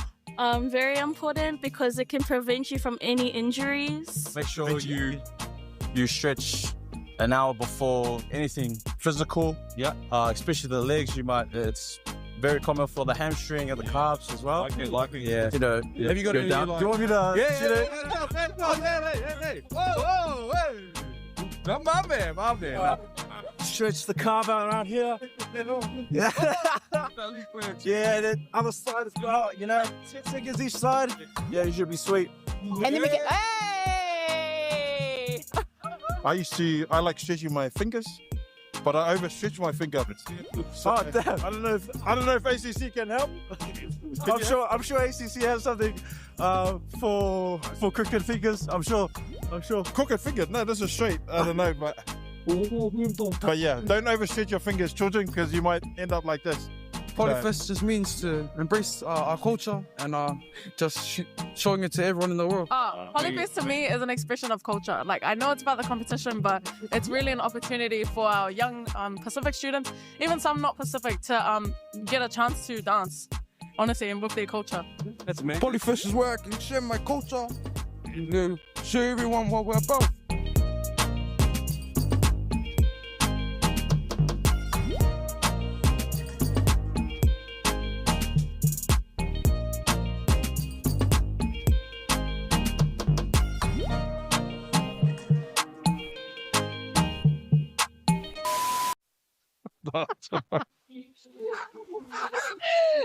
Welcome to Polyfest 2025. Hey, kia tere mai koutou ne. Aia. Tēnā koe, auntie. Hey, I see your shoulder is still sore from that fall you had last week. Tēnā, e noho. I've got this laundry. I don't know who that boy is, but his laundry skills are next level. So, boy, you can stay. I wish, auntie, but I'm only here to give you the memo. What's that memo? That instead of trying to soldier on when you know your injury needs treatment, that ACC has a whole lot of ways they can support you and your whānau. True. They can help around the whare if your whānau can't, help with transport, and if you can't work, they can cover up to 80% of your wages. Just don't tough it out. Tai hoake and get help. Tau mā, ko tau mā te pahi mo te kura. Come on. Out you go. Alrighty, taiti. Have a good day. See you later. Kia ora. Let's get you ready to go out there and have an epic rugby league game. But first things first, let's have a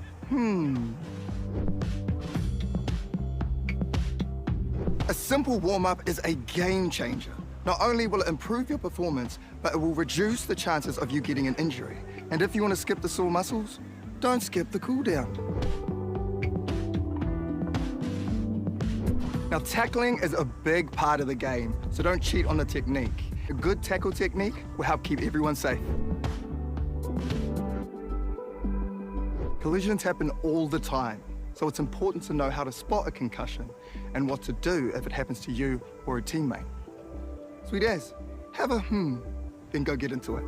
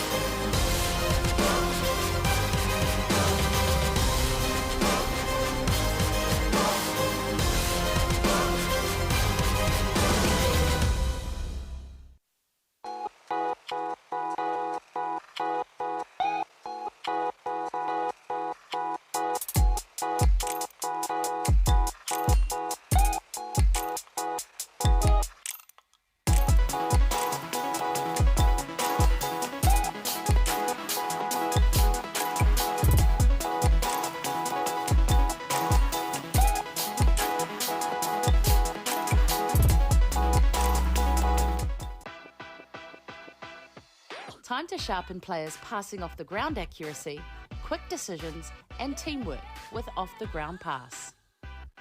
To set up, mark out a 15 by 15 metre grid with cones. Divide your group into two teams, attackers and defenders. Got a big group? No problem. Set up multiple grids or areas so everyone can join in. The attacking team starts with the ball. Before passing, a player must ground the ball, then pass to a teammate within 3 seconds and not run the ball. Attackers keep moving and finding space to help their teammates with clear passing options. Defenders will try to intercept the ball while staying at least 1 metre away from the player with the ball, so no crowding.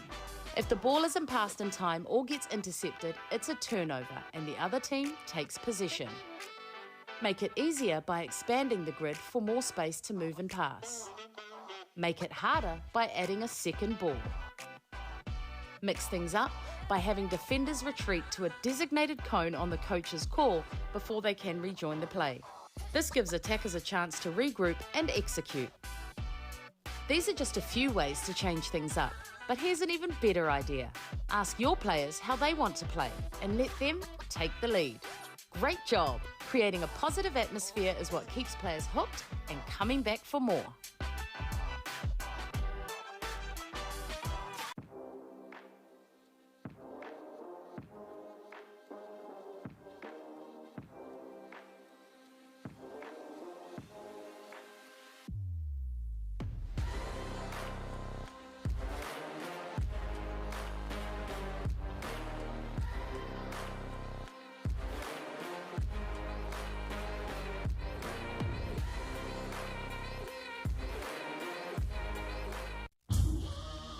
This is some story right here.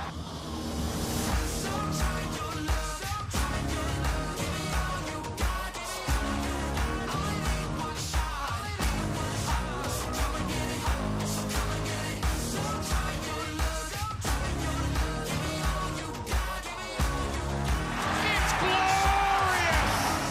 It's an absolute feast.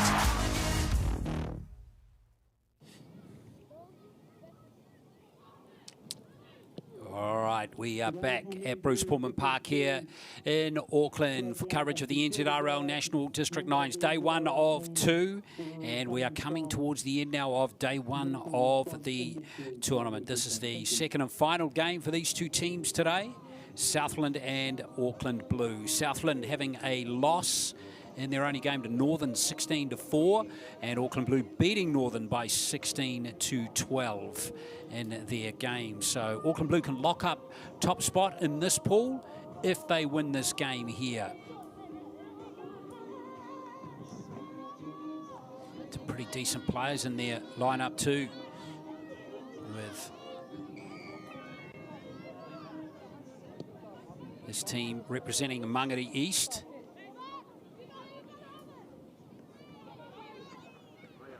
So this is in the 18s girls competition. Mind you, the Southland team do have some talented or some players from Canterbury in their lineup.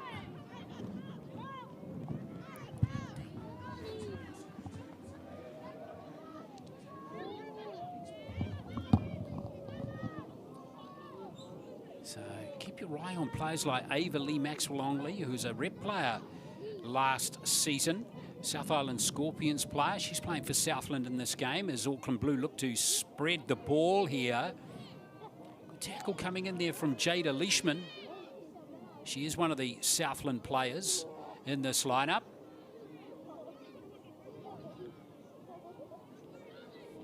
Emma Dorman making the tackle there, number 22. She's at Papanui High School in Christchurch. He goes to kick on the last tackle, so good set there by Auckland Blue as they utilise that wind, but that bouncing ball, you can see the wind really grabbed hold of it, and it's going to be a 20-metre restart for Southland.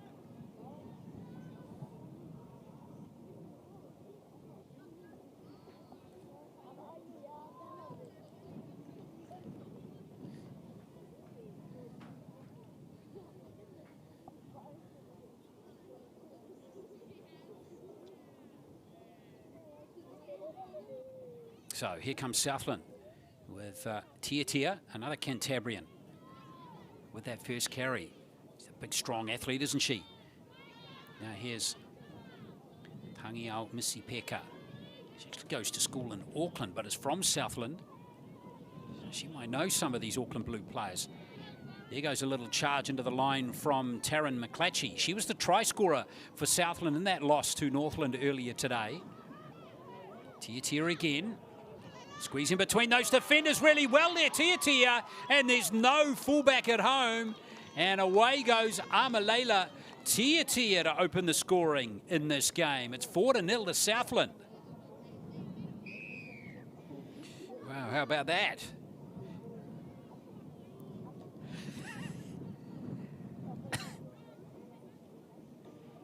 So Tiatia going over. She goes to Te Kura Kaupapa Māori o Whānau Tahi in Christchurch. And Canterbury 18s player from last year. Still underage, of course, so she gets that first try. And that conversion is missed, unfortunately, so 4 points to 0 the score remains, but nicely done by Tiatia to go through and score.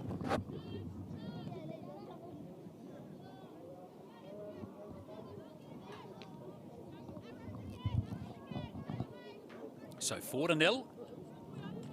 Interesting to see how Auckland Blue respond to that early try.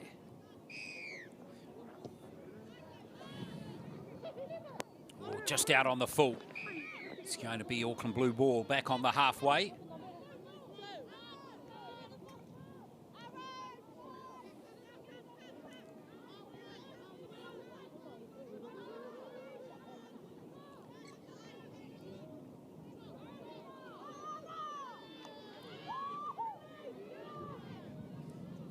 Auckland Blue will be keen to bounce back strong. Some big, strong forwards as usual in these age group teams. Tiani Whakauho with that carry, and there's a nice little dab from dummy half. That's Tony.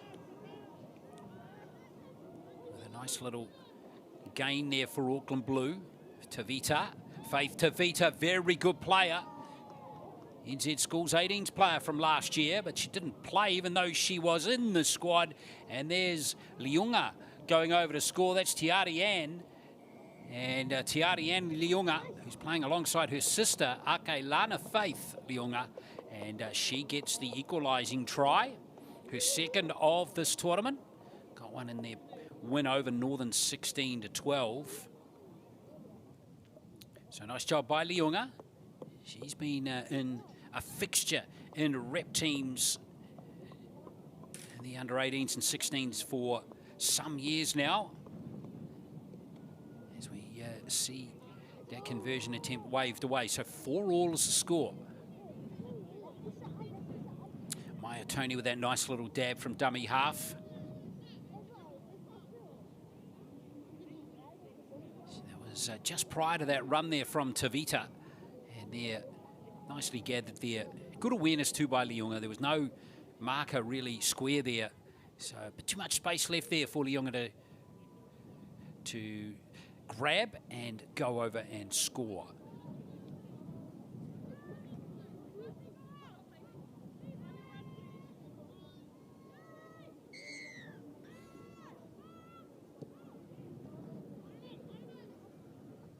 Ooh, kickoff is good for Auckland Blue. So Southland hard on defence as Taputu Crombie is driven backwards, and a good tackle by Rogers. Nice play by Rogers. It's a good kick chase that time. Now here comes Maxwell Ongley. She's wearing the 3 for Southland. Strong defence on Tangiao Missy Peka. Another Cantabrian out of the Hornby Panthers. So good to see Southland bolstered by a few players from Christchurch and Dunedin, in fact, is too in this team. Well, it's been turned over, and here's a chance for Auckland Blue. Utaatu. And yes, she'll go through and score. Sophie Lee Utaatu over for the second try, and after conceding the first, they now hit the front, Auckland Blue, and it is 8-4. So second try of the game for Auckland Blue, and they now are the team creating some scoreboard pressure.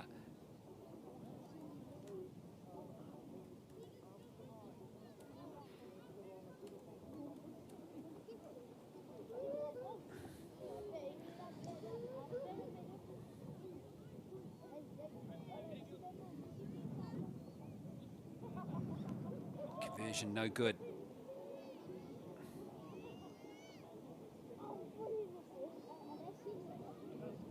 So nice finish here from Utaatu to go over to score. Sophie Lee Utaatu. Once she got around that defender, she was going to be hard placed to come back and get that one.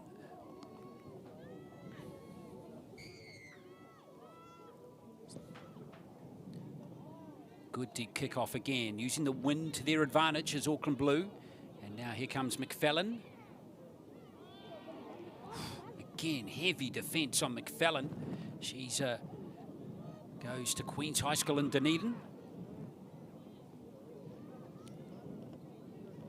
And now that's been lost as well, but it's been stolen illegally there by Lauatiti. So taken quickly here by Southland.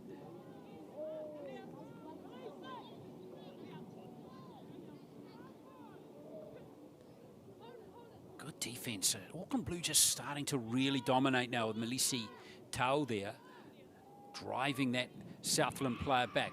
Now away goes Tia again. Score of that very good first try by Southland. McClatchy at dummy half. Out it comes to Leishman. Now straightening the point of the attack is McFellin. McClatchy. Nice shifting of the ball from Leishman. This is good play from Southland as we see Terito hit the line nice and hard. Eastern Eagles player out of Christchurch. She's been playing South Sydney Rabbitohs Tasha Gale Cup this year too. It's really cool for her to spend some time in Sydney at that prestigious underage event. Still going here for Southland. No, the referee has ruled a handover. That tackle was complete, and that might just about do it for the first half.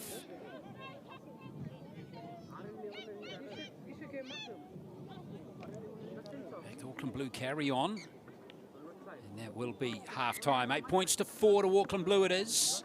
Over Southland, been a competitive match though in these first 9 minutes. We'll have the second half for you very shortly.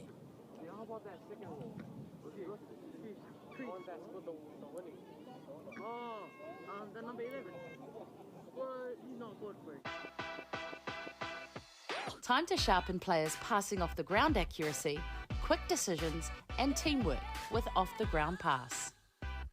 To set up, mark out a 15 by 15 metre grid with cones. Divide your group into 2 teams, attackers and defenders. Got a big group?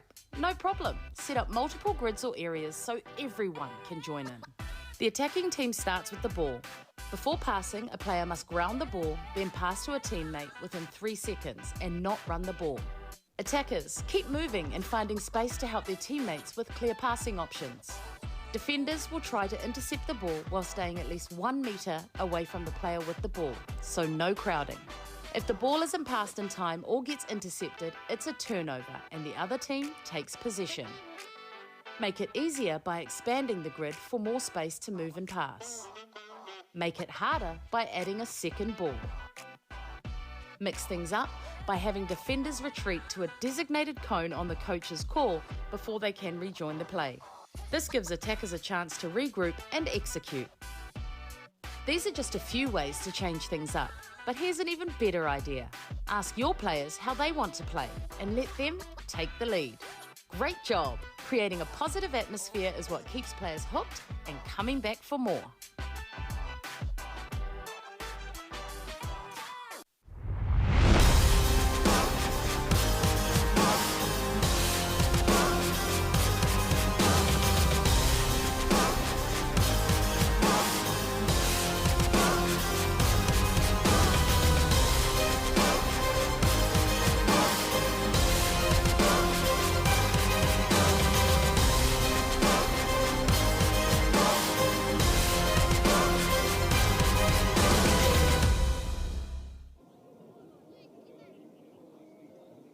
Second half about to start here between Auckland Blue and Southland in the 18s girls competition. Their final pool game of the day. If Southland get this win, come back from this deficit, then that'll throw a real cat amongst the pigeons in this pool. It'll come down to points differential, but so far they've got to treasure the ball as they lose 15 metres on that play. Tidied up eventually there by Maxwell Longley, the rep player from last year. When I say rep player, she played in the 18s schools clubs game, which is that prestigious youth tournament game. And here she is making a good run up field here. Ava Lee Maxwell Longley from Christchurch. McClatchy at dummy half. In the end, takes the run herself. Now, was that touched by an Auckland Blue player? You see Tiatia asking for the tackle count to be reset. Here's Tiatia herself. Great run up the middle again by Tiatia. Great hands by McClatchy. That's a great combination between those two. Tiatia at dummy half this time. Now Leishman with that kick. That's a good set, awkwardly bouncing ball here.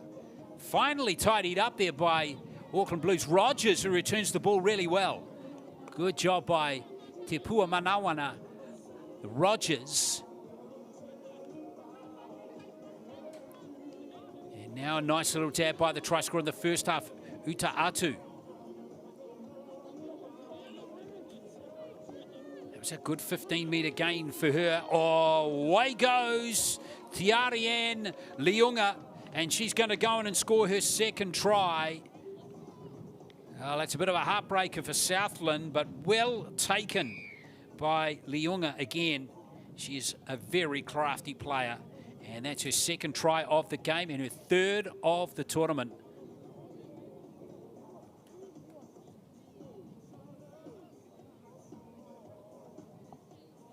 And that gives the Auckland Blue team some much needed breathing space.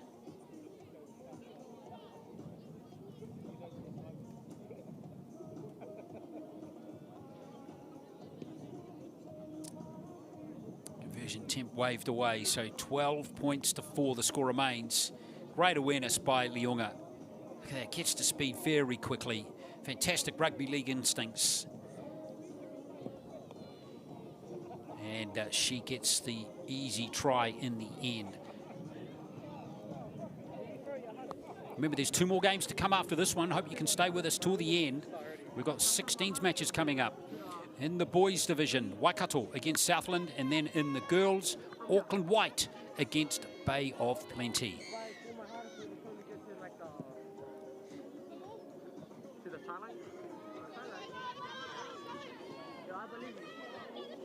Well, Southland have certainly been competitive in this game. The basics are there. Just maybe not quite the connections as we see the hit up there from Ferguson. She's an Otago player. Now here's Maxwell Longley again. Going to create some havoc. And referee reckons that's a high tackle, so a penalty against Auckland Blue there. Maxwell Longley takes the tap herself.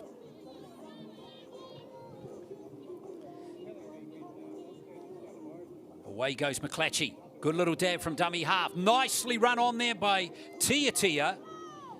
10 metres out is Nina Rakete. But that is the end of this tackle count. Tiamo Taputu Crombie, in fact, it is, who was tackled on that last play.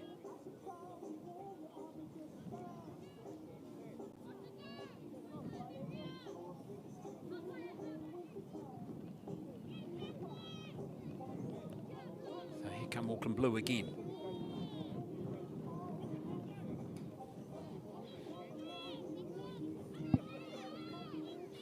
Got dangerous ball runners, can bust tackles, as we see a good run by Harmony Messina.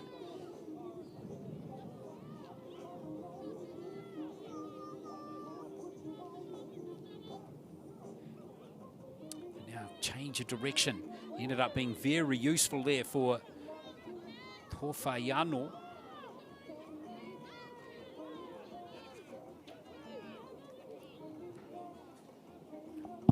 Auckland Blue continue to beaver away again, and there she goes again. It is Rogers. Rogers! Sensational. Te Pua Manawa Rogers.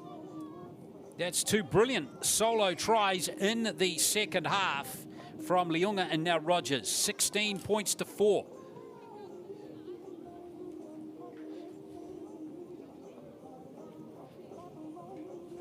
Yeah, this was all individual brilliance, this try.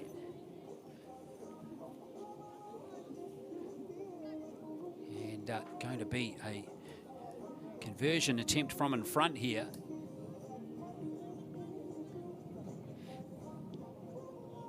Which is unfortunately missed by Arkelana faithfully Liunga, but this is going to look good for Rogers. Look at that, it's a 53-metre run there. She just sensed there was space up the middle and didn't look back. Great try to Rogers. So 4 tries to 1 now.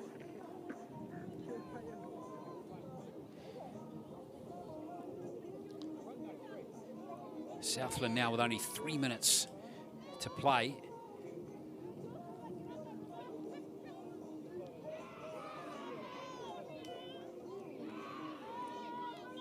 Need 2 converted tries in these last 3 minutes to lock the game up. It's not beyond the realms of possibility. It might be tough now, though, with that drop ball from Te Koha Te Rito.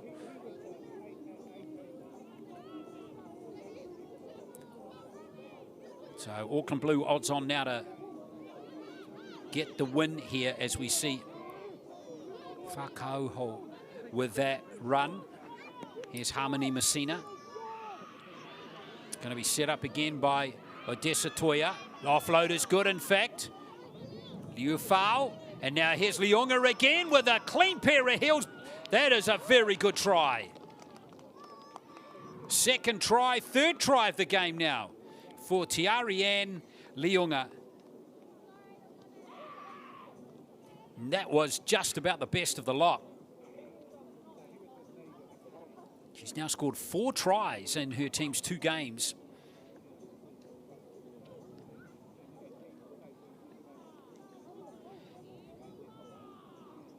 Nice job from Tiari Lan Liunga. Now a tough conversion attempt coming up here for her sister. And unfortunately, Akalela Faith Liunga can't get that one close. But check this out here. It was nicely set up by Toya. Love the offload here.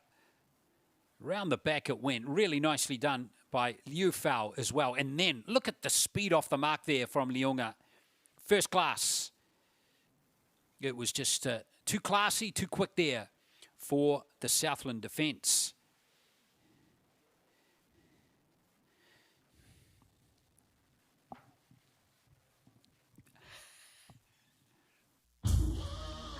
This is some story right here.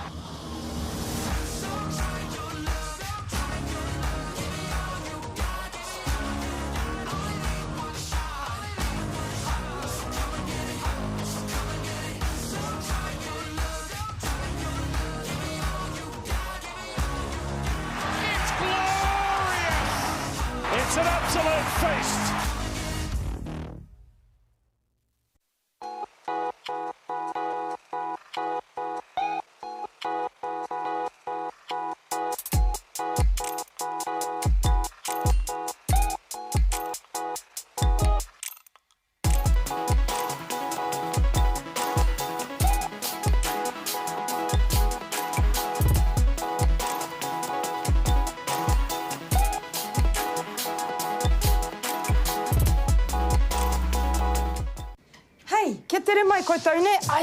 Tēnā koe, Auntie. Hey, I see your shoulder is still sore from that fall you had last week. Tēnā. E noho. I've got this laundry. I don't know who that boy is, but his laundry skills are next level. So, boy, you can stay. I wish, Auntie, but I'm only here to give you the memo. What's that memo? That instead of trying to soldier on when you know your injury needs treatment, that ACC has a whole lot of ways they can support you and your whānau. True. They can help around the whare if your whānau can't, help with transport, and if you can't work, they can cover up to 80% of your wages. Just don't tough it out. Tai hoake and get help. Tau mā, ko tau mā te pahi mo te kura. Come on. Out you go. Alrighty, taiti. Have a good... Well, unfortunately, we've just had a slight technical problem we have another try, but that's going to end the game. It's going to be Auckland Blue who beat Southland by 24 points to 4. So 6 tries to 1. That's pretty comprehensive for that Auckland Blue team. And they have finished pool play here with 2 wins and 2 losses, unfortunately, for the Southland Rams in the 18s division. So that leaves just 2 games to come. We're back to the 16s next, and it is the boys match coming up first, and that's between Waikato and Southland. I was crying before when they were saying the fullback's name, and I had nothing to do with the rest of the team. And I was like number 16, and I was like crying through the whole team. I was like, what am I doing? Yeah, I had no idea that I was debuting that weekend. We walked into the team room. Rick put up the team list on the screen, and I just saw my name, and I was buzzing out. I couldn't really believe it. I didn't really expect to see my name up there at all, especially with how young I am and the lack of experience I have compared to all these other players that have been here for a few years now. Yeah, it was a bit of a shock, but obviously very, very exciting at the same time. Dad always sends a nice message back, like, oh, very proud of you, all of that. But I think the first time we properly spoke about it was not till after the whole game.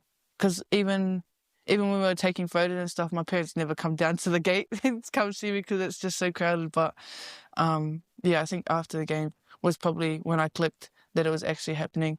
And the jersey presentation, when my whole family came, I was crying before when they were saying the fullback's name, and I had nothing to do with the rest of the team. And I was like number 16, and I was like crying through the whole team. I was like, what am I doing? But it was because I think that was when it finally hit me, like all my family was here to support me. And also when my dad came up and he said a little speech, he never speaks Samoan, and when he spoke Samoan, I was like, hey? So it must be serious. But yeah, it was really cool to see that and experience that with my whole family there. I think with the whole league journey, with moving countries and everything, it did really click in that moment how many sacrifices my family had to make for me just to get into that place. That's what I was really thinking of, was how my parents just literally dropped everything for me and my siblings to pursue our dreams. I think it would be, the impact I'd have is probably more for my community back home. In Waitangi, it does get a bit repetitive with how the lifestyle is there. You either work, school, and then you play like a one-off footy, or like you have training and you just play on the weekends, and then you don't really see the bigger picture that you could actually make it. But now, since people have made it from that community, I think it would open the eyes of the younger generation, especially the younger girls. Now that there is NRLW and they are growing more teams, it will be a bit more exciting for them to really invest in their own footy journey and really try and make it for themselves. So would it be fair to say that there's no Alexis Taonai without Waitangi? No, yeah, literally, without them, I would obviously not be here. It takes a village to get someone like me over here.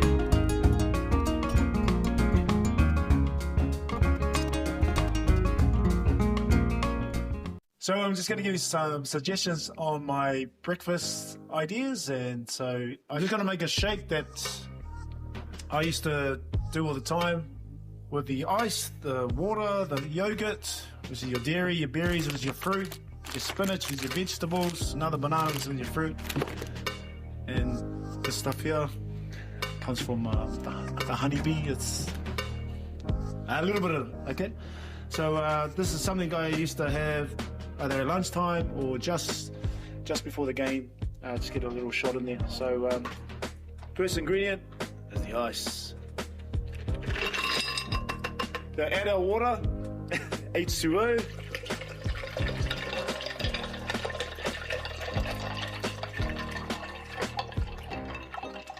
Okay.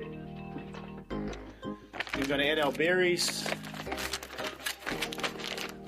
Doesn't matter how much you put in. Just go with feeling. Yeah, I feel it. Bit of spinach, some greens.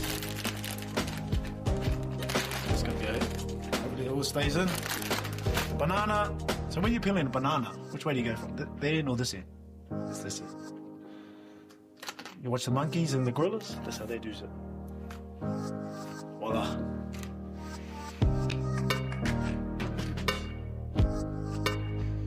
Then we have some yogurt.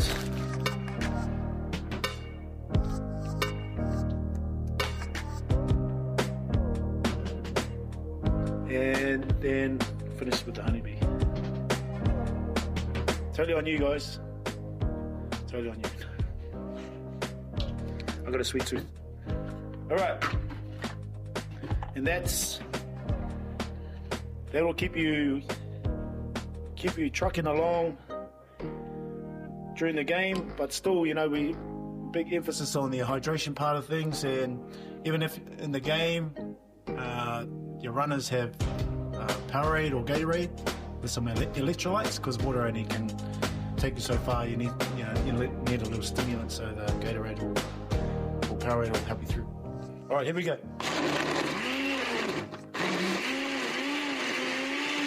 Oh, fair enough. All right, who's coming over for a shake? So it's covering all our 5 food groups. There's a wiki shake right there. Cheers. That's correct.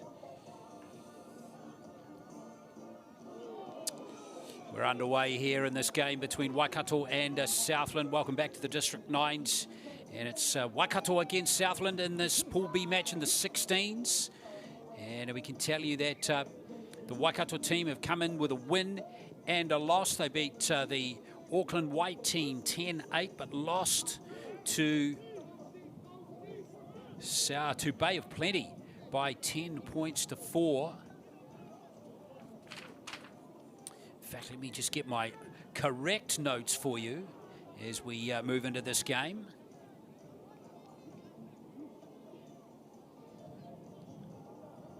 Yes, Waikato have lost both games so far, in fact, to Bay of Plenty 22-0 and Auckland White 18-4. And Southland have come in with 2 losses as well. Auckland White 14-4 and Bay of Plenty 14 points to 10. So let's see how these two teams go as Southland get close to scoring the first try. And just getting his hands underneath there was Tiati Poitapu for Waikato to stop the try. Now here's Hollis again with his kick. Was pass, and Southland are over. It's Lamali who's over, Rico Lamali. And it is 4 points to 0. Nice job by Hollis to create that. He certainly showed out on the previous game, which they lost to Bay of Plenty by. So, and there he was creating that pass. And unfortunately can't get the conversion over. So 4 points to 0. But nice job by Lamali to go over. Off that beautiful pass there from Hollis. So again, neither of these two teams can make the semi-finals.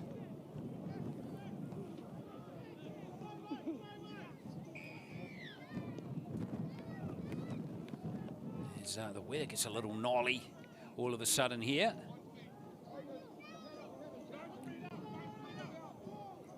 So Waikato, let's see what they respond with. Haven't quite been as competitive perhaps on the scoreboards as they have, or as the opponents Southland have been so far in these games, in these 16s division. That's Korifa. Comes forward, the number 9. So here comes Puru now, Wiremu Puru. It's a good charging run there by the number 8. Korifa at dummy half again. The number 7 is Tukaha Darlington. It's on a loft low, but unfortunately not gathered up there by Korifa. So it's going to be Southland possession.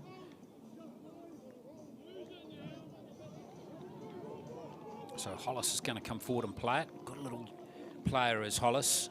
All energy.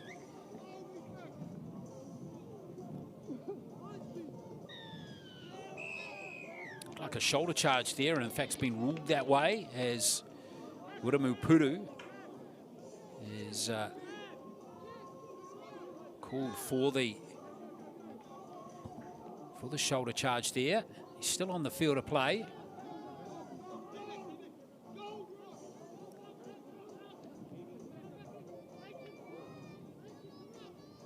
Now we see what Southland can do here with Timolua.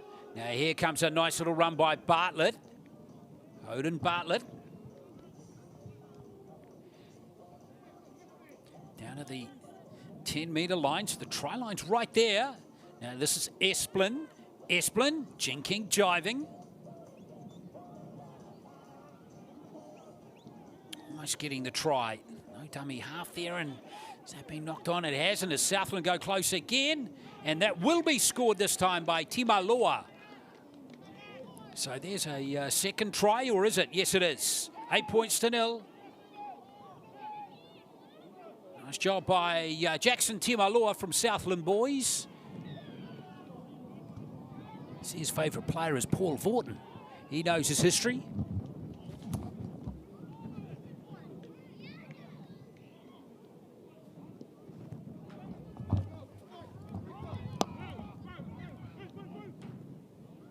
So conversion is astray, but Southland enjoying a nice early advantage over Waikato early in this game. Now, Timaloa did well to create something out of nothing there. And go over and finish off for Southland. To 8-0. Southland playing with the wind in this first half. Leston Noda. It is bringing the ball back here for Waikato, coached by Sean Witanga. Willie Cameron coaching the Southland team, and that's a great bust up the middle. And is Kahu Darlington going all the way here? He is. Brilliant solo try. That is how to do it in this nines tournament. Just the second try that Waikato have scored in the tournament today. But it was a beauty. Don Marshall is converting. Oh, he's missed, in fact. Well, that's 2 points gone begging right there. And Darlington, brilliant run from him. Despite the valiant efforts there of Esplin. And also Bartlett, they couldn't catch him. But at least Waikato on the board now. Should be 8-6 though, shouldn't it? Every point counts in this game, though, as the restart by Marshall. Back goes Hollis, but it's going to be tidied up by Southland. So they're on their 30. In fact, that's their 20-metre line. Ended up being tidied up by Taualofa Wyatt.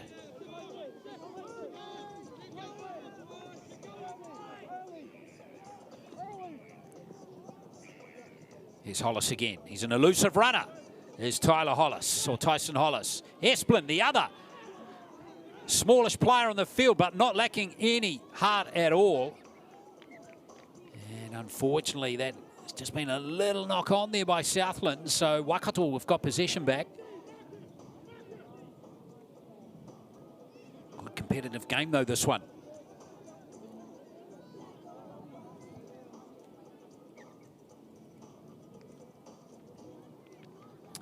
It's a great time to strike here for Waikato.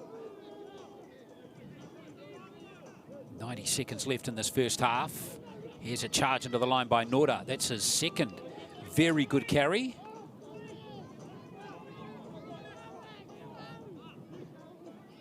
There you go, Albert back on the inside, and Albert's got it back again to Pudu. Pudu's through, and Uiramu Pudu gets his try. And Waikato lock it up again. Now, that one was under the posts as well. I'm sure Sean Witanga is going to hope like heck that this is going to go over, and it's going to be Israel Aga Albert who's got the ball in his hands this time. Don Marshall being sacked already. Oh, no way. That's two they've missed from in front. Waikato should be 12-8 ahead. But regardless of that kick being missed, this is good work here by Fitch Waitere to offload it to Puru, who went over and scored. That was a really nice try for Waikato. So that is going to be half-time in this game. 2 tries apiece, both unconverted. And we'll be back for the second half in just a moment.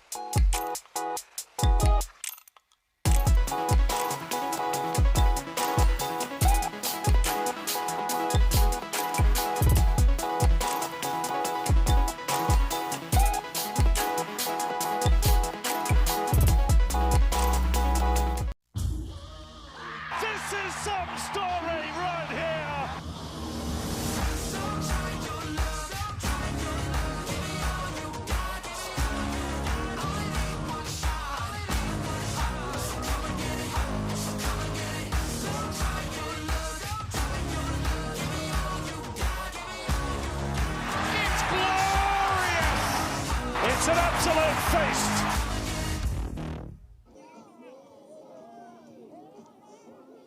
8-8 it is here in this game of 16s, 9s Rugby League. We hope you've been enjoying all the action this afternoon from day one of the District 9s. We do have one more match to come at the conclusion of this game, and it's in the 16s girls division between Auckland White and Bay of Plenty, so stay with us.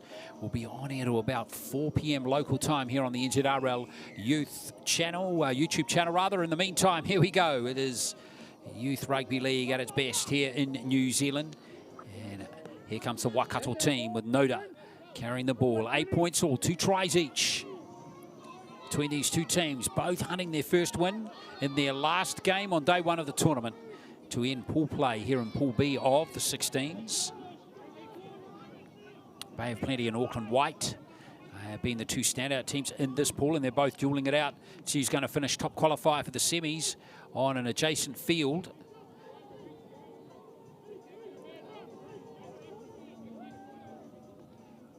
Here comes Aga Albert. Oh, beautiful stepping there from Randall, and Randall is going to race away to score. Nice try from Regan Randall. And it's 12 points to 8. Waikato hit the front for the first time in the game. That is 3 tries now on the trot to Waikato. They were down 8-0 and now they lead 12-8. And look what's happened here.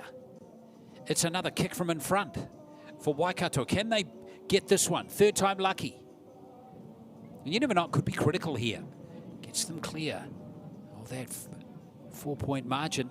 And yes, finally, it is a successful kick, and it was Marshall that time who gets it over. So it is 14 points to 6, 14 points to 8 rather. Fantastic last step there to beat the last defender from Randall. That was great work. Tell you what, Waikato haven't lacked in the quality of their tries. All 4 of them have been really nice. And there's a great kickoff by Waikato this time. So they're going to get more possession here. Perfect start to the second half for them.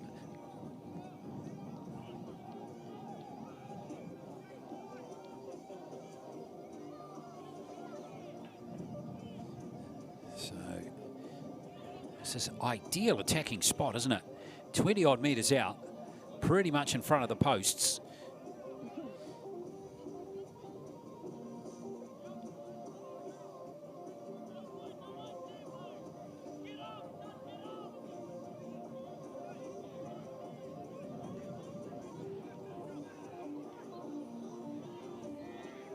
So to feed the scrum, it's going to be Popata. Aiden Popata. Off the back comes Noda. Well, not a great pass there from Aga Albert. And Waikato have lost all hope of attacking for that position now. It might be okay, though. That was a nice broken play run. And they're back in the position where the scrum was. So good run there from Don Marshall. Noda just delaying the pass. He, in fact, kept possession. Here comes Popata again. The Pioneer Morgan. Aga Albert again. This is lovely. Keeping the ball alive for Waikato as Korifa is tackled just a few metres out from the line. Tepania Morgan. Now it's out to Aga Albert.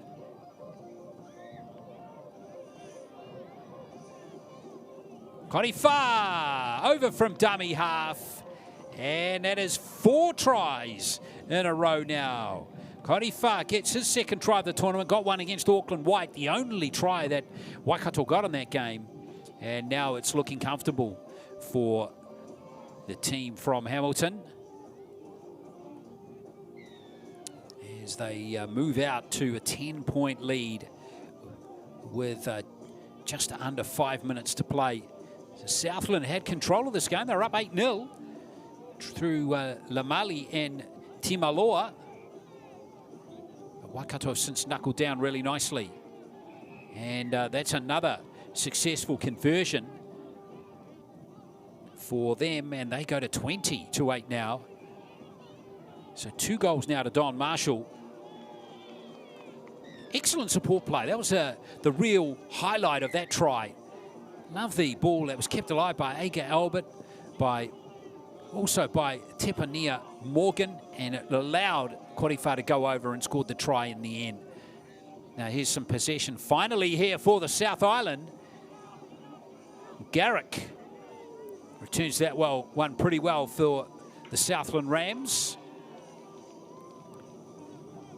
Yeah, good charge into the line here from Bakaru Tekabo. And in fact, though, he lost control of the ball and the play the ball.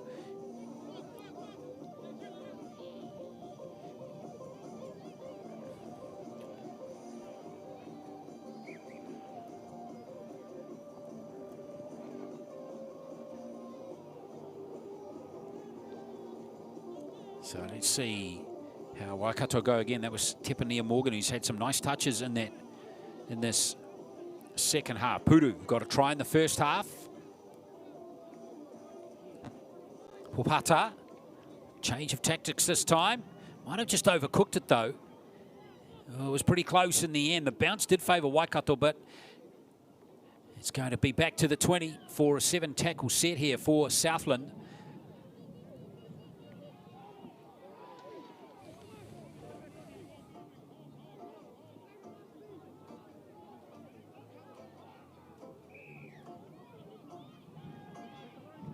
Let's see what the Rams can do here. Hollis, courageous little player. Oh, he's had it stolen out of his hands by Puru, though.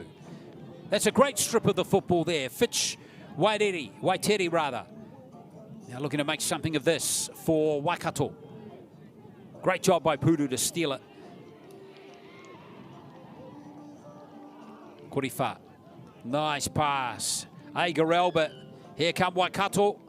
Again, no forward pass has been ruled by the referee in the lead up to that last play.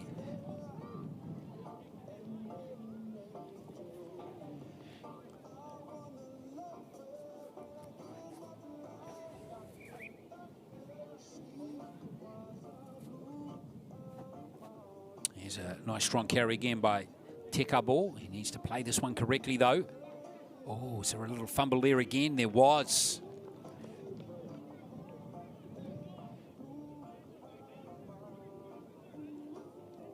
Tekabo just letting himself down a little bit with those last 2 carries. Nothing wrong with the carries, it's just to play the ball and he needs to get spot on.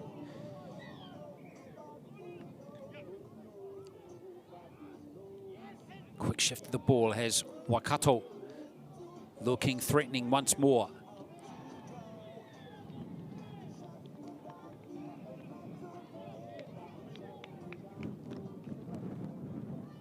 Another penalty. Here is Aga Albert taking it quickly. Waikato looking likely here. Korifa again. Second try of the game. And that market offence being punished by Waikato. So it's another try. And what a turnaround we've seen in this game. From where Southland were leading 8-0.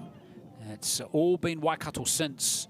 So they've now racked up another try, which is their 5th of the game, not converted this time.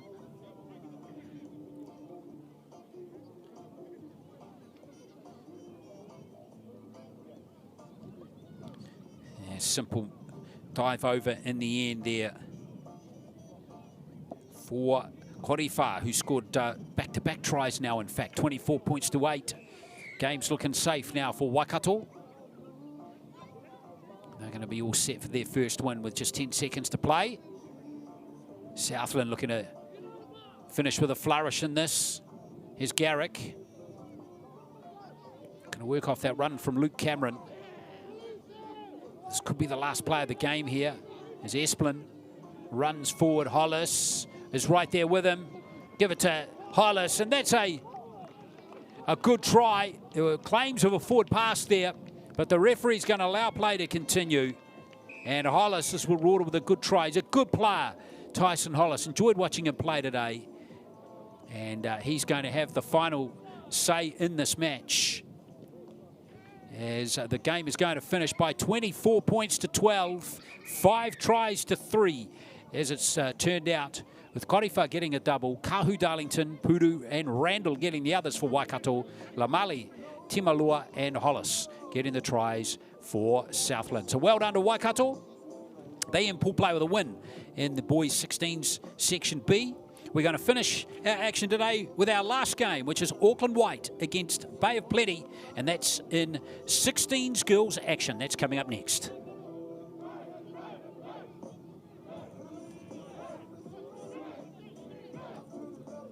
So I'm just going to give you some suggestions on my breakfast ideas. And so I'm just going to make a shake that I used to do all the time with the ice, the water, the yogurt, which is your dairy, your berries, which is your fruit, your spinach, which is your vegetables, another banana, which is your fruit. And this stuff here comes from the honeybee. It's a little bit of, okay? So this is something I used to have either at lunchtime or just before the game. Just get a little shot in there. So first ingredient is the ice.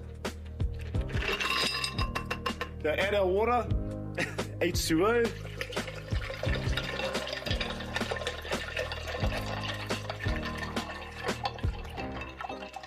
Okay. We're going to add our berries. Doesn't matter how much you put in, just go with feeling. Yeah, I feel it. Bit of spinach, some greens. That's gonna be good. Hopefully it all stays in. Banana. So when you're peeling a banana, which way do you go from? There end or this end? It's this end. You watch the monkeys and the gorillas? That's how they do it. Voila.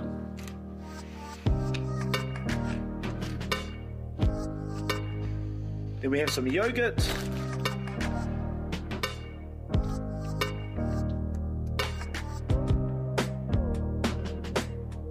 And then finish with the honeybee. Totally on you guys. Totally on you. I got a sweet tooth. All right. And that'll keep you trucking along during the game, but still, you know, we big emphasis on the hydration part of things, and even if in the game your runners have Powerade or Gatorade with some electrolytes, because water only can take you so far. You need, you need a little stimulant, so the Gatorade or Powerade will help you through. All right, here we go.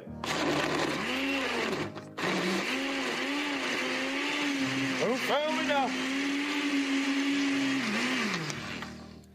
All right, who's coming over for a shake? So it's covering all our 5 food groups.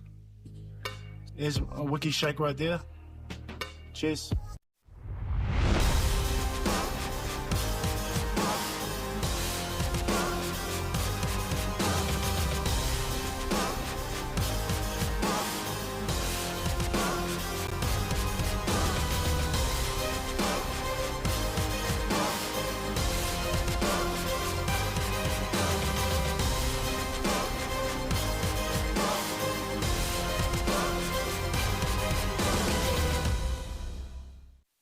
Welcome to Polyfest. What the hell's going on with this weather out here? Whoa, whoa, whoa, whoa.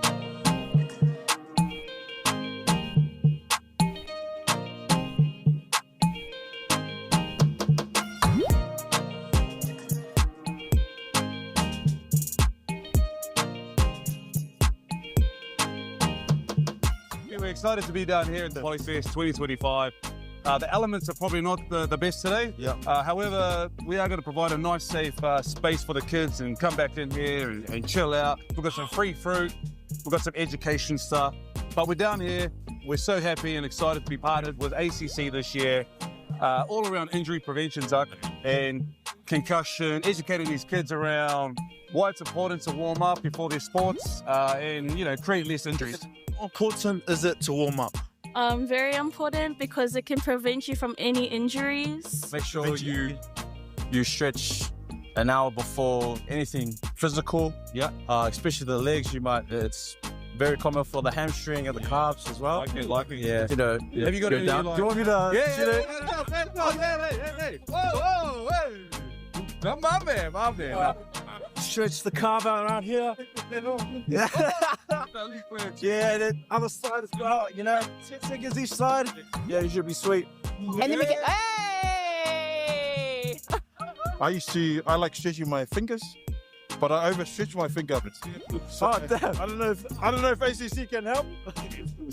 I'm sure ACC has something for crooked fingers. I'm sure. Crooked fingers? No, this is straight. I don't know, but yeah, don't overstretch your fingers, children, because you might end up like this. Polyfest just means to embrace our culture and just showing it to everyone in the world. Polyfest to me is an expression of culture. Like, I know it's about the competition, but it's really an opportunity for our young Pacific students, even some not Pacific, to get a chance to dance, honestly, and with their culture. That's amazing. Polyfest is where I can share my culture and show everyone what we're about.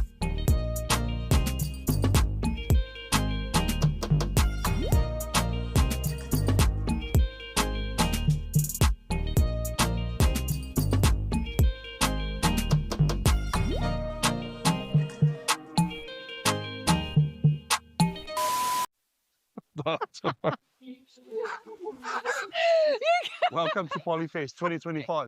Kia ora. Let's get you ready to go out there and have an epic rugby league game. But first things first, let's have a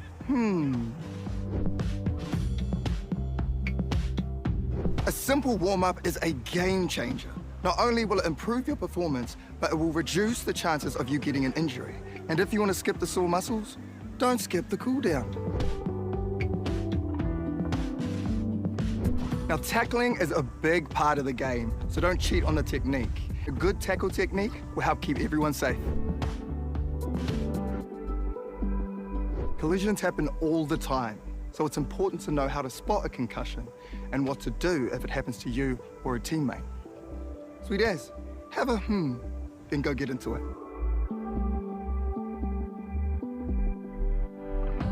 Hey, ke tere mai koe tau ne? Aia! Tēnā koe, auntie. Hey, I see your shoulder is still sore from that fall you had last week. Tēnā, e noho. I've got this laundry. I don't know who that boy is, but his laundry skills are next level. So, boy, you can stay. I wish, auntie, but I'm only here to give you the memo. What's that memo? That instead of trying to soldier on when you know your injury needs treatment, that ACC has a whole lot of ways they can support you and your whānau. True. They can help around the whare if your whānau can't, help with transport, and if you can't work, they can cover up to 80% of your wages. Just don't tough it out. Tai hoake and get help. Tau mā, ko tau mā te pahi mo te kura. Come on. Out you go. All righty, taiti. Have a good day. See you later.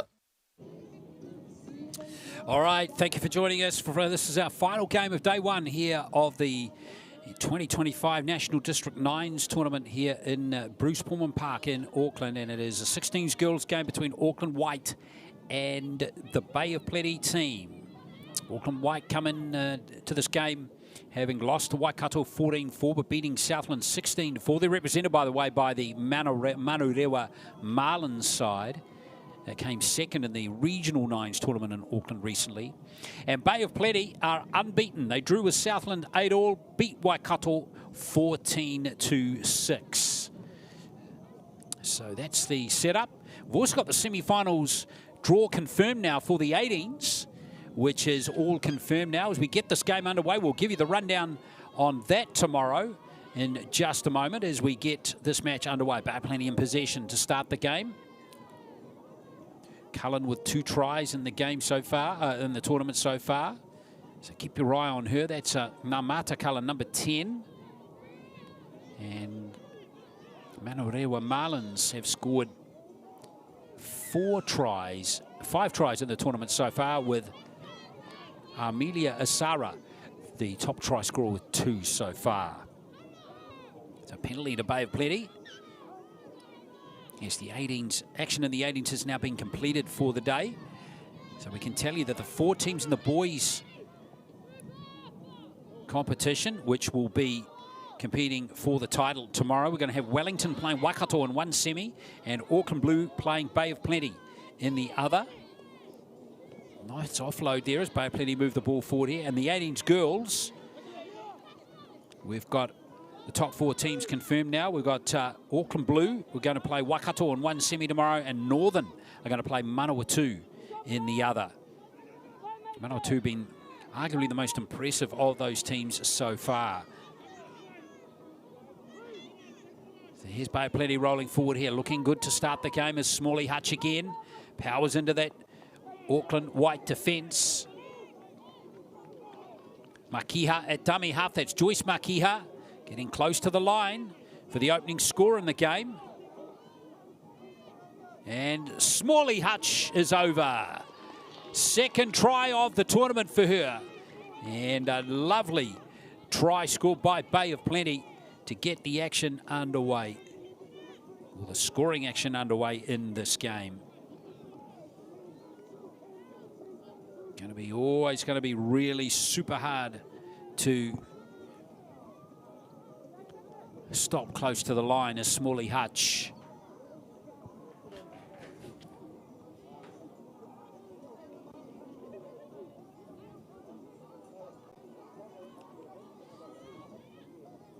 So Cullen is going to line up this conversion attempt.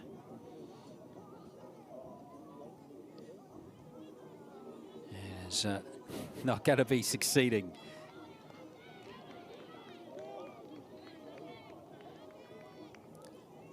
Yeah, nice job by Smalley Hutch. Just too tough, that close to the line to stop.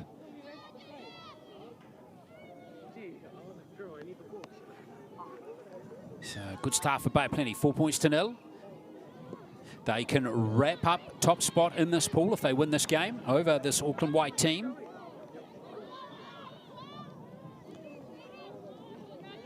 And complete what's been a pretty good day for Bay of Plenty. As I said, they finished top in their pool, and the 18s boys and both their 16s teams are going pretty well. Their girls team, as we see them right here, leading this game and undefeated, and the boys team going well too.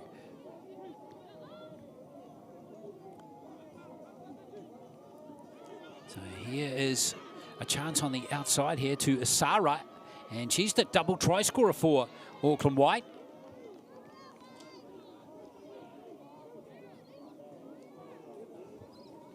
Good tackle coming in there from Playle. Still plucking that short side.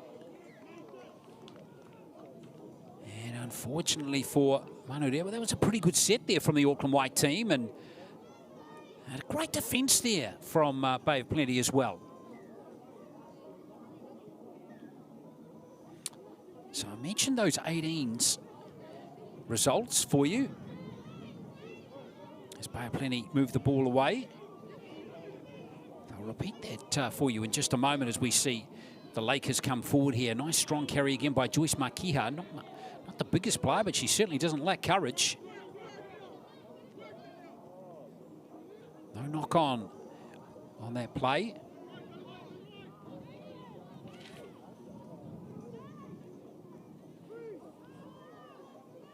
So here come the Lakers again.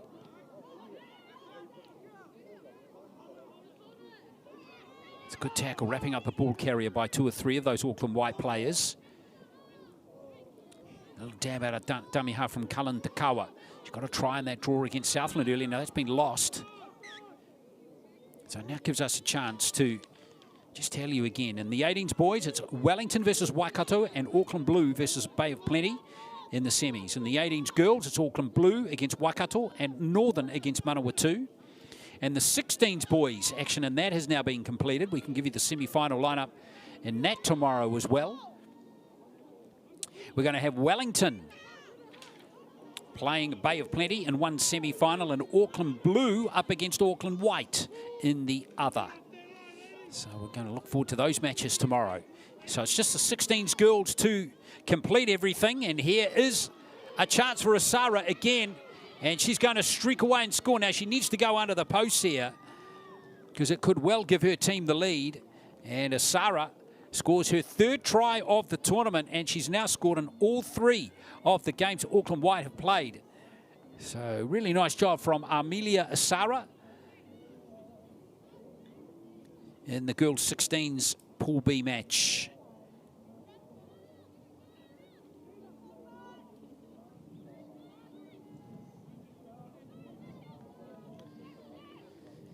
So conversion attempt now could be critical, remember, in this game.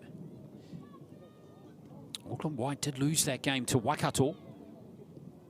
They need a win here, and it's over. Nice job. Just try and pick up who kicked that goal. Looks like it's going to be Jada Breeze-Gray, in fact, who kicked that conversion, number 9. And a really nice job from Asara to go around and score that valuable try for Auckland White.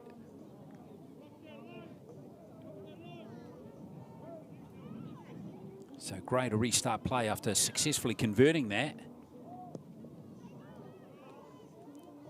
It's a good kick. It split those 2 defenders.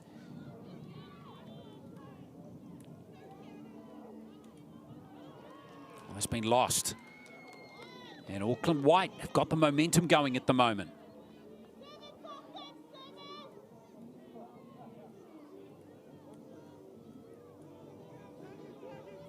Can they keep it going here as we close in on a half-time? 90 seconds left. Gray at dummy half. Now, here comes Fatiolofa. Gray again. Lovely ruck speed there for Auckland White. Going to be hard to defend this one. Shustalatu passes it out, and it's being dropped there by Mika Apulu. What a shame for Auckland White. Bay of Plenty survived by the skin of their teeth.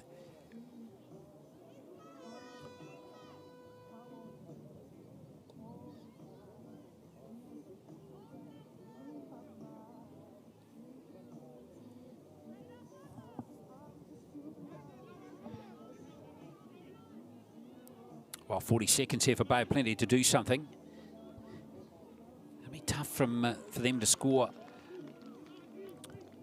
from this field position, but you never know. Well, now that has not been lost forward, so it's play on. Nice little dab into the line here again by Mason Marie Playle. Now Pupata for the Lakers. 10 seconds left in this first half.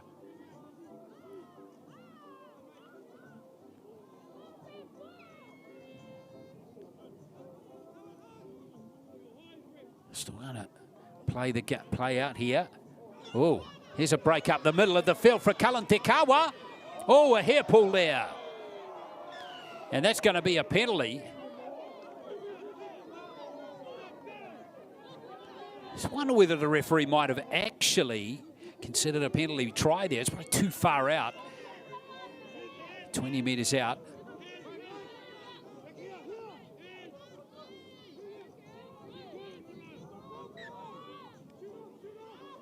Luck for Cullen Te Kawa. Bay Plenty still with an opportunity here. The hands need to be quick. Can't dive with the ball. Smalley Hutch. It's still there. The tackle not completed. Bay Plenty still have a chance here. Beautiful draw and pass. And that's a bit of justice. Cullen Te Kawa, who just got a hair pulled a moment ago, scores the try. And gives the Bay the lead. It is 8-6 under the post as well. Could be a 4-point lead going into half-time.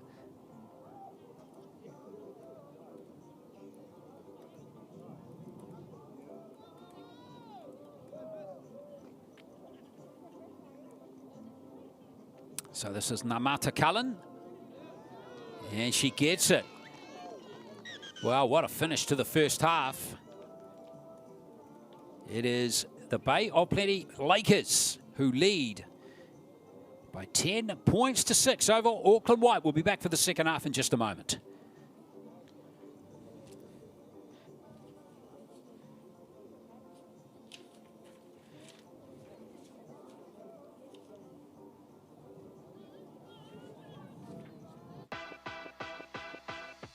Time to sharpen players' passing off the ground accuracy, quick decisions and teamwork with off the ground pass.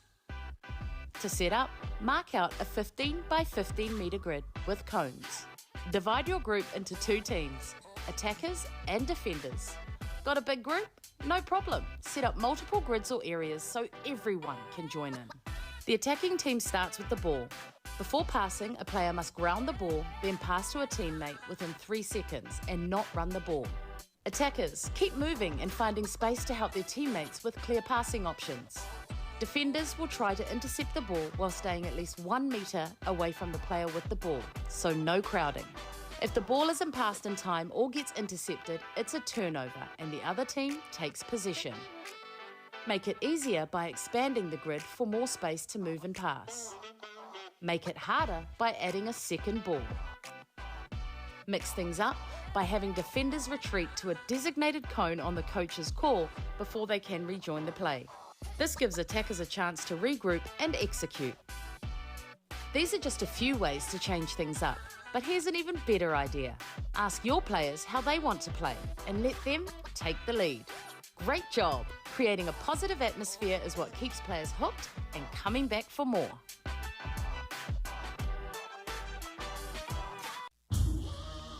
This is some story right here.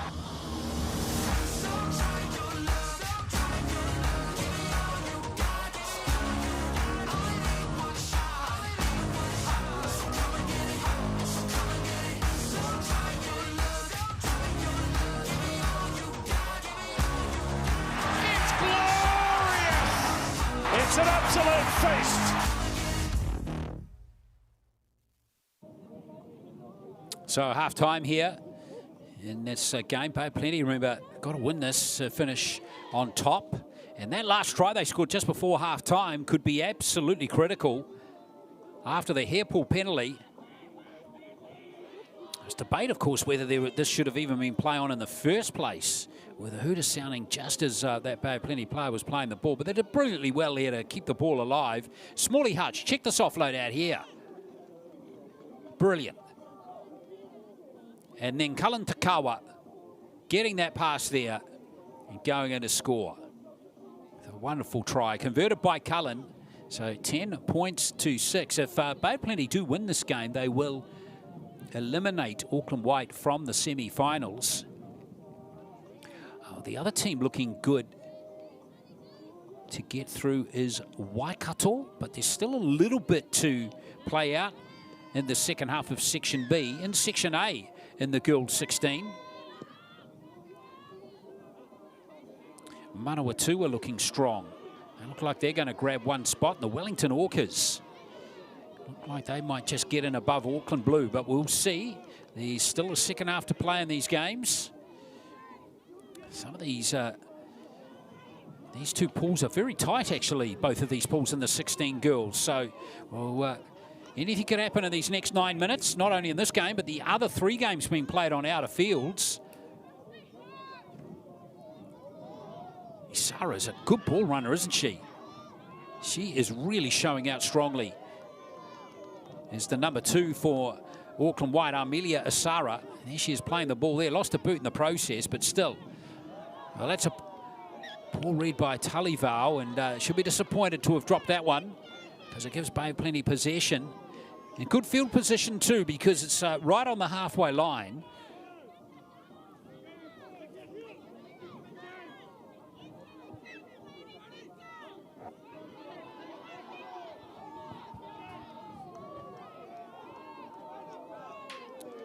Good run again by Smalley Hutch.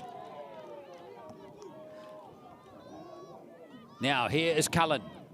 Offloading to Mason Marie Plale. And she's over the sideline. So it's good tackle there by Auckland White.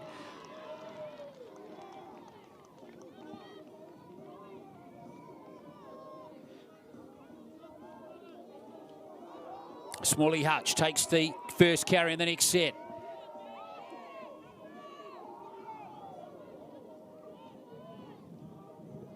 Plale.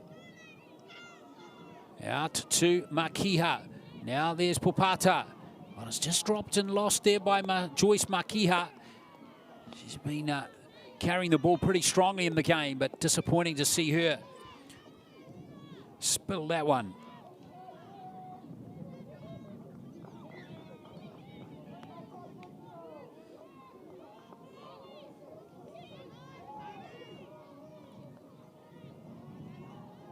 So dummy half is Gray. Oh, great tackle. And there's a drop ball. How good was that from Thompson? From Bay of Plenty, and she's picked it up as well. Fantastic play from her. That could be match defining. Here comes Makiha. And there is another try for Bay of Plenty, and Thompson, her play just before, critical in the outcome of that try. Joyce Makiha over to score 14-6, and that's important for Bay of Plenty because it's pushed them out beyond that 6-point margin. Good to see Joyce Makiha scoring a try in this game as well, as the conversion is waved away. As Makiha has been really good to watch in these games today. Here's that play again from Thompson. Watch this. Getting the ball off Gray and then getting on it. Bit more desperate. Just ahead of Fatialofa. And then Makiha did the rest. Joyce Makiha, the number 9. Once she got through that tackle right there of Diaz, was never in doubt there from Makiha. So 14-6. 5 to play in this game. So Auckland White need 2 tries. Still not beyond their capabilities. Yafeta with that carry. Gray at dummy half again. You need just a good solid rugby league, and Auckland White will be threatening. And there goes Gray, who got that try in the first half, or they got that goal rather. Plenty getting nice and enthused on the sideline there under that marquee. Oh, stolen. Holy smoke. Oh, Diaz. No, it's not going to be Maria Makiha to streak away. That's unfortunate for her. The referee, I think, has ruled 2 in the tackle there. So Auckland White get a full set, 40 metres out. Solid contact on Sara Yafeta, but she's offloaded to Gray. Here's Auckland White, looming large. And it's Asada again with all that gas on that left wing side. And there is the try, her second of the game. And it's game on again, 14-10. Still plenty of time left in this game for more dramatic turns and twists to happen.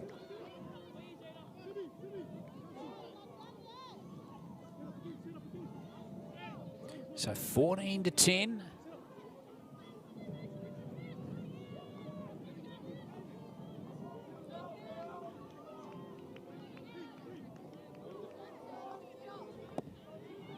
Gray not quite having the distance there, so Bay of Plenty stay in front 14-10. And some great rugby league here from Auckland White. Good support play from Gray. Off that first run from Yafeta, and then the draw and pass was first class here. Talia, it was with that last pass to Asara. And over Asara goes. It's 14-10. Now Auckland White, what are they going to do with this kickoff? Plenty have got it okay. Some physical play in the 16s girls game, isn't there? Cullen. Some tough defence now being played by Auckland White as they search for a turnover. Talia with some pretty tough defence. And there she goes again. Great tackle by the number 1. Vitania Talia.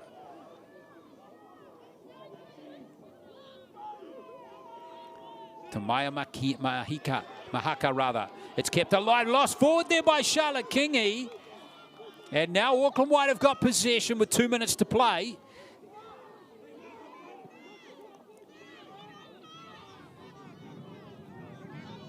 Well, this 16s pool play is going down to the wire. I think they're going to need points differential to decide both pools with the outcome of these games. Oh, lost. No. Oh, it is a knock-on. It is a knock-on. Big call there.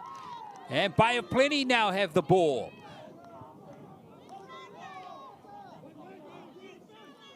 Cullen to play it.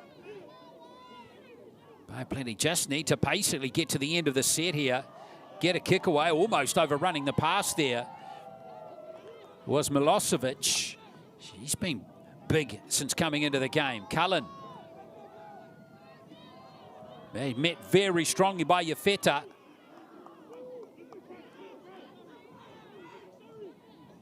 Bay of Plenty continue to hold the ball. Utopo. Here comes Kingy again. Just need to get to their end of the set here. The Bay of Plenty Lakers. That slow play, the ball won't bother them too much. Cullen used as the decoy. Back on the inside, Maria Makiha. Nice offload. Bay of Plenty looking to finish with a flourish. Joyce Makiha. And that will seal it. It's going to be a Bay of Plenty who win this game and secure top spot out of Pool B for the semi-finals.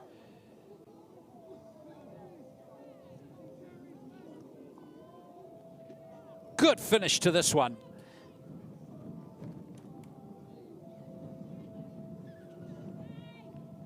And that is a very fine performance from Bay of Plenty. Wins over Waikato, Auckland White now, and a draw against Southland in their first game. And Makiha offloading, and there's Joyce Makiha again, the number 9. Watch her get to speed quickly. There she goes, boom, through that gap.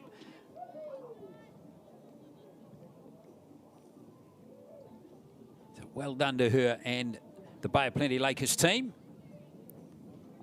Conversion attempt coming up from Cullen. And it is waved away, but it won't matter. 18 points to 10 is going to be the full-time score. So well done to Bay of Plenty to win this game. And as I mentioned, finish pool play with 2 wins from their 3 games. Of course, the other was a draw. So 18 to 10, the full-time score. So what we're going to try and do just before we leave here is just try and figure out. Plenty are going to go to 5 points. Auckland White are going to stay on 2. Now, the other game in this pool being played at the moment is Waikato looking good for the win against Southland.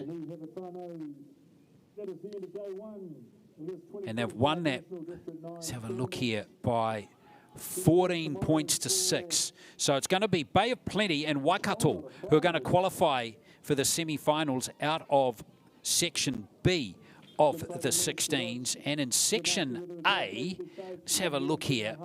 Matches have just been completed. Manawatu have beaten Northern by 24 points to 12. They go to 5 points. And in the other game, Wellington has beaten Auckland Blue to grab second spot. Auckland Blue will miss the semi-finals with Wellington winning 2 of their 3 games.